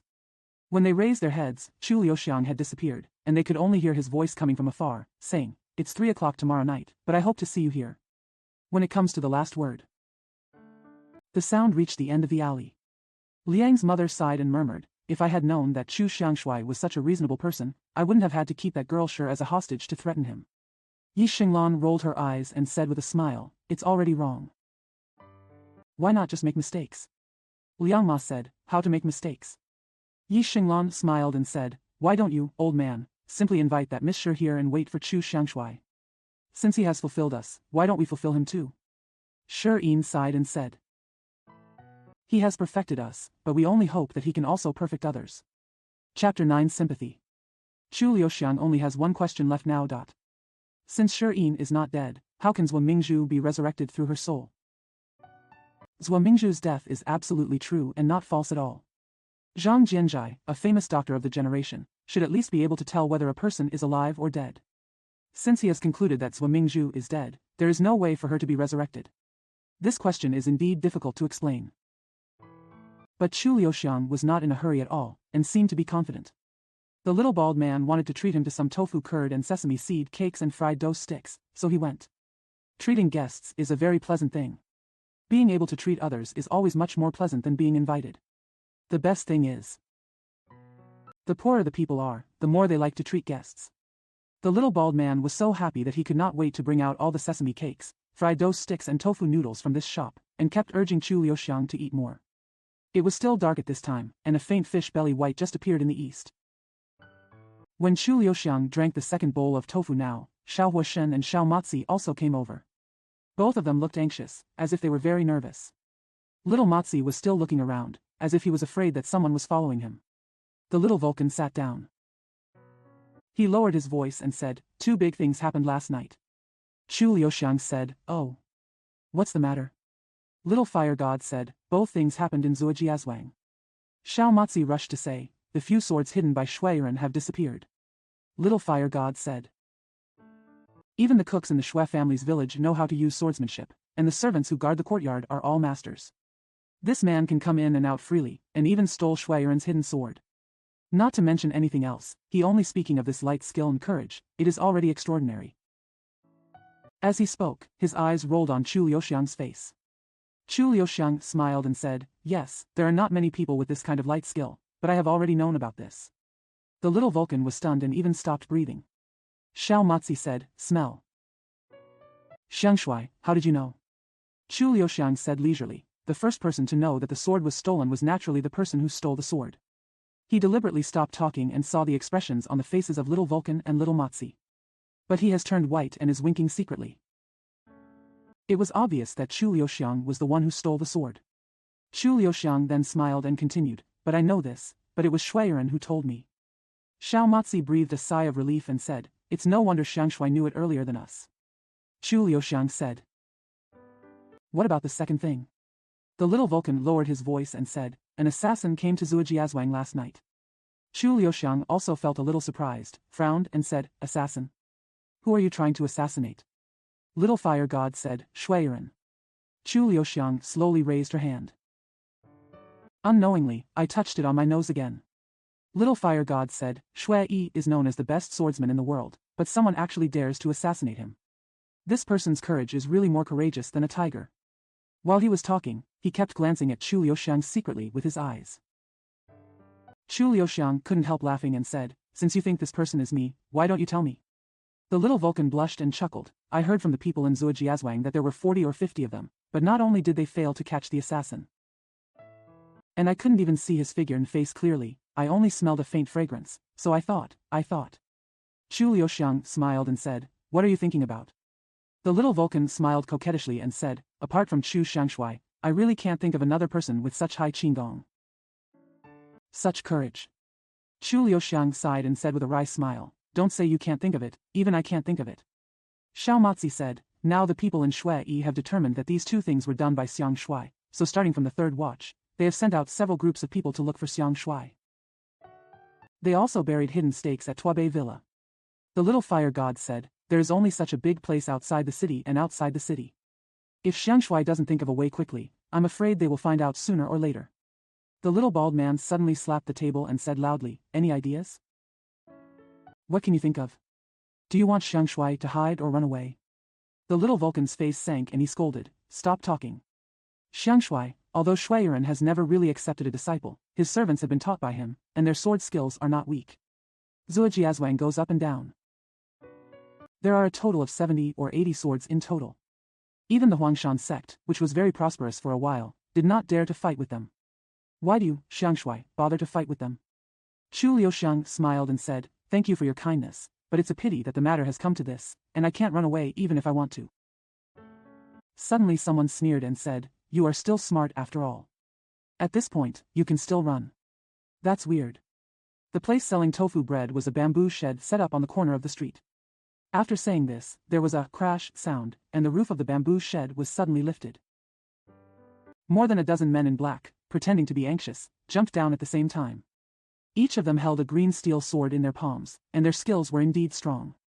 The little Vulcan's expression immediately changed. He picked up a long bench with his backhand and threw it. Although the bench was not heavy, the force of the throw was not small. Unexpectedly, the man in black at the head gently pushed the bench back with the tip of his sword. The incoming force was stronger than the castration, and he almost fell on the little Vulcan. All the bowls of tofu pudding on the table were smashed to pieces. The man in black shouted angrily, little Vulcan. We treat you as a friend and ask you for news about Chu Liuxiang. It's okay if you don't tell us. Who would have thought that you would cheat on us and betray us here instead? Amidst the angry shouts, 2 or 3 swords were thrust out at the little Vulcan. Chu Liuxiang suddenly stood up and came over. These people were taken aback and took 2 steps back involuntarily. Unexpectedly, Chu Liuxiang just patted the little bald man on the shoulder and said with a smile, the tofu is really good. I will definitely come here to eat it again before I leave. Although the little bald man turned pale with fright, he still smiled and said, okay. I'll ask you next time. Chu Liuxiang smiled and said, it's my turn next time. The little bald man said, no, I can only afford tofu pudding. If you want, just treat me to a drink. They were paired together, but they didn't seem to notice these black-clothed swordsmen at all. The man in black at the head shouted angrily and thrust out his sword like lightning. The rest of the people immediately swung their swords to attack. Not only did these people have fast sword skills, but they also coordinated their attack parts very cleverly. With just one strike, it was difficult for others to parry. I just heard a clang, clang, clang sound. Swords struck each other, and Chu Liuxiang, who was surrounded by sword light, suddenly disappeared without knowing what movement technique he used. The man in black was startled, stepped back, and drew back his sword to protect himself. I heard a burst of laughter coming from the bamboo shed. It turned out that Chu Liuxiang had rushed up to the bamboo shed at some time and was looking at them with a smile. Yuran said, you are not my opponent yet, so you should take me to see Master Shuedezhuang. The men in black shouted and wanted to pounce, but were stopped by the leader. This man's eyes were very majestic. He glared at Chu Liuxiang and said, how dare you go to see the owner of my village? Chu Liuxiang smiled and said, "Why don't you dare? Could it be that he can eat people? It's daybreak." Chu Liuxiang walked leisurely in front, his face radiant and his expression very happy. Looking at him, no one would have thought that he had not slept all night. He never imagined that the people following him might stab a big hole in his back at any time. There were more and more people following him, and people from several walks of life had gathered in one place, and everyone was whispering. "I don't understand why this man named Shu is so brave and dares to follow them back. Some people even think that this man must be like their second village owner and have something wrong with his head." Little Vulcan, Little Baldy and Little Motzi also followed at a distance. Seeing Chu Liuxiang's leisurely demeanor, they couldn't guess what he was planning, but their palms couldn't help but sweat. Zuojiazwang is no different from the dragon pool and the tiger's den, and Shuiren's sword is more terrifying than the dragon and tiger. Can Chu Liuxiang come out alive after leaving? The little Vulcan made gestures as he walked, so all the beggars from all directions gathered, and more people followed him. A very handsome and dashing man walked in front, followed by a group of fierce swordsmen. There is a group of beggars behind. This procession was really majestic and very beautiful. Fortunately, it was just dawn, there were not many pedestrians on the road, and the shops on both sides were not open yet. When they arrived at Zuojiazwang, the people in Shui did not come out to welcome them.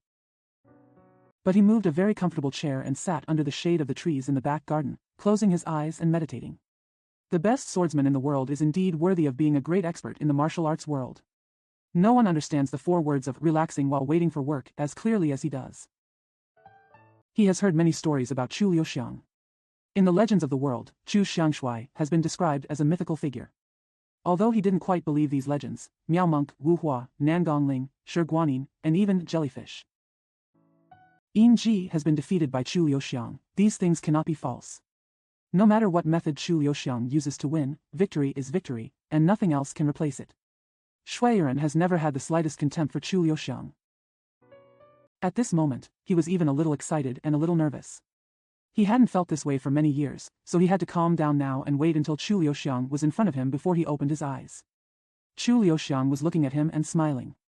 Shuiren said, "You are here." Chu Liuxiang said, "I'm here." Shuiren said, "Is your injury healed?" Chu Liuxiang said, "Tofu, much better." Shuiren said, "Very good." Without asking or saying another word, he stood up and waved his hand. Someone next to him held up a sword. The sword is very long, it seems to be 3 or 4 inches longer than those commonly used in Jianghu. The sword has been unsheathed and has no tassel. His sword is neither for decoration nor for beauty. His sword is for killing. The sword is very long, it seems to be 3 or 4 inches longer than those commonly used in Jianghu. The sword has been unsheathed and has no tassel. His sword is neither for decoration nor for beauty. His sword is for killing. The iron-green sword glowed faintly, even though Chu Liuxiang was several feet away. You can already feel the coldness coming from the sword. Chu Liuxiang said, "Good sword, this is the real sharp weapon." Shuiren did not take out the sword, but said calmly, "What weapon do you use?" Chu Liuxiang did not answer this sentence, but looked around. Men in black attire and swords have surrounded the back garden. Chu Liuxiang said, "Don't you think it's too crowded here?" Shuiren said coldly, "Shui has never borrowed a finger from others in his entire life of fighting against others." Chu Liuxiang said, "I also know that they will never dare to take action. But they are all your subordinates. Having them beside me makes me feel threatened even if I don't take action." He smiled and continued, "I haven't slept all night, and it's too late to fight with you now. This is your garden, and you are very familiar with every tree in it. When I fight you here, I lose the advantage of the location again. If I lose the peace and harmony again, you no longer need to take action in this battle, and I will definitely lose." Shuiren stared at him coldly. Although his eyes were cold, there was a hint of respect. This is the unique respect that a great connoisseur pays to another great connoisseur. The two looked at each other, already understanding each other. Shuiren suddenly waved his hand and said, "Get back, no one is allowed to enter this place without my instructions." Chu Liuxiang said, "Thank you very much." His expression gradually became serious. There is absolutely no irony in the word "thank you." Although he has said "thank you" many times in his life, he has never said it so carefully because he knew that Shuiren ordered his subordinates to step back to express his gratitude. A tribute to him. Even if this battle is a matter of life and death, this respect is still worthy of gratitude. Respect received from an enemy is always more valuable and more touching than from a friend. Shuiren picked up the sword. He focused on the sword for a long time before raising his head. He said in a deep voice, "Take your weapon." Chu Liuxiang said slowly, "A month ago, I fought against the old man Shuai Yifan at the Tiger Hill Sword Pond. The weapon I used that time was just a soft branch." Shui Yiren looked at him coldly, waiting for him to continue. Chu Liuxiang said, "At that time, I told the handsome old man that when masters compete, the way to win is not with sharp weapons. I used branches to fight. Instead of suffering a loss, I actually took advantage." Shui Yiren frowned, as if he didn't understand how he could take advantage of using a branch against a sharp sword. But he didn't say what he was thinking. Chu Liuxiang continued, "Because I use a soft branch against a sharp sword, it will definitely affect the handsome old man's psychology. With his identity, he will never want to take advantage of me on the sword, so he has scruples in taking action." Shui Yiren nodded unconsciously. Chu Liuxiang said, "If you don't take advantage, you will suffer a loss. For example, if I used the Phoenix Spreads Wings move to attack above him, he should have used the Changhong Jingtian move to counterattack my weapon. But when he thought that the weapon I used was just a branch, he would never use this move again. I took the initiative the moment he changed his moves." He smiled slightly and continued, "A master versus an enemy is just like two countries fighting each other. Every inch of ground must be fought for. If you have scruples, this battle will inevitably fail." Shui Yiren's eyes showed approval again, and he said lightly, "I am not Shuai Yifan." Chu Liuxiang said, "Yes, Shuai Yifan's swordsmanship always adheres to the rules, and senior, your swordsmanship is all based on winning comes first. The difference between the two is just like a fan who uses opera as a pastime and an actor who makes a living by opera. Even though their passions are almost the same, their skills are still different." Shui Yiren nodded unconsciously and said, "You said it very well." Chu Liuxiang said, "So, I am not going to use branches to fight against seniors anymore." Shui Yiren said, "What are you going to use?" Chu Liuxiang said, "I am going to use these hands." Shui Yiren frowned and said, "You actually want to fight my sharp sword with your flesh palm?" Chu Liuxiang said, "Senior's sword is incomparably sharp, and his swordsmanship is even more unstoppable. No matter what kind of weapon I use, it will never be able to withstand it. What's more, the speed of Senior's attack is unparalleled in the world. Even if I can find the same sharp weapon as this one." Senior made a move, but I still had no time to parry. Shui Yiren's eyes were filled with joy and pride. "You can wear 1,000 clothes, but you can't wear flattery. After all, everyone likes to hear compliments. What's more, these words come from Chu Xiang. Handsome mouth. Chu Liuxiang had been paying attention to the look on his face when he spoke, and continued slowly, "So when I fight with seniors, I never want to resist or parry. I am greedy for success. I just want to dodge with small body skills. I don't have a weapon in my hand. The burden is lighter, and the lighter the burden, the faster the movement." He smiled again and continued, "To be honest, Senior, if I didn't dare to be rude in front of Senior, I would have taken off all these clothes." Shui Yiren was silent for a long time and said slowly, "If that's the case, aren't you trapped in an invincible place?" Chu Liuxiang said, "But undefeated is already victory. I only hope that I can find a way to win in undefeated. Shui Yiren's eyes flashed and he said, "Are you sure you won't be defeated?" Chu Liuxiang smiled faintly and said, "When I fight against the jellyfish Ying Ji, how can I have the slightest confidence?" Shui Yiren laughed heartily. His laughter stopped as soon as he started, and he said sternly, "Okay, prepare to dodge." Chu Liuxiang was already preparing. Because when he started to speak the first sentence, he had already entered a war preparation state, and every word he said had a purpose. Speaking is also a strategy. He knew that Shui Yiren's sword strike would be like thunder and lightning, unstoppable. Shui Yiren's sword has not yet been released, but his body skills have already been deployed. At this moment, the sword light lit up like lightning, and in an instant, it hit Chu Liuxiang's shoulders, chest, and 6 swords were thrust out of his waist. There doesn't seem to be anything strange about his moves, but they are incredibly fast. When these 6 swords thrust out, one sword seemed to turn into 6 swords. Fortunately, Chu Liuxiang's figure had already moved first and she was able to avoid it. But Shui Yiren's swordsmanship is like the Yangtze River, flowing thousands of miles. After 6 thrusts, 6 more thrusts followed, never giving anyone a chance to breathe.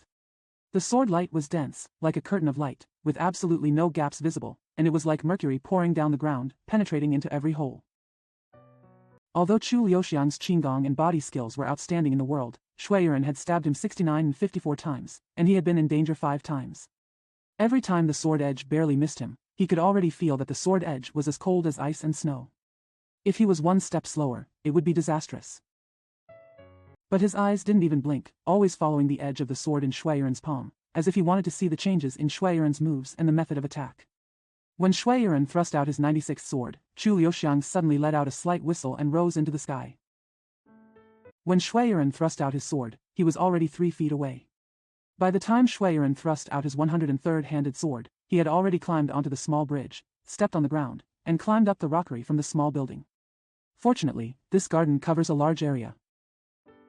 As soon as Chu Liuxiang's movement was unfolded, he flew like a bird non-stop, from the rockery to the small pavilion, from the small pavilion to the treetops. Their people were out of sight, and they could only see a gray shadow rising and falling in front, and a shining flying rainbow following closely behind.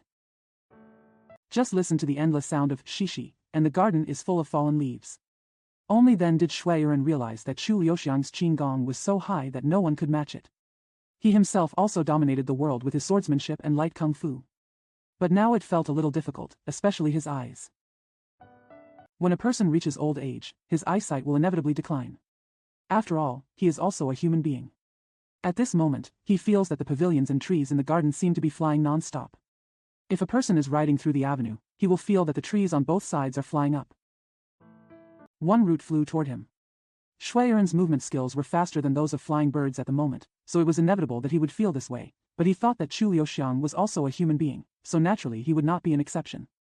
He thought Chu Liuxiang would always be dazzled sometimes.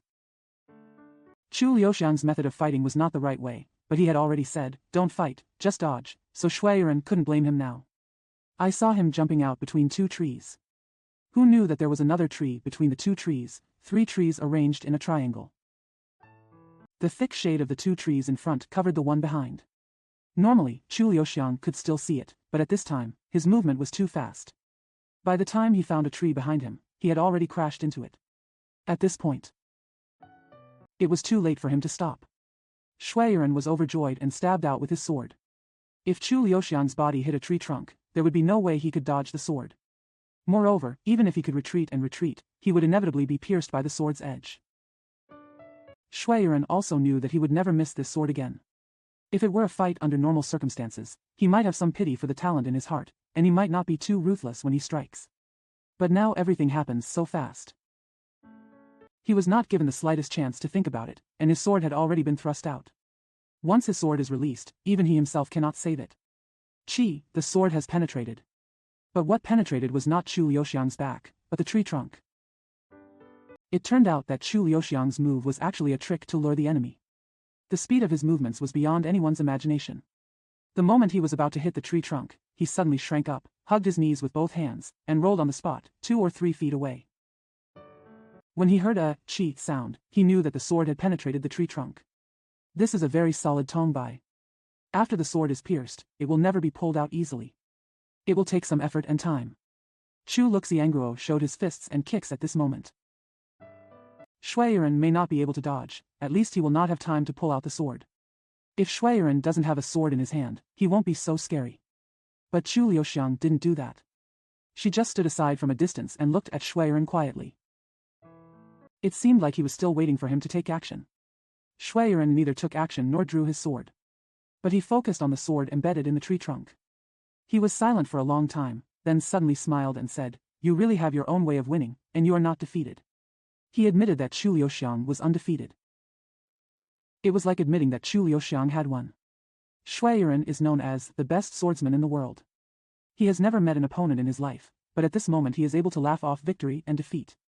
This kind of magnanimity and tolerance are indeed extraordinary. Chu Liuxiang couldn't help but admire her secretly, and said solemnly, "Although I am not defeated, my predecessors are not defeated either." Chu Liuxiang said, "I never dare to say, win, just because I also took advantage of my predecessors." Shui Yiren smiled again and said, "Actually, I also know that I was fooled by you after all." He continued, "I recharge my batteries and wait for you here." At that time, both my mental and physical strength were at their peak, just like a bow of 1,000 stones, ready to go. Chu Liuxiang said, "Therefore, I will never dare to fight against my seniors next time." He smiled lightly and said, "You are using the clever strategy from Sun Tzu's Art of War. Before the battle begins, you first weaken the opponent's morale and then exhaust it. Then you use light kung fu to consume my physical strength. Finally, you use light troops to lure the enemy. Swordsmanship is one person's enemy." The military strategies you use are against thousands of enemies. It's no wonder that you are invincible. Even Shi Guanyin and Xin Shui Palace Master are no longer your opponents. Chu Liuxiang touched her nose, lowered her head and smiled and said, I am really ashamed. Shui Yiren said, a master versus an enemy. Just like when two countries are at war, only those who can win with cunning tactics are considered to be great generals. What do you have to be ashamed of? What's more, I'm convinced by your Qinggong skills. Chu Liuxiang sighed and said, Senior's magnanimity make me even more admirable. I have no intention of competing with my seniors, this battle is really out of necessity. Shui Yiren sighed, I really blamed you wrongly. He didn't let Chu Liuxiang speak and rushed to say, now I also understand that you are definitely not the person who stole the sword and stabbed her. Otherwise, if I missed my sword just now, you would never let me go. Chu Liuxiang said, I came here today not only to explain to the senior, but also to observe the swordsmanship of the senior, because I always feel that the swordsmanship of a real assassin is. The shots are somewhat similar to those of his predecessors. Shui Yiren said with emotion, oh.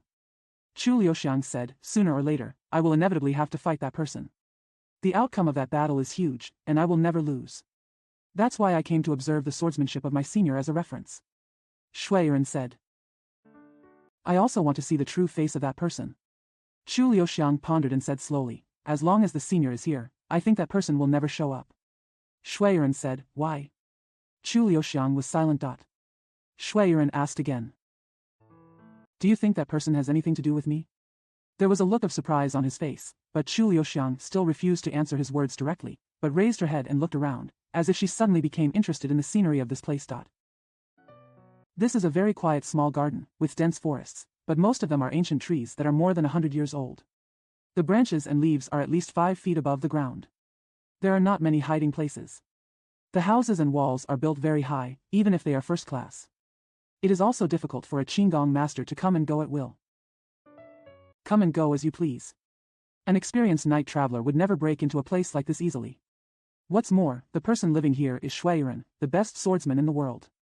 Chu Liuxiang pondered and said, if it were me, I wouldn't dare to come here to assassinate you. Unless I have already left a way out, and I am sure that I can escape unscathed. He found that there was a small door in the corner. The 4 walls were covered with half-dry green vines, so most of the door was submerged in the vine basket. It would be difficult to find it if you didn't pay attention. Chu Liuxiang walked over quickly and murmured, is this his retreat? Shui Yiren said, this door is always locked, and it has not been opened for many years. The iron latch on the door was rusty, and it looked like it hadn't been opened for many years. But a closer look reveals that a lot of the rust on the latch has been scraped to the ground, and the marks are fresh. Chu Liuxiang picked up a piece of rust from the ground and pondered, is this place often cleaned? Shui Yiren said, someone cleans it every day. It's just, these two. Chu Liuxiang smiled and said, everyone has been busy catching thieves these 2 days, so naturally they forgot to clean the yard, so the rust will stay here. Shui Yiren said, rust? Chu Liuxiang said, this door must have been opened recently. So the rust on the door latch and iron lock will be scraped off. Shui Yiren said, someone cleaned the yard the morning before yesterday. Lao Li, who sweeps the yard, is always the most careful in his work. Not even a fallen leaf is left behind in the place he sweeps. Chu Liuxiang said. So this door must have been opened after Lao Li swept the yard, maybe the night before.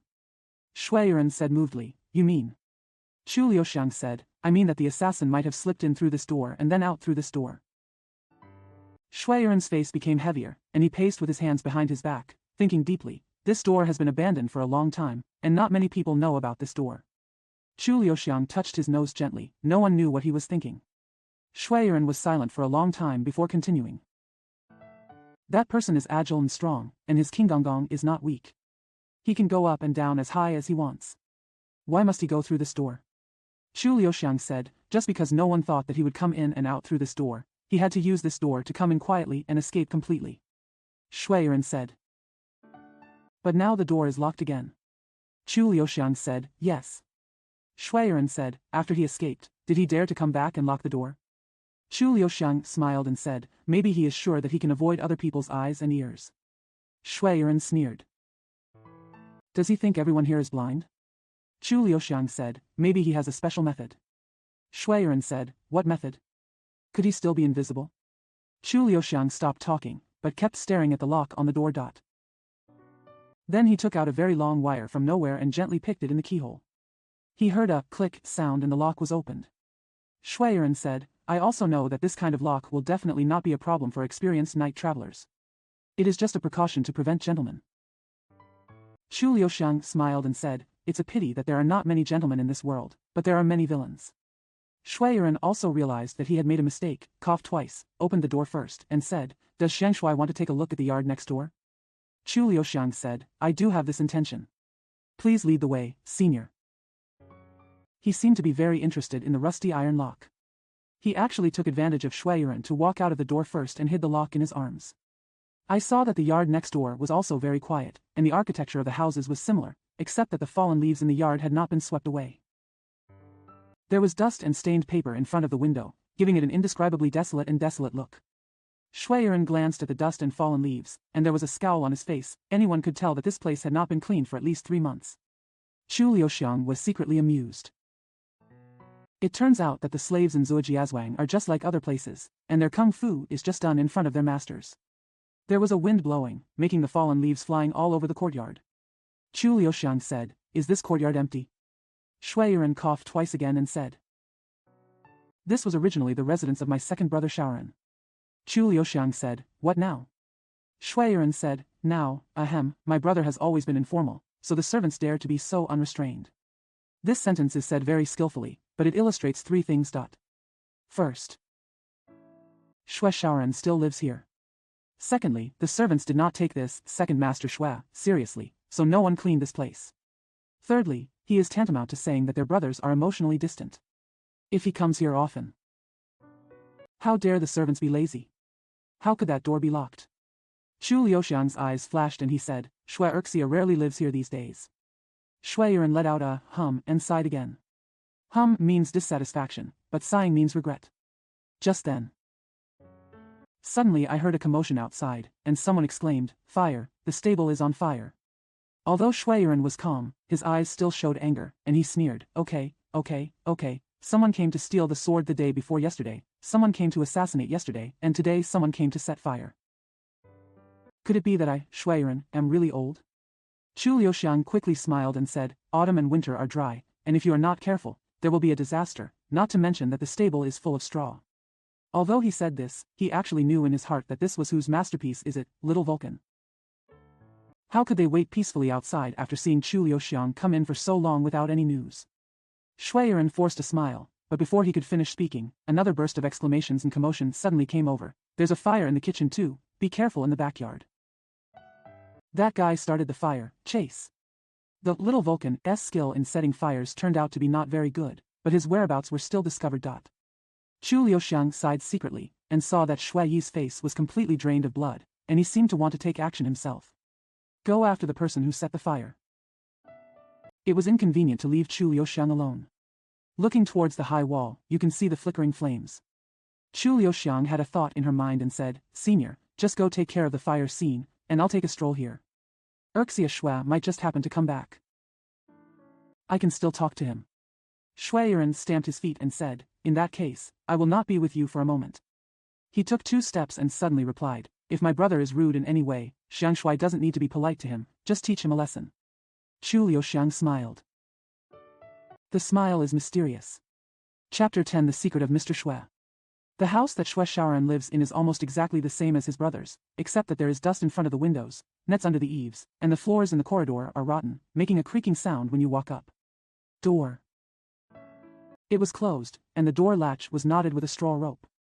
If someone wants to get in, even if they tie 10 knots with 10 straw ropes, they still can't stop it. The purpose of tying a knot with a straw rope is just to know if anyone has sneaked in. Chu Liuxiang naturally understood what this meant. His eyes were shining, as if he had seen something very interesting. He stared at the knot of the straw rope. He untied it for a long time before opening the knot and pushing the door open. But he didn't go in immediately. The door was still swaying in the wind. It made bursts of harsh sounds. The room was very dark, and the sunlight was blocked by high walls, thick shades, and overhanging eaves, making it impossible to penetrate. Chu Liuxiang waited until her eyes completely adapted to the darkness before tentatively walking in, walking very slowly and very carefully. Did he think there was any danger in this house? Yes, sometimes madmen can be dangerous, but what danger is there in a shabby house where a madman lives? No matter who is looking for Shui Bao Bao, as soon as he walks into this house, he will think that he has gone to the wrong place. Because this really doesn't look like a place for men to live. In the corner of the room, there was a large dressing table, which was filled with all kinds of things. 9 out of 10 items were used by women for dressing up. The bed and chairs were piled with all kinds of clothes. Each piece is colorful, and only 1 or 2 of the 10 girls would dare to wear such clothes. If the person living here is really a woman, there must be something wrong with this woman, not to mention that the person living here is actually a man. A man in his 40s. There is no doubt that this man is a lunatic. Chu Liuxiang's eyes seemed to dim again. He walked around the room, picking up everything and looking at it. He suddenly discovered that Shui Bao Bao was actually a very sophisticated person. The things used are all of the best quality, and the clothes are made of noble materials and are very clean. And although the things in this room are arranged in a mess, it is actually spotless, and everything is extremely clean. Who is cleaning the house? If someone cleans his house, why doesn't anyone clean his yard? Chu Liuxiang's eyes lit up again. Suddenly, there was a sudden sound on the roof. Chu Liuxiang was startled and shot out a silver hairpin with her backhand. The silver hairpin is on the dressing table. He was playing with it in his hand when he saw a flash of silver light and a bang sound as it was nailed into the roof. There was a creepy sound on the roof. It turns out that there is a layer of wooden boards under the beams of this house. It seems that there is an attic, but there are no stairs in sight. There is no entrance in sight either. Only a small section of the silver hairpin was left exposed, shining brightly. Chu Liuxiang's body flew up lightly and stuck to the roof, like a piece of cake spread out in a pot. It was flat and stable. No one was worried that he would fall. He gently pulled out the silver hairpin and found a trace of blood flowing out from the silver hairpin. The dark purple blood looked almost like ink, and it had an indescribable stench. Chu Liuxiang smiled. It turned out to be just a mouse. But this mouse helped him a lot. He first wiped off the blood stains on the roof, and then tapped it with a silver hairpin. The roof is naturally empty. Chu Liuxiang slid half a circle under the roof like a fish, and suddenly stretched out her hand. A piece of wood was miraculously lifted up by him, revealing the dark entrance. The commotion and exclamations outside were getting farther away. Disappointingly, there is no amazing secret in this attic. There is just a stool and a suitcase. The suitcase was very old, as if it had been abandoned by its owner for a long time. But Chu Liuxiang touched it with his hand and found that there was not much dust on it. When I opened the suitcase, I saw that there were only a few ordinary clothes inside. There is absolutely nothing strange about these clothes. No one will find it strange if they see it. The only exception was Chu Liuxiang. No one will find it strange if they see it. The only exception was Chu Liuxiang. Maybe it was because these clothes were too ordinary that Chu Liuxiang felt strange. How could there be clothes worn by ordinary people hidden in a madman's attic? If these clothes were worn by ordinary people, how could there not be a lot of dust on the suitcases? Chu Liuxiang put down her clothes, covered the suitcase, retreated from the original path, and covered the wooden board. Looking up from below, it was absolutely impossible to see that anyone had been up there. Then he put the silver hairpin back on the dressing table, walked out, closed the door, and tied a similar knot on the door latch with the original straw rope. Looking at him, he actually seemed to be leaving. The fire on the wall had turned into light smoke, and the fire had obviously been extinguished. There was a call from outside the hospital, and they were looking for Chu Liuxiang. Chu Liuxiang suddenly rose up and swept up the roof like light smoke. He heard 2 people running into the courtyard, and one of them called out, "Miss Chu, Great Hero Chu, the owner of my village invites you to have tea in the front hall." Another person said, "They are obviously gone, why are you yelling?" The man seemed to look at him for a long time before muttering, "How could he leave without saying goodbye? Could it be that he was dragged away by our precious second master?" Another person laughed and said, "This guy named Chu comes.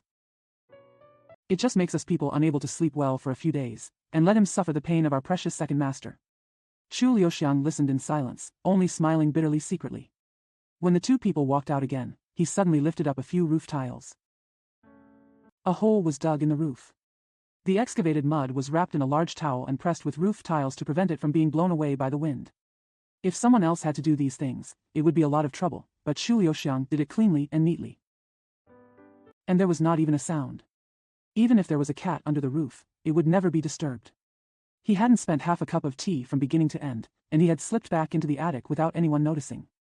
The skylight shines in through the hole, making the attic much brighter than before. Chu Liuxiang found the dead mouse, threw it aside, pulled off a piece of clothing, and wiped clean the blood stains and dust on the wooden board. The small holes that had just been nailed by the silver hairpin were exposed on the wooden board. Chu Liuxiang leaned on it and took a look. Then he used the unlocking wire to slightly enlarge the small hole. Then he lay down comfortably, gently rubbing his nose and smiling, as if he was satisfied with everything. I don't know how long it took. The door below suddenly made a soft, squeak sound, and Chu Liuxiang, who was obviously asleep, woke up immediately. He turned over slightly and his eyes were already focused on the pinprick-like hole. Chu Liuxiang had already calculated the position before opening the hole. The technique used is also very clever. Even though the hole is not big, if a person walks into the house, his main range of activities will be within the sight of this small hole. Looking up from below, this small hole is just a hole. Little black dot came into the house. Sure enough, it was Xue Baobao. I saw him yawning, stretching, beating his chest with both hands, and walking around the room a few times, as if he was stretching his muscles. Apart from the clothes he is wearing, look at his actions now. There is really nothing crazy about it, but will a madman become more normal when he returns to his own house? Don't most of the crazy people in the world only go crazy after meeting people? I saw Xue Baobao walking in a few circles. He sat down in front of the dressing table and looked at the bronze mirror in a daze. Then he picked up the silver hairpin, put it to his nose and smelled it. He made a face in the mirror and murmured, "Dead thief, bad thief, what do you want to steal?" Sure enough, he had discovered that someone had entered the house. Chu Liuxiang couldn't help but show a proud look on his face, as if a hunter had caught the fox's tail. Unexpectedly, as soon as he blinked, Xue Baobao suddenly disappeared. It turned out that he didn't know whether he did it intentionally or unintentionally. In a flash, he was already in a corner where Chu Liuxiang couldn't see him. Although Chu Liuxiang couldn't see him, he still heard the floor squeaking. Xue Baobao, what on earth is he doing?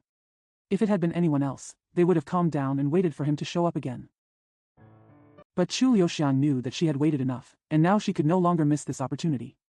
He turned over and lifted up the wooden board. His men had jumped down like smoke. If Chu Liuxiang was a step late, I'm afraid it would be difficult to see Xue Baobao again. A tunnel has been revealed behind the dressing table, and Xue Baobao has almost crawled into it.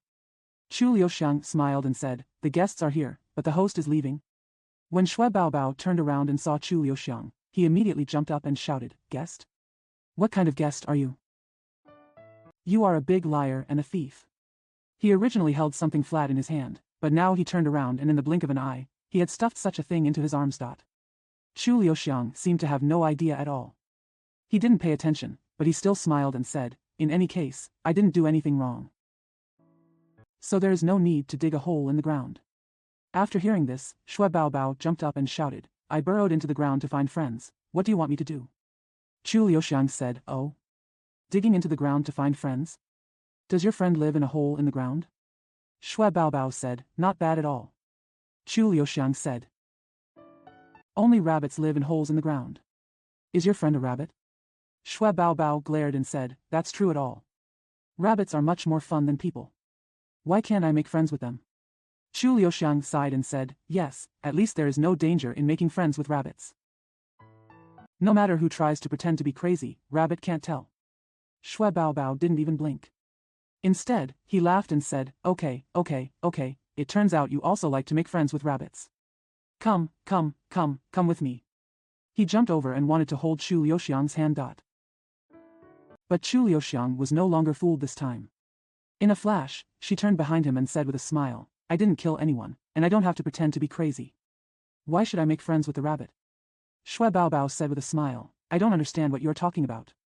Chu Liuxiang stared at him and said every word. "You don't have to pretend to be crazy anymore, I already know who you are." Xue Baobao laughed and said, "Of course you know who I am. I am the second young master of the Xue family, the most talented child in the world." Chu Liuxiang said, "In addition, you are also the #1 cold-blooded murderer in the world." Xue Baobao smiled and said, "Murderer? What do you mean by murderer? Are my hands very vicious?" "I don't think they are vicious at all." Chu Liuxiang ignored him and said slowly, "As soon as you walked into this room, you immediately knew that someone had been here, because your things seem to be in a mess. In fact, as long as others make a move, you will know immediately." Xue Baobao laughed and said, "If you had been to my rabbit friend's hole, they would know it immediately. Could it be that their hands are also very ferocious?" Chu Liuxiang said, "You are sure that there is no one except me? No one would suspect you, so when you find someone coming in, you immediately think it's me." Shui Baobao said, this is just because I already know that you are not only a liar, but also a thief. Chu Liuxiang said, your house looks like a place where a madman lives.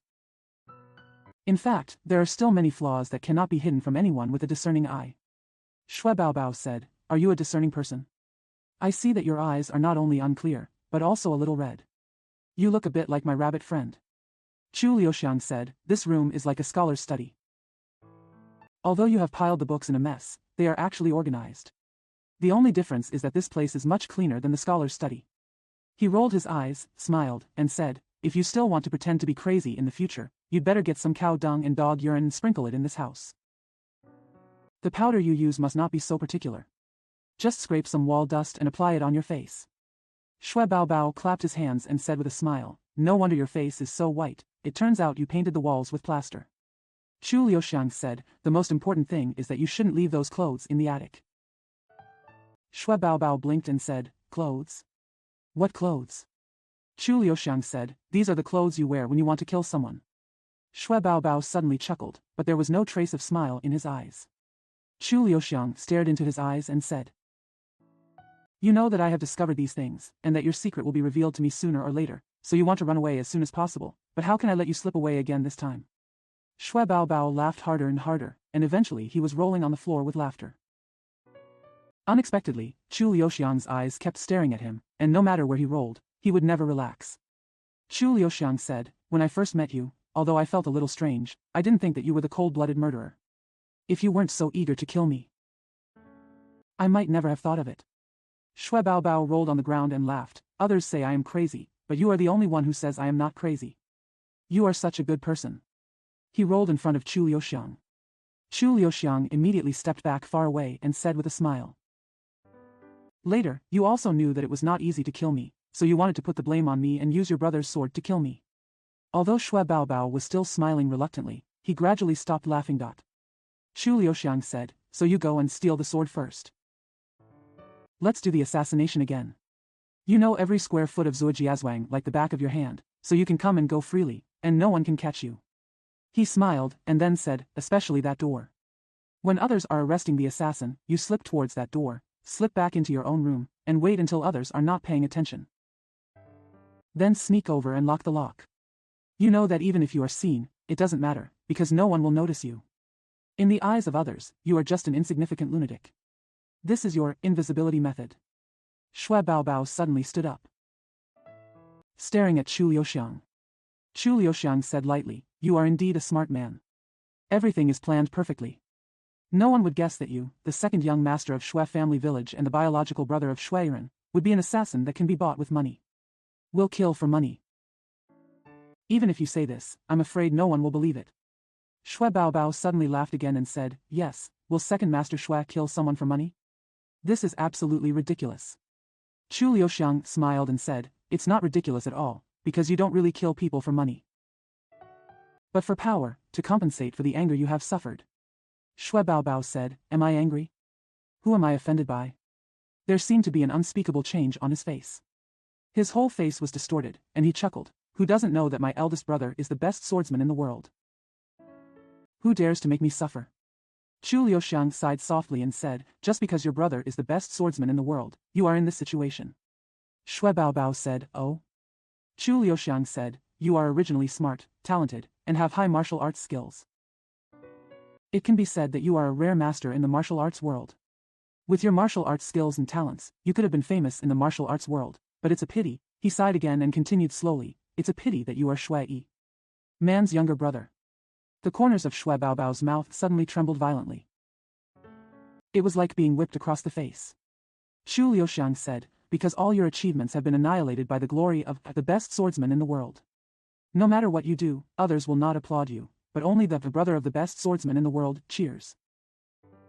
If you achieve something, it's right, because you are the younger brother of the best swordsman in the world. If you occasionally do something wrong, it will become a heinous crime, because everyone will think that you have lost your brother's person. Shui Baobao's whole body trembled. Chu Liuxiang said, if it were anyone else, I might have bowed to fate or even become depressed, but you are someone who refuses to admit defeat. However, you also know that your achievements will never be better than your brother. He let out a long sigh, shook his head and said, it's a pity that you took the wrong path.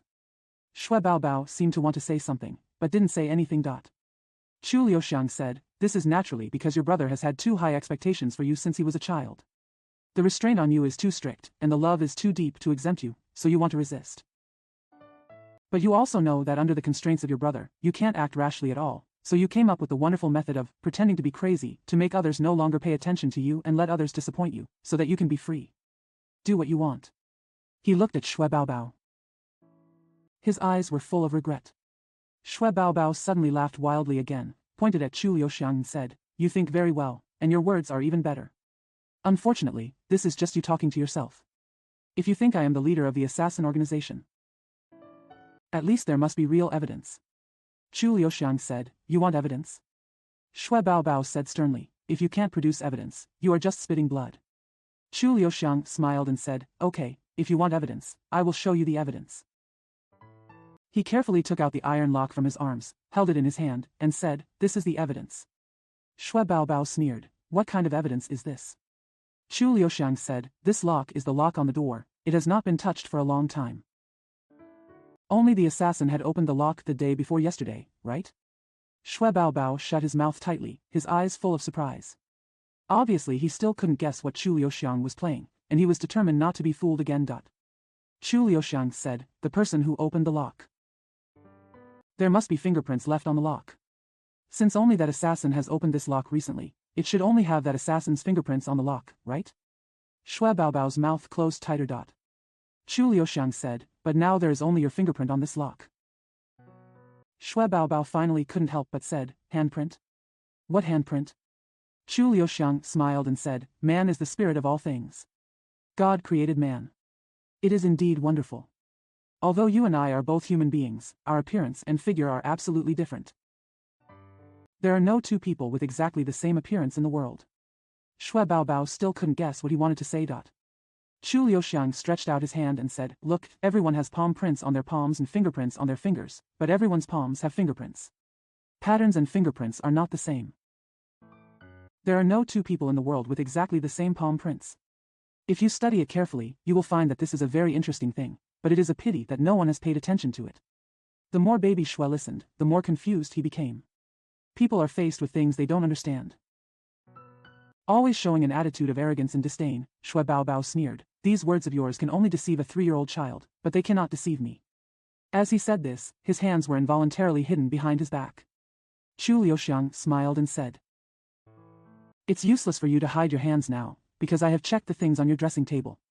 The fingerprints on them are exactly the same as the fingerprints on this lock. As long as they are compared, the evidence of your crime will be clear. Once the ground is laid down, you can't rely on it." Shui Baobao was shocked and suspicious, and his face couldn't help but change color. He suddenly swiped his backhand and swept everything on the dressing table to the ground. Chu Liuxiang laughed and said, "Look, aren't you guilty of being a thief? This incident alone is enough to prove your crime." Shui Baobao roared, "You evil ghost, you are simply not human. I should have killed you a long time ago." With a wild roar, he rushed towards Chu Liuxiang. At this moment, someone suddenly heard shouting, "Stop!" Shui Baobao was startled and found that Shui Yiren was already standing at the door. Shui Yiren's face was also frighteningly pale. He sighed long and said sadly, "Second brother, you still fell into his trap." Shui Baobao was covered in cold sweat and did not dare to move.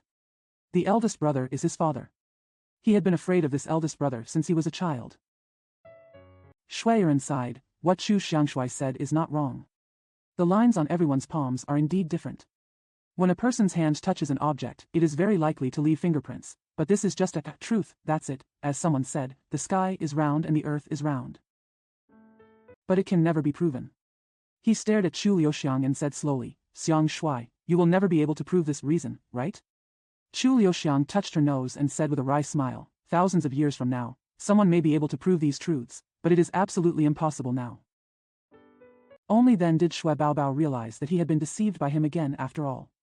He stared at Chu Liuxiang, not knowing whether he was sad or angry, and he didn't know what he felt in his heart.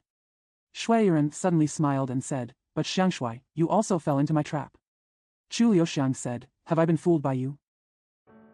Shui Yiren said slowly, "The leader of the assassin organization is actually not him, but me."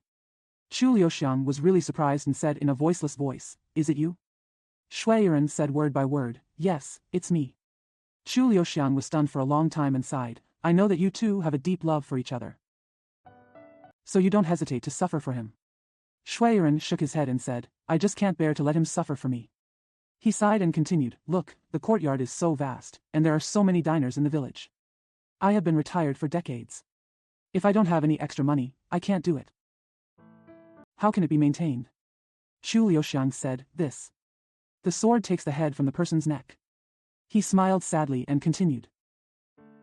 In order to maintain the villa passed down by my ancestors and to ensure that my children have enough food and clothing, I can only exchange other people's lives for money. Don't you understand this truth, Xiangshui? Chu Liuxiang has never felt more shocked and uncomfortable than at this time in her life. He was stunned there, unable to even utter a word. Shui Yiren said silently, my second brother did not hesitate to take the blame for me for the sake of the glory of the family, otherwise I. Shui Baobao suddenly roared, don't say it anymore, don't say it anymore. Shui Yiren said sternly. This matter has nothing to do with you anymore, I will make a break with Xiangshui, why don't you get out? Shui Baobao gritted his teeth and hummed, I have always listened to you since I was a child. No matter what you ask me to do, I never dare to disobey, but this time. I won't listen to you this time. Shui Yiren said angrily, how dare you? Shui Baobao said, when I was 4 years old, you taught me how to read. When I was 6 years old, you taught me how to learn swordsmanship. You taught me everything. Although I have been overwhelmed by you all my life. But I still want to thank you, and I still owe you a lot. Now you have to suffer for me again. You will always be the affectionate and righteous elder brother, and I will always be the ignorant younger brother. As he spoke, he burst into tears, and shouted hoarsely. But how do you know that I must accept your favor? What I do is my own responsibility. I don't need you to be a good person. No need.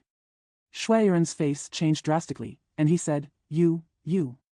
Shui Baobao raised his head and shouted, I am the murderer, and I am the assassin. I have killed countless people, and I am worthy enough to die. Chu Liuxiang, why don't you come over and take action? Shui Yiren also burst into tears and said hoarsely, this is all my fault. I did go too far to you and pushed you too hard. Fragrant and handsome. The real culprit is me, please kill me. Chu Liuxiang felt her nose was sore, and tears were almost coming out of her eyes. At this point, he suddenly pulled out a dagger. He stabbed himself in the throat with his backhand. The voice suddenly stopped. Shui Yiren exclaimed and ran over, but it was too late. Blood flew into his chest like an arrow, staining his clothes red again. But this time it was his brother's blood. Will he keep this dress as before? Man in blood. Well. Shui Yiren. Chapter 11, Falling in Love. Chu Liuxiang slowly retreated. He had spent countless efforts for the leader of the assassin organization. He didn't know how long he had been tracking him, but now he finally got his wish. But is he really happy? The days are short in late autumn, and twilight seems to be approaching. The autumn wind dances with yellow leaves, and the lonely dead branches also tremble in the autumn wind. Chu Liuxiang picked up a fallen leaf from the ground, looked at it blankly for a long time, and then gently put it down, watching it being picked up by the autumn wind. He puffed out his chest and walked out. As soon as Chu Liuxiang walked out of the door of Zuojiazwang, she found someone hiding behind a tree. From time to time, I would sneak a sneaky glance here. Although he only showed half of his eyes, Chu Liuxiang already recognized who he was.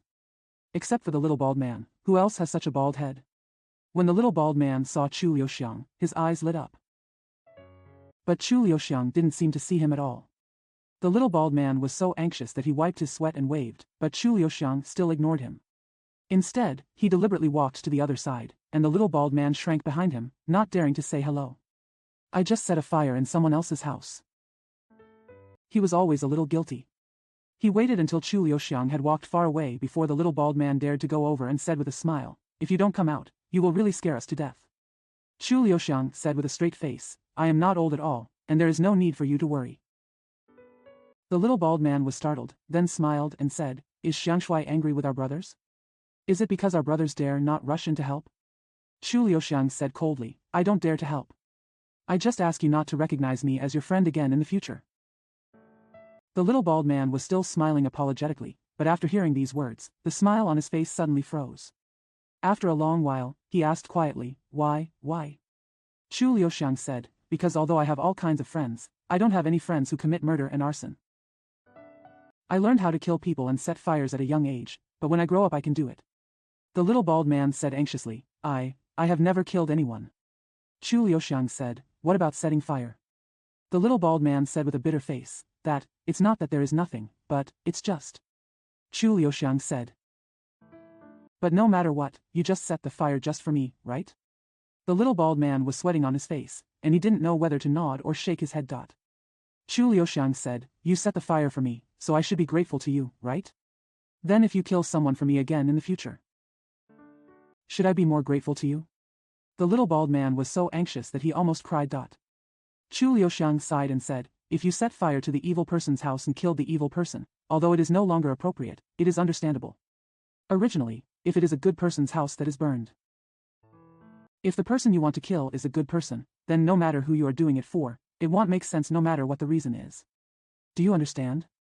The little bald man nodded desperately, tears already streaming down his face. Chu Liuxiang's face softened and said, you are still young now, I must make you understand. These 7 words, there are things a man should not do, that is to say, there are some things you must never do no matter what the reason is. The little bald man knelt down with a plop, and choked with tears and snot, I understand, I won't dare to do it next time. No matter what the reason is, I will never do bad things, and I will never kill anyone or set fire to something. Chu Liuxiang then smiled and said, as long as you remember these words today, you will not only be my good friend, but also my good brother. He pulled up the little bald man and smiled, you still have to remember. A man's tears should flow into his stomach, but his nose must not be swallowed. The little bald man couldn't help laughing. It was better that he didn't laugh. When he laughed, he almost swallowed the snot from his nose. He quickly sucked hard and all the snot retracted with a suck sound. Chu Liuxiang couldn't help but laugh and said, I didn't expect you to have such a unique internal skill. The little bald man blushed and chuckled, the little pockmarked man always wants to learn this trick from me, but he always fails. His nose gets all over his face. Chu Liuxiang asked, where is he? The little bald man said, he is waiting for Xiang Shui over there with someone, and now I'm afraid he is too anxious to wait. The little bald man said, he is waiting for Xiang Shui over there with someone, and now I'm afraid he is too anxious to wait. Xiao Matzi was indeed anxious to death, but the person he was accompanying was even more anxious. Even Chu Liuxiang did not expect that the person waiting for him was Shui Bin's book boy Yi Jian. When Yi Jian saw Chu Liuxiang, he was about to prostrate himself. Of course Chu Liuxiang stopped him and asked with a smile, do you already know each other? Xiao Matzi rushed to say, if we didn't recognize him, today might have been miserable. If he hadn't let us go, we might not have been able to escape just now. When the little bald man heard that he was going to talk about arson again, he quickly pulled him aside. Yi Jian said respectfully, Xiang Shui's intention has been conveyed to the second young master. Chu Liuxiang said, what does he mean? Yi Jian said, the second young master has admired Xiang Shui's reputation as a knight for a long time, and is probably already waiting for Xiang Shui's arrival in the hunting house. The second young master has admired Xiang Shui's reputation as a knight for a long time, and is probably already waiting for Xiang Shui's arrival in the hunting house over there. Chu Liuxiang smiled and said, very good, if I bother you again, go tell Mr. Shui and ask him to wait for a moment and say that I will be there soon. Wait until Yi Jian leaves. Chu Liuxiang pondered for a while and said, I have something else I want to do with you too. Little Matzi was afraid of being scolded, so he lowered his head and did not dare to come over. Little Baldy had already been scolded and felt that he was more impressive than Little Matzi, so he rushed to say, don't say one thing, it doesn't matter 100 things. Do you recognize the couple I went to see last night? The little bald man said, of course I recognize him. Chu Liuxiang said, okay, you go find them now and take them to the hunting house over there. Just say that I invited them there.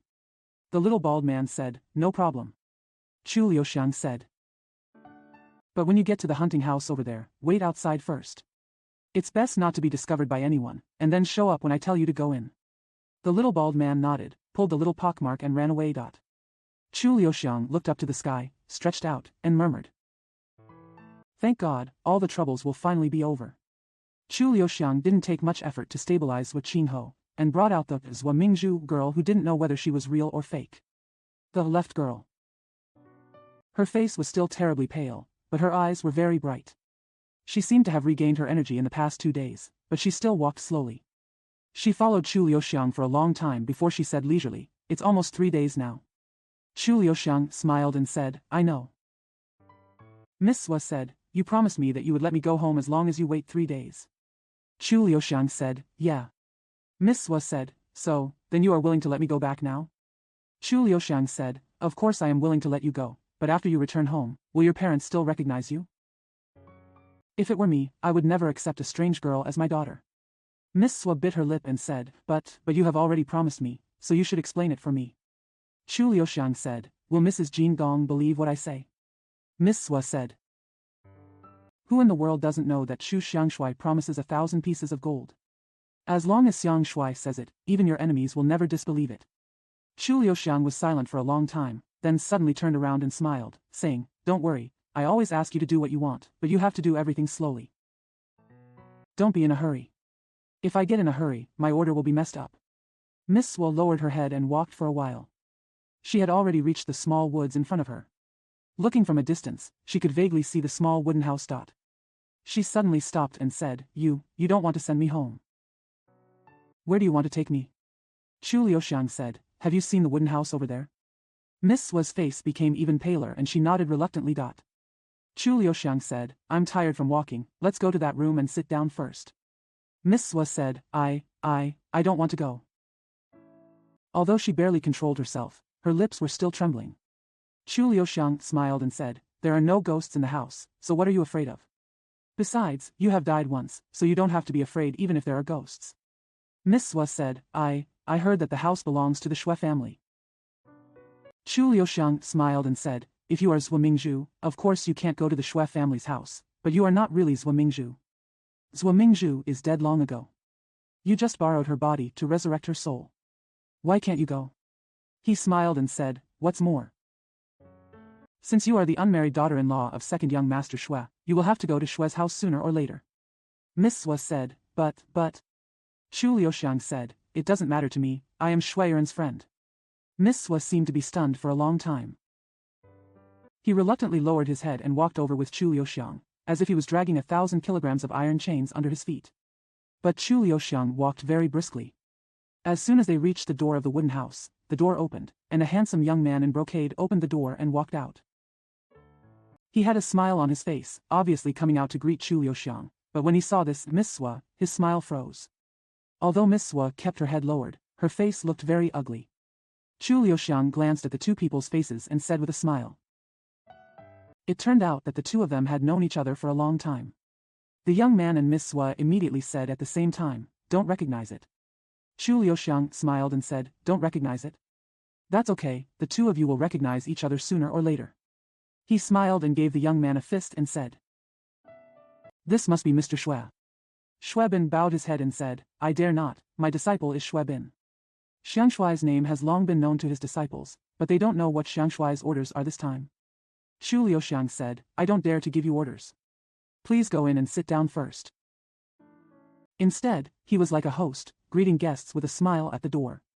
Shuibin and Miss Swa could only walk in with their heads lowered, as if their necks were suddenly broken and they could no longer lift their heads.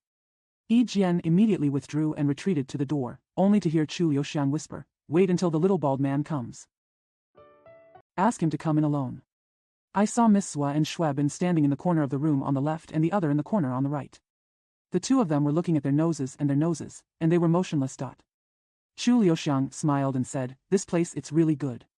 Even if it's a new house, it's done well. Mr. Shui. Do you think so? Shuibin laughed and said, I don't dare, yes, ahem.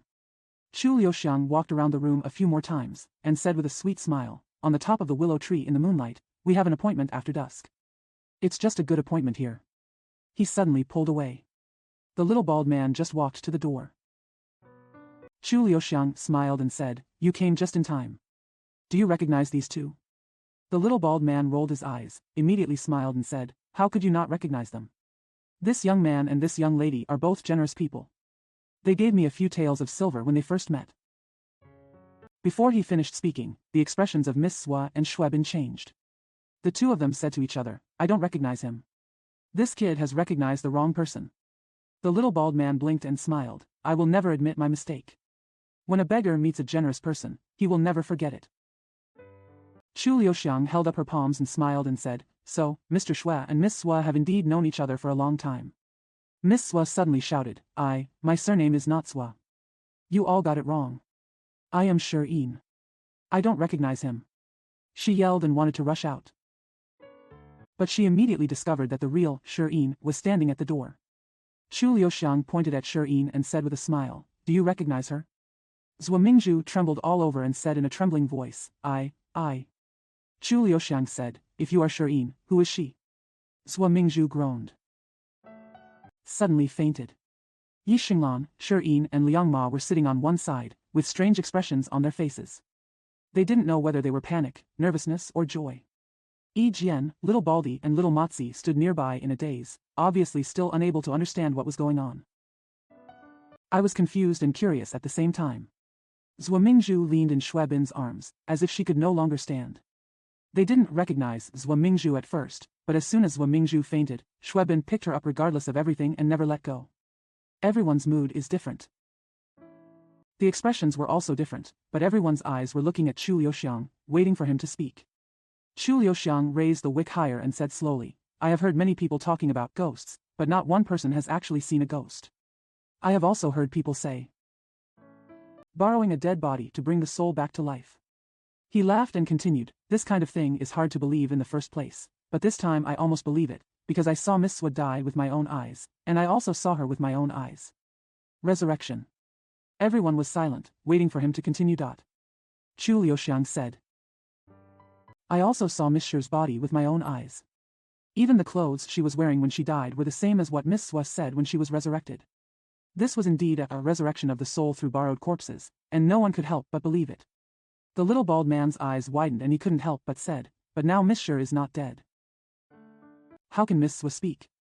Since Miss Shi is not dead, what happened to her body?" Chu Liuxiang smiled and said, "This matter is indeed very complicated. I was puzzled at first, until I accidentally broke into the house and found the pollen in the dressing box in the stove." The little bald man said, "What does the dressing box have to do with reviving the dead?" Chu Liuxiang said, "If you want to hear this secret, go find someone for me quickly, because she has a lot to do with this matter, and she must also want to hear it." The little bald man hasn't spoken yet. Liang Ma suddenly said, "Is it Miss Shi that Xiang Shui is looking for?" Chu Liuxiang said, "Yes, you recognize her too." Liang's mother's old face actually turned red, and said, "I have invited her here, but Miss Shi must go back and change clothes first before she is willing to see Xiang Shui." Chu Liuxiang sighed and stopped talking, because he had nothing to say. Fortunately, Shi Xiuyun is still young, and young girls always groom faster. The time a woman spends grooming is always directly proportional to her age. Shi Xiuyun saw so many people. Naturally, he was also surprised. The little bald man was even more anxious than she was, and he had already rushed to ask, "What does the dressing box have to do with this matter?" Chu Liuxiang smiled and said, "There is a dressing box in the stove, which means that there must be a man and woman who often meet here. I originally thought they were two other people, but the scent on their bodies was different from the pollen in this box." He did not say the names of Shui Honghong and Hua Jingong because he never wanted to hurt others, but Zhou Mingzhu's face was already red at this time. The little bald man glanced at her and couldn't help but said, "Listen to me." Chu Liuxiang interrupted him and said, "As soon as I heard what you said, I guessed that one of them must be Mr. Shui, but I still can't guess who Mr. Shui's friend is." His friend. The two words were used so beautifully that Shui Bin's face turned red. Chu Liuxiang said, "I originally thought it was Miss Shi. It wasn't until I saw this brother Yijian that I realized that I was wrong." Yijian lowered his head, tears almost streaming down his face. Chu Liuxiang said again, "So I was even more surprised. Since Miss Shi has nothing to do with Mr. Shui, why would Mr. Shui be so concerned about her condition? And why does she take so much care of her second uncle? He would rather be misunderstood by Miss Xiuyun than defend himself.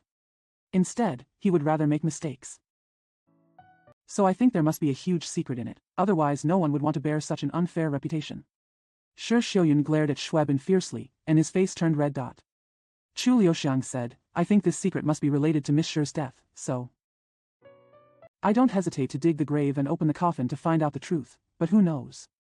The little bald man rushed to say, "Who knows that Miss Shi is not dead, and there are just some bricks in the coffin?" Chu Liuxiang sighed and said, "Miss Shi is indeed dead." The little bald man's eyes were straightened and he said, "Then how could her body turn into bricks?" Chu Liuxiang said, "Because her body has been borrowed." He didn't let the little bald man speak, and continued, "It's because Mr. Shui wanted to borrow her body that he was so concerned about her condition. Just because the person who sealed the coffin was her second uncle, Mr. Shui took such good care of her second uncle." The little bald man rushed to say, But what is the use of young Master Shui wanting Miss Shi's dead body? The more he listened, the more confused he became. Chu Liuxiang said. Just because Mr. Shui wanted to use Miss Shi's body to disguise Miss Shi Yin's body, so that others would think that Miss Shi was really dead. He sighed and continued, Miss Shi's figure and face may be somewhat similar to Miss Shi's, not to mention.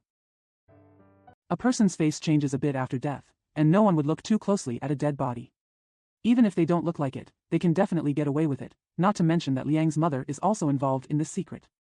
Mother Liang also lowered her head. The little bald man touched his bald head and said, but why did Miss Shi pretend to be dead? Chu Liuxiang smiled and said, if Shi Yin was not dead, how could Zhou Mingzhu be able to pull off the trick of bringing a corpse back to life? The little bald man smiled bitterly and said, the more I listen, the more confused I become. Miss Zhou is such a good person, why should she? Chu Liuxiang interrupted him and said, this matter seems very complicated, but in fact it is very simple, because the biggest key is just the word love. His eyes swept across Zhou Mingzhu's face, stopped on Shui Bin's face, and said with a smile. Zhou Mingzhu has been betrothed to the son of the Ding family since she was a child. It was a good match for her, but unfortunately she met Shui Bin and fell in love with him. The little bald man said, but aren't the Shui family and the Zhou family originally enemies?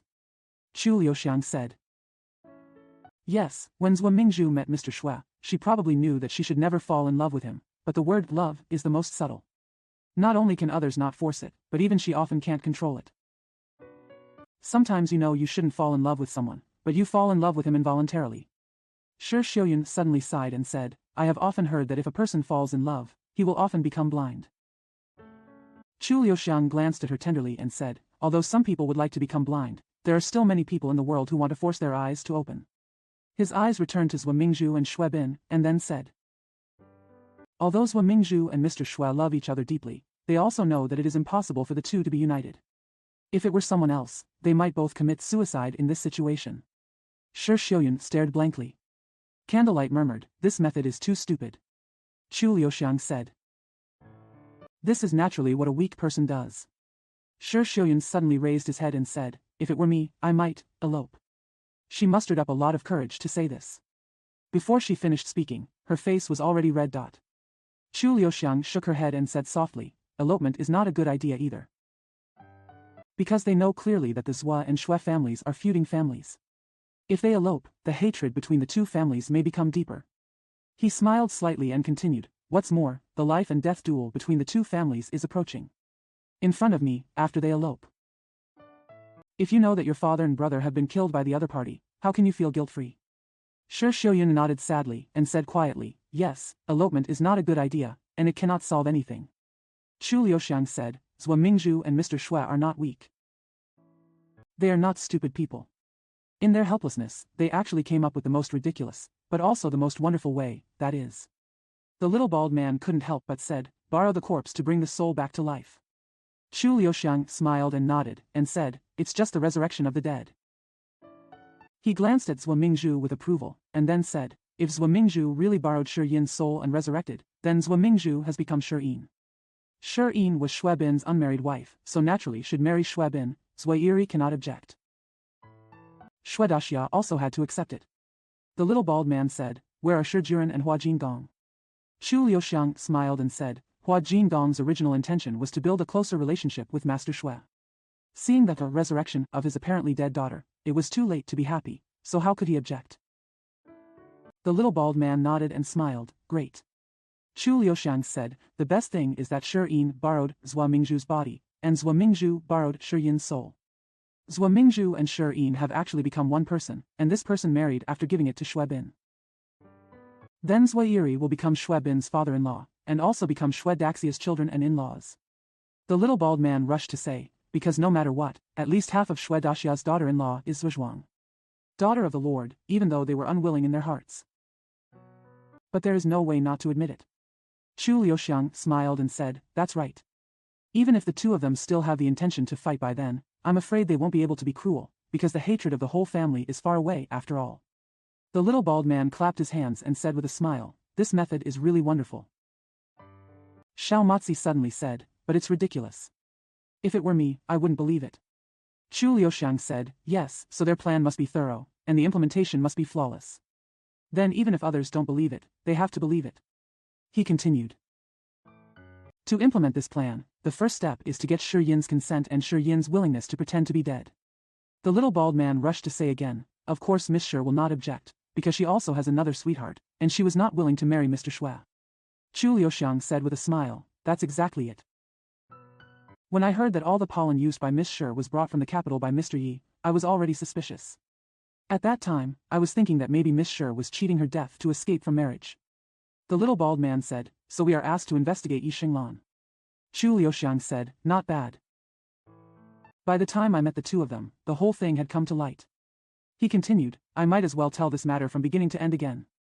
Zhuo Mingzhu and Shi Yin have already agreed on the time of their death, so as soon as Shi Yin dies over there, Zhuo Mingzhu will die here. Resurrected.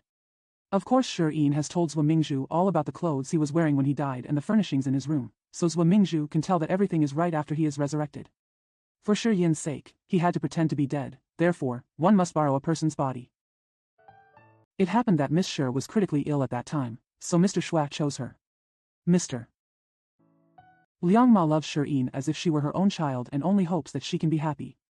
Without Liang Ma, this would not be possible. Having said this, Chu Liuxiang let out a long breath and said, the most difficult part of this matter is to grasp the time exactly. There is nothing particularly difficult about the rest. Xiao Matzi also let out a long breath and said with a smile, listening to what you said, this matter really seems to be very simple, but if you don't tell me, I will never be able to figure it out in my life. Chu Liuxiang smiled and said, have you figured it out now? Xiao Matzi said, there is still something I can't figure out. Chu Liuxiang said, oh. Xiao Matzi said, since Miss Sua is not dead at all, how can Mr. Sua believe that she is? Chu Liuxiang said, this is naturally because Miss Sua has bribed all those famous doctors. If 10 famous doctors diagnose you as terminally ill and hopeless, even you will think that you are dead, not to mention. He smiled out the window and said, what's more, there is Mr. Zhang Jinzhai among them. Who can disbelieve Mr. Zhang's diagnosis? If Mr. Zhang says that a person is dead, who dares to believe that that person can still live? I heard a person outside the window laughing and saying, well done, well done. It's just that since my old man claims to be able to cure all diseases, how can he not cure people's lovesickness? So this time I have no choice but to lie to people again. Amidst long laughter, Zhang Jinzhai also pushed the door open. Zhuo Mingzhu, Shui Bin, Shi Yin, Yi Xinglan and the 4 others immediately prostrated themselves. Chu Liuxiang also bowed and smiled and said, the old man can not only cure all kinds of diseases, but his method of treating lovesickness is even better than others. Zhang Jinzhai shook his head and said with a smile, in that case, if Xiangshui gets lovesick in the future, don't forget to come see me. Chu Liuxiang smiled and said, that is something I will never forget. Zhang Jinzhai said with a smile, it's a pity that if someone's girl gets lovesick because of Xiangshui, I'm afraid I can't cure it. If someone says that Xiangshui gets lovesick because of someone's girl, I'm afraid no one in the world will believe it. Chu Liuxiang smiled and said nothing because he found Shi Xiuyun staring at him.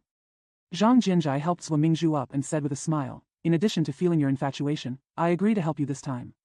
I really think your plan is not only novel and interesting, and it is indeed seamless. It's a pity that you didn't wait until Xiang Shui came to implement it. Are you just asking for trouble? Zhuo Mingzhu blushed, mumbling speechless. Chu Liuxiang smiled and said, I know the reason. Zhang Jinzhai said, oh?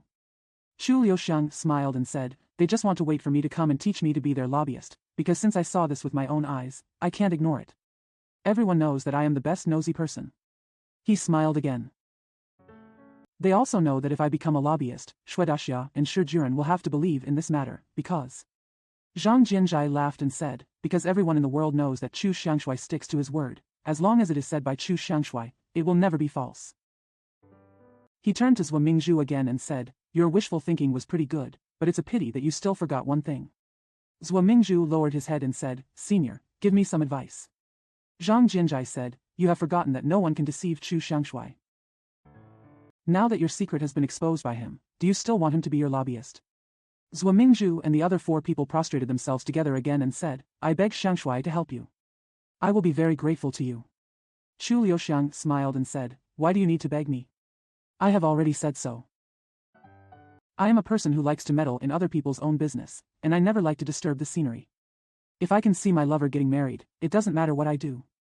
Zhang Jinzhai raised his hands and said, Chu Xiangshui is indeed worthy of being called Chu Xiangshui. In fact, I have already remembered that Xiang Shui revealed this secret. It's just that you don't want others to regard you as a fool. He turned to Zhuo Mingzhu and others, and continued, now you should also learn a lesson, that is, no matter what you ask Xiang Shui to do in the future, you'd better explain it to him first. No matter who wants choose Xiang Shui, be fooled. In the end, you will always find that you were the one who was fooled. Little Baldy and Little Pockmarked are not very young anymore. Sometimes they even look like adults. At least they pretend to be adults. But now they look like two children through and through. Moreover, they are two aggrieved children. Anyone can easily hang 2 oil bottles on their pouty lips. Just now, Shi Yin and Liang Ma insisted on inviting everyone to their home for a drink, but Zhang Jianzhai naturally did not go. Because he is old enough and is a famous doctor, he always feels that if he eats after dinner, he will be troubled by his stomach. In his eyes, drinking is more like trying his best. Zhuo Mingzhu and Schwabin didn't go either. Because they want to go back and continue to play their role, naturally they cannot risk being seen by others. Liang Ma and Shi Yin didn't insist that they go. What's deplorable is that although Little Baldy and Little Motzi want to go, no one invites them. This was a real blow to the self-esteem of the 2 half-grown children. Xiao Motzi pouted, determined not to mention this matter. The little bald man didn't even dare to think about it. He tried to think of other things and murmured, these people are pretending to be ill, pretending to be dead and pretending to be ghosts. I was scheming, worrying, and shedding tears, but it was just for the word love, hee. He grinned and chuckled a few times, and then said loudly, I really don't understand this. What the hell is the magic power of the word love that can make so many people go crazy because of it? Xiao Motzi said. I don't understand either. I just hope that I will never have anything to do with this word in my life. He kicked up a stone with all his strength, as if he could kick the word love away forever with one kick, but he didn't know that the word love was completely different from a stone. No matter how hard you use, you can't kick it away. Go. Just when you think you've kicked it away, it suddenly bounces back. The harder you push, the stronger it bounces back. If you want to crush it with one foot, the foot will often step on your own heart. The little bald man was silent for a long time, then suddenly said, Hey. Do you think Mr. Zhuo really wants his daughter to marry Mr. Shui? Xiao Motzi said, he can't do it even if he doesn't want to, because his daughter's soul already belongs to someone else. He seemed to think that his pun was very good, and couldn't help but burst into laughter. The anger in my stomach was also half gone. The little bald man glared at him and said, but what about Master Shui, will he want this wife? Xiao Motzi said, if it had been anyone else who had said it, Master Shui might not have agreed, but if Chu Xiangshui had said it, he would have no choice but not to agree. The little bald man nodded and said, yes, he owes Chu Xiangshui's love. It seems that everyone owes Chu Xiangshui's love. Xiao Motzi curled his lips and said, that's why the old woman was so desperate to invite him to drink. The little bald man suddenly slapped him and said, you idiot, do you think she really wants to treat Xiang Shui to a drink? Xiao Motzi rolled his eyes after being beaten, and said with a chuckle, you're not inviting me to drink, what are you doing? The little bald man sighed and said, I say you are a pockmark, but you really are a pockmark. Can't you see that they are playing matchmaker for Xiang Shui? Xiao Motzi was startled and said, being a matchmaker? What kind of matchmaking? The little bald man said, of course I am the matchmaker for that girl Shi Xiuyan. They felt they owed Brother Chu a favor, so they wanted to win over Brother Chu and Miss Shi. Xiao Motzi clapped her hands and said with a smile, by the way, I was wondering how that Miss Shi, a girl who hasn't gone out, would go to someone else's house to drink in the middle of the night. It turns out that she has already fallen in love with our Brother Chu. The little bald man smiled and said, people like Brother Chu. A man has talents and looks, but it would be really strange if a girl looked down on him. Xiao Motzi said, but, does Brother Chu like that Miss Shi?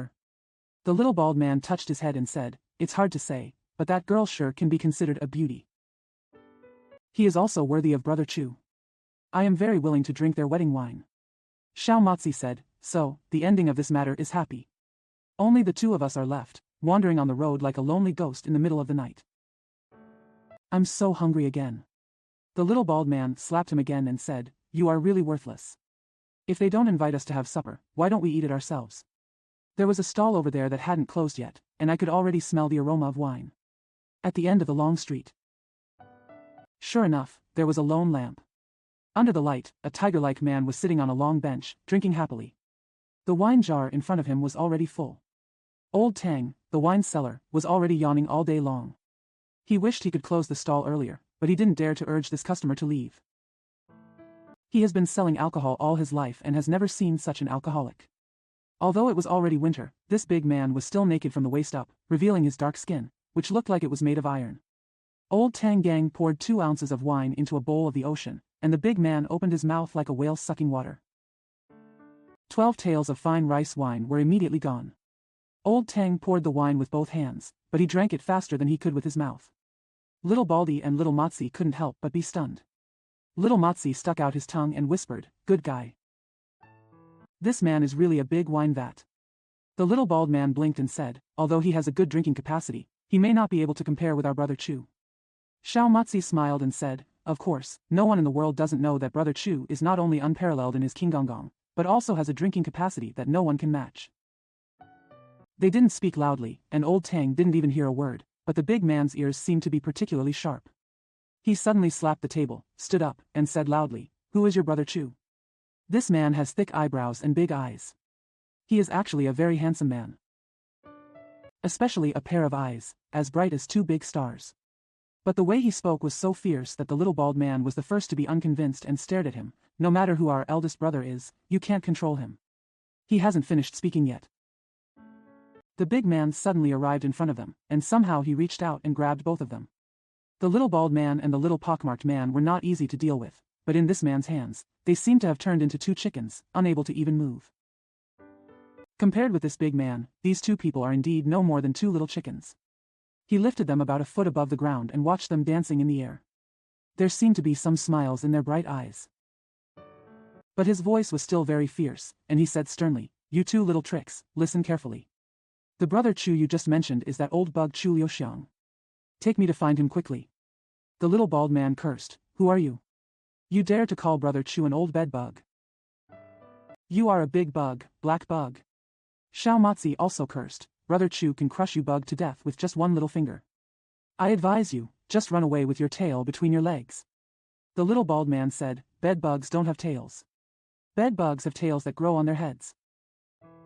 Can't even clamp it." Although the 2 of them are not very strong, they are very courageous, and their ability to curse is even better. They are ready to go all out at this moment, and just curse as much as they want. Even if their brains are blown, they will wait until they are finished. Who would have thought that this would happen? The big man smiled instead and said with a big laugh, "Okay. You 2 are good at your little tricks, but others are afraid of that old bug, but I am not. Compared to drinking, he is much worse. If you don't believe it, why don't you ask him?" Chapter 12 A Night of Lingering. Steamed pot chicken, red rotten duck, lion head, steamed fish. These are famous kung fu dishes that require special attention to heat. Ma Liang must have been preparing them all day long. But these dishes are still placed on the table intact, because there are only 2 people left on the table, and these 2 people have no intention of eating. The guests did not leave, but the host left. Everyone had a good reason for leaving, although everyone could tell that those reasons were made up. They just wanted to leave Chu Liuxiang and Shi Xiuyun alone. Not only Chu Liuxiang understood this, but Shi Xiuyun also understood it. The wonderful thing is that she didn't ask others to stay, and she didn't leave either. She took the chopsticks and tapped the wine glass gently, as if she wanted to break the silence in the room, but also seemed to feel that there was nowhere to put her hands. So find something to do.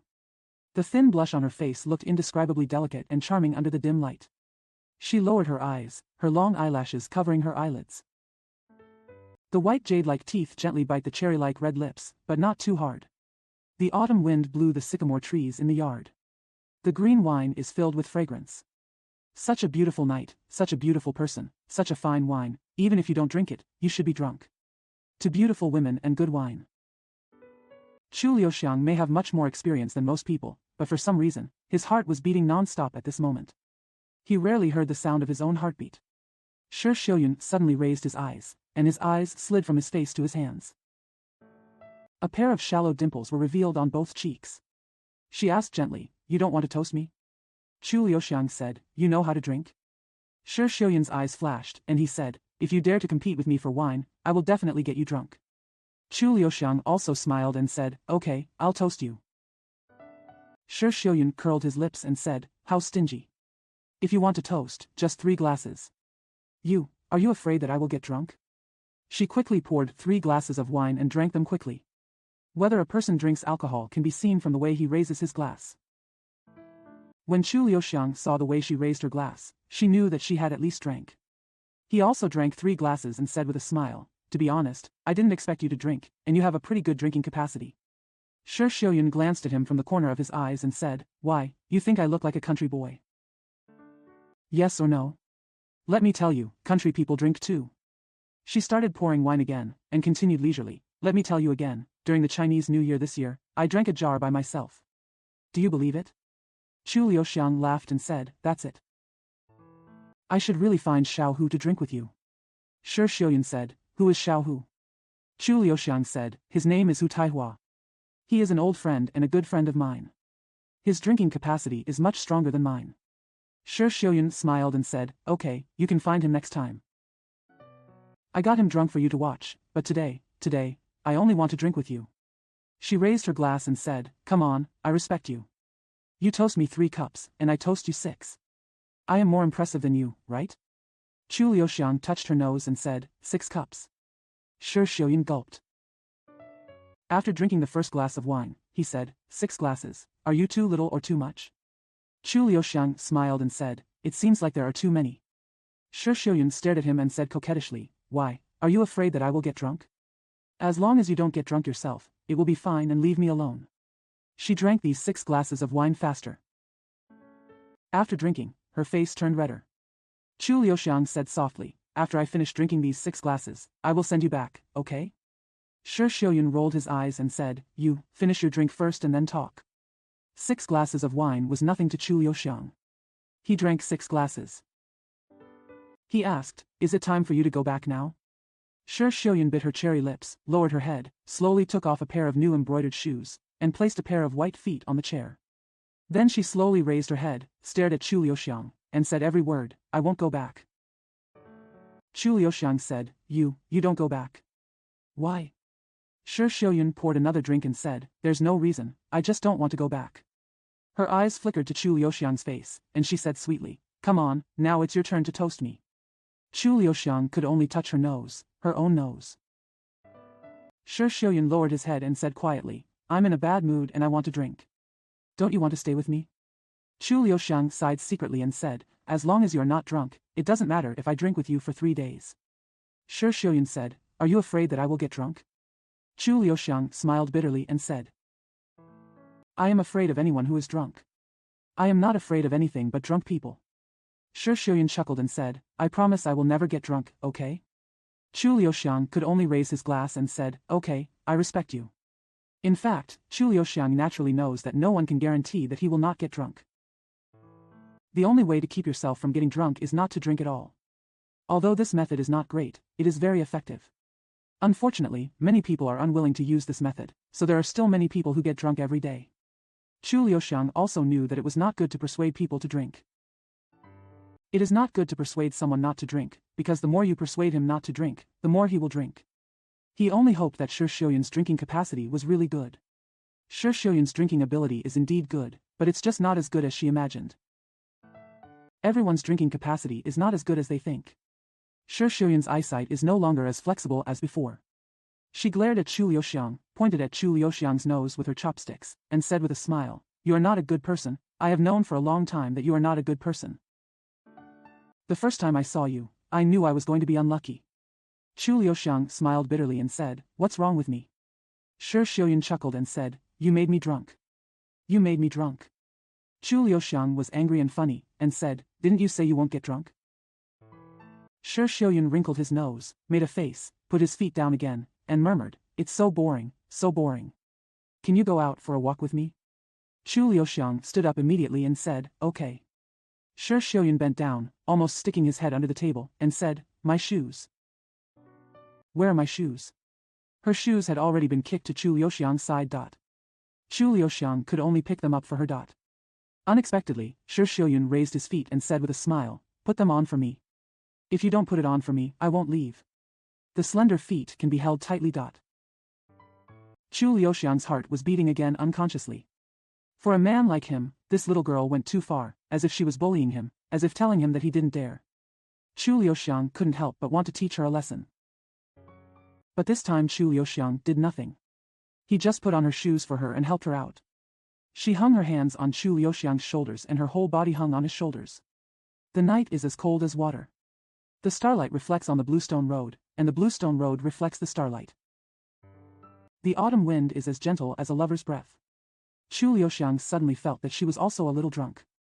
He didn't even see the pair of glowing eyes staring at him in the darkness. It was not too dark in the wooden house, because the starlight also sneaked in quietly. Chu Liuxiang didn't know why he listened to Shi Xiuyun and why he brought her here again. Maybe he was really drunk. Shi Xiuyun was as happy as a skylark. He turned around lightly and said, "Do you know why I came here?" Chu Liuxiang didn't speak. Shi Xiuyun said, "Because this is where I first saw you." Chu Liuxiang said, "Let's go." It was really wonderful to say these two words suddenly at this moment. Shi Xiuyun said, "Leave? Why are you leaving?" Chu Liuxiang said, "If you don't leave again. Do you know what will happen to me?" Shi Xiuyun smiled delicately and shook his head. Chu Liuxiang tried his best to make his expression look fierce, and said in a calm voice, "Since you already know that I am not a good person, you should have guessed what I am going to do. It's your luck to go faster. Otherwise I will tear your clothes, and then..." Before he could finish his words, Shi Xiuyun suddenly made a squeak sound, threw herself into his arms, hooked his neck tightly, and said, "You are so bad, so bad. I knew you would do this to me one day." Chu Liuxiang was stunned. He was just talking about it, trying to scare her, but she actually acted it herself, and he wanted to push. But he pushed it to the most inappropriate place. Shi Xiuyun's laughter was like a silver bell, intermittent like a silver bell, and she held his hand. He put his hand into her lapel and whispered, "If you touch me, am I feeling feverish?" She did have a fever. Although Chu Liuxiang was a little reluctant, she quickly took her hand out, but Shi Xiuyun picked up his hand again. "Take a big bite." She bit his finger and said, "You bad thing, you have been seducing me from the beginning to the end. Do you think I don't know? Now you are running away again.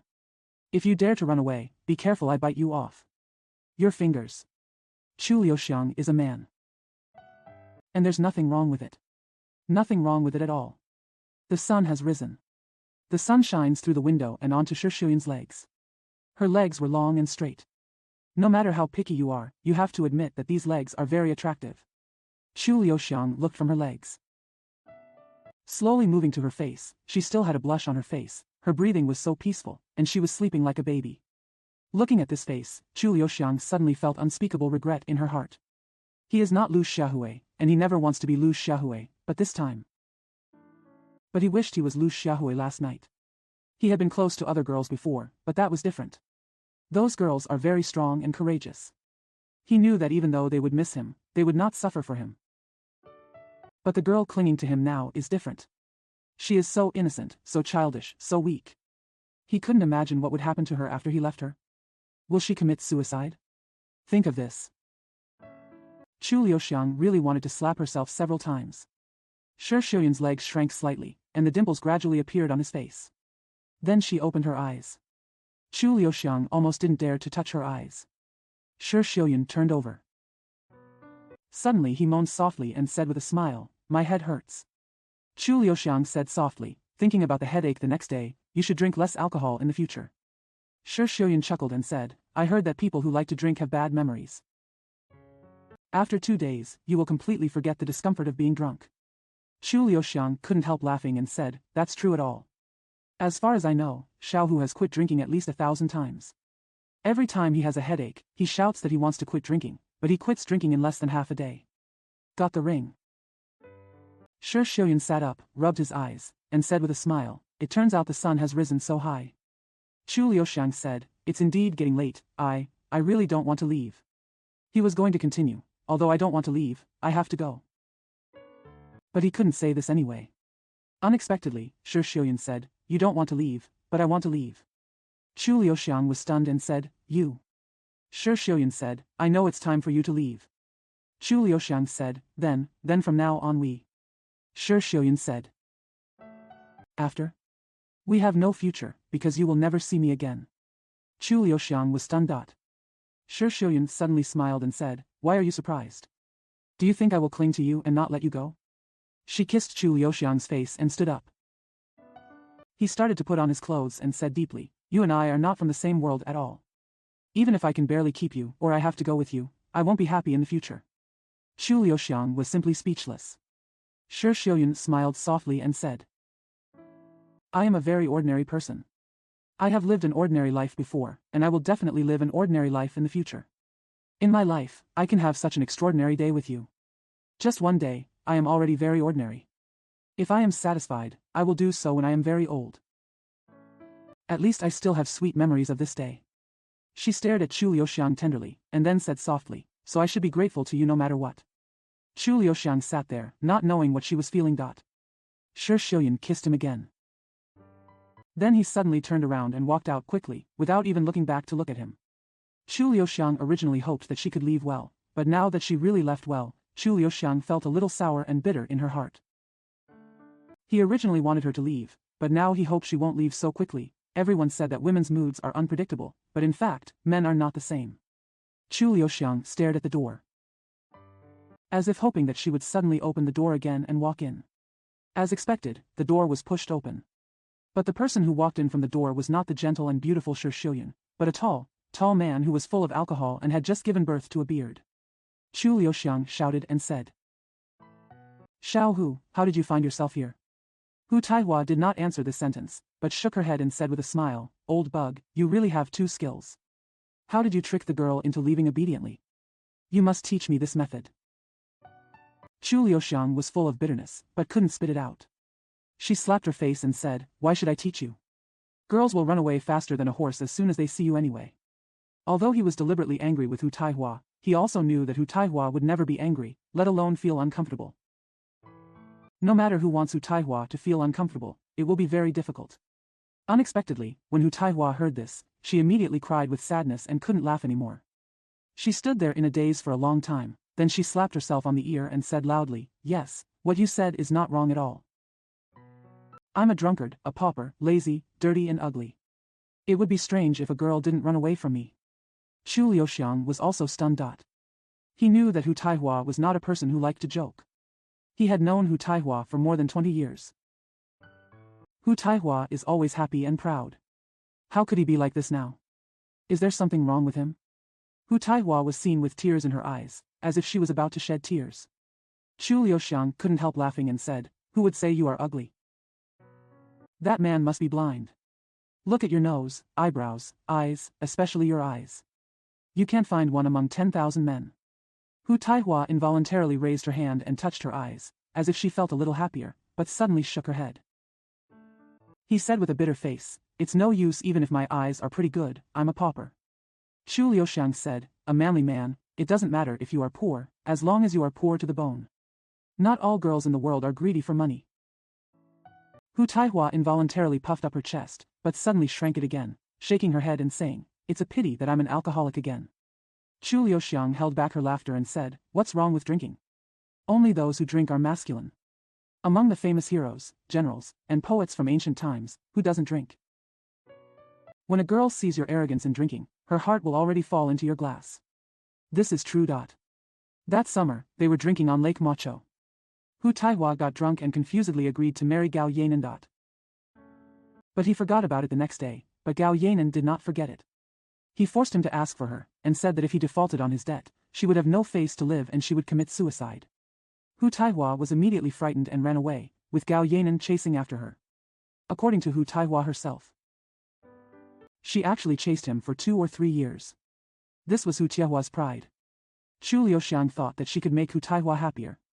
Unexpectedly, when Hu Taihua heard the name Gao Yanan, her face immediately became like a hanged ghost. Chu Liuxiang was surprised and asked tentatively, Could it be that you saw Gao Yanan again? Hu Taihua said, Yeah. Chu Liuxiang said in surprise, Is she still ignoring you? Hu Taihua said, She just ignored me, as if she didn't recognize me as a person. When he said this, he was more like a child who had just been wronged. Chu Liuxiang was even more surprised. She pulled him to sit down and said, What on earth is going on? Please tell me carefully. Hu Taihua said, One day I got 2 jars of good wine, so I went to find Zhang San of Kuaiwang, because he grilled the best fish, and I remember you also like to eat it. Chu Liuxiang smiled and said, Yes, the only fish he grills is not fishy, not old, and does not lose the freshness of the fish. Hu Taihua said, He and I were sitting on the bow of the boat grilling fish and eating wine. Suddenly a boat passed by us very quickly. There were 3 people on the boat, and one of them looked familiar to me. Chu Liuxiang laughed and said, Gao Yanan. Hu Taihua nodded and sighed. I was also shocked at that time, so I chased her and wanted to say hello to her. Unexpectedly, she ignored me at all. I waved to her desperately, but she didn't seem to see me. Chu Liuxiang said, Maybe she really didn't see you. Hu Taihua said, Who said that? She was sitting at the window, staring at me for a long time, but it was like staring at a piece of wood. I chased her all the way down, and she sat at the window all the way, but just ignored me. Chu Liuxiang said, Maybe she really didn't see you. Hu Taihua said, Who said that? She was sitting at the window, staring at me for a long time, but it was like staring at a piece of wood. I chased her all the way down, and she sat at the window all the way, but just ignored me. Chu Liuxiang said, Why don't you just jump on her boat and find out? Hu Taihua said with a bitter face, I don't dare. Chu Liuxiang laughed and said, Don't you dare? Why? The best she can do is kick you off the boat. Why don't you just jump on her boat and find out? Hu Taihua said with a bitter face, I don't dare. Chu Liuxiang laughed and said, Don't you dare? Why? The best she can do is kick you off the boat. Hu Taihua sighed, because of her master. The old nun from the Huashan sect was also on the boat, and I was really a little scared. I wasn't afraid of anything else about her, I was just afraid of her face. Master Kume, the contemporary leader of the Huashan sword sect, is solemn and solemn. It is said that he has not smiled for 30 years. Everyone in the world would inevitably be a little scared when they saw her. Chu Liuxiang said with emotion, Master Kume has not been in the world of mortals for more than 20 years, how come he comes down this time? He suddenly felt that this matter was very interesting, if it wasn't something very important. Master Kume will never go down to Mount Huashan. Now that she has gone down to Mount Huashan, something big is bound to happen. Chu Liuxiang suddenly slapped Hu Taihua on the shoulder hard and said, Don't feel bad. When I finish my work here, I will accompany you to find her and ask her why she ignored you. The corner of Hu Taihua's mouth moved, and suddenly said, You will be surprised when you see Master Kume. Chu Liuxiang said, Why? Hu Taihua said, Because she has returned to secular life. Chu Liuxiang shouted and said, Master Kume will return to secular life. Have you seen a ghost? Master Kume has been a monk for more than 40 years. She has profound cultivation skills and strict discipline. If it is said that she will also return to secular life, it would be even more surprising than saying that Chu Liuxiang became a monk. Hu Taihua smiled bitterly and said, I also know this matter no matter who I tell it to. No one would believe it, but she had indeed returned to secular life. Chu Liuxiang said, I'm afraid you have misjudged the person. Hu Taihua said, No one will forget Master Kume's appearance after taking one look at it, let alone me. Chu Liuxiang said, But. Hu Taihua said, When I saw her, she was wearing a floral robe with purple satin and flowers. She was holding a dragon-headed crutch in her hand. She had gray hair on her head. She looked like a royal lady with many descendants. Chu Liuxiang was speechless. Master Kume actually went down to Huashan Mountain, which was surprising. It is even more unbelievable that she will return to secular life. This must involve another strange and major event. Chu Liuxiang's interest became more and more